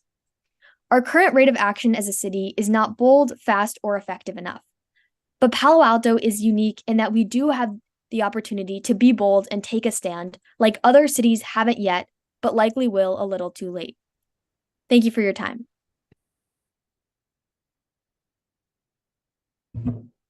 Our next speaker is Avro S.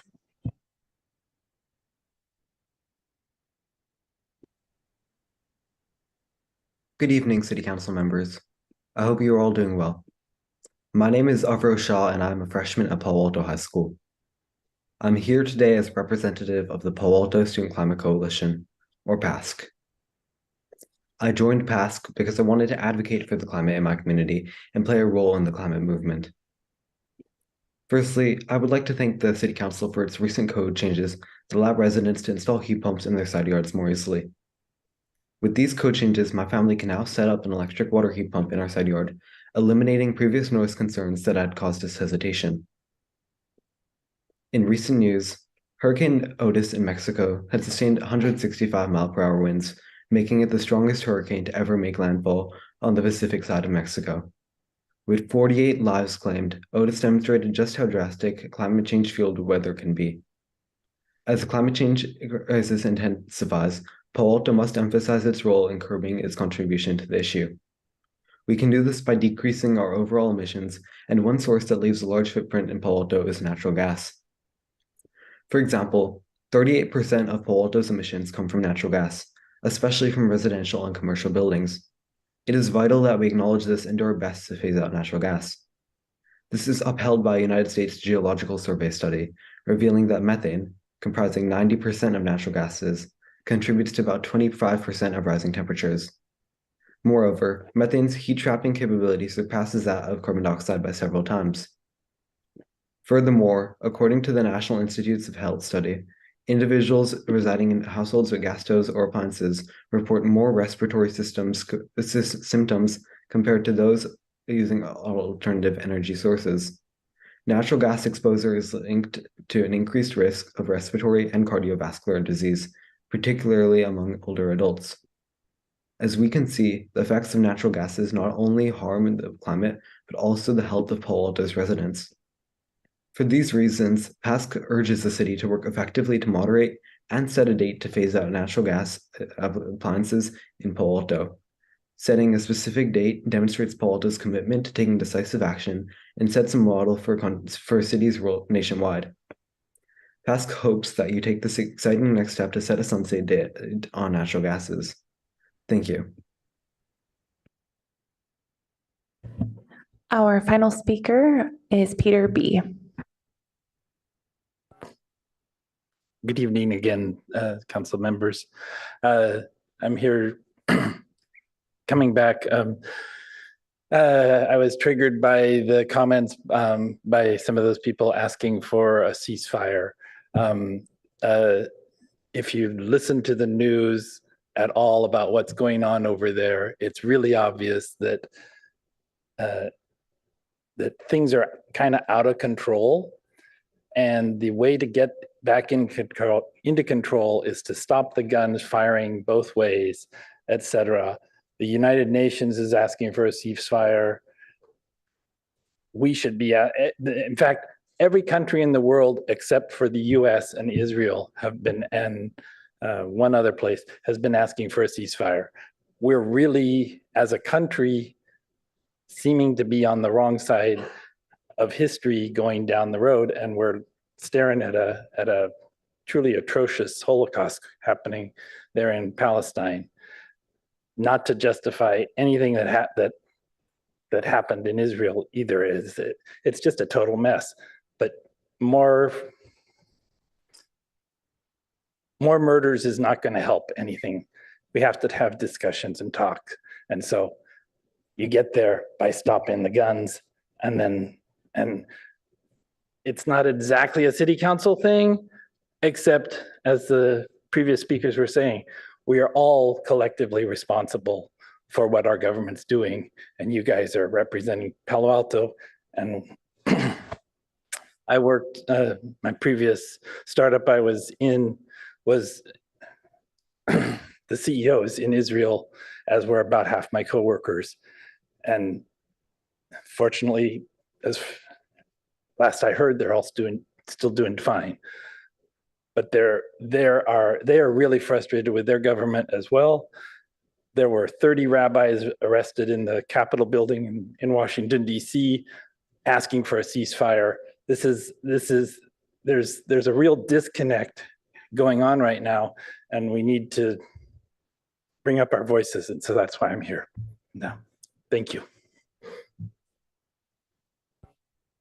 And that concludes public comment on items not on the agenda. Thank you. And with that, we're adjourned.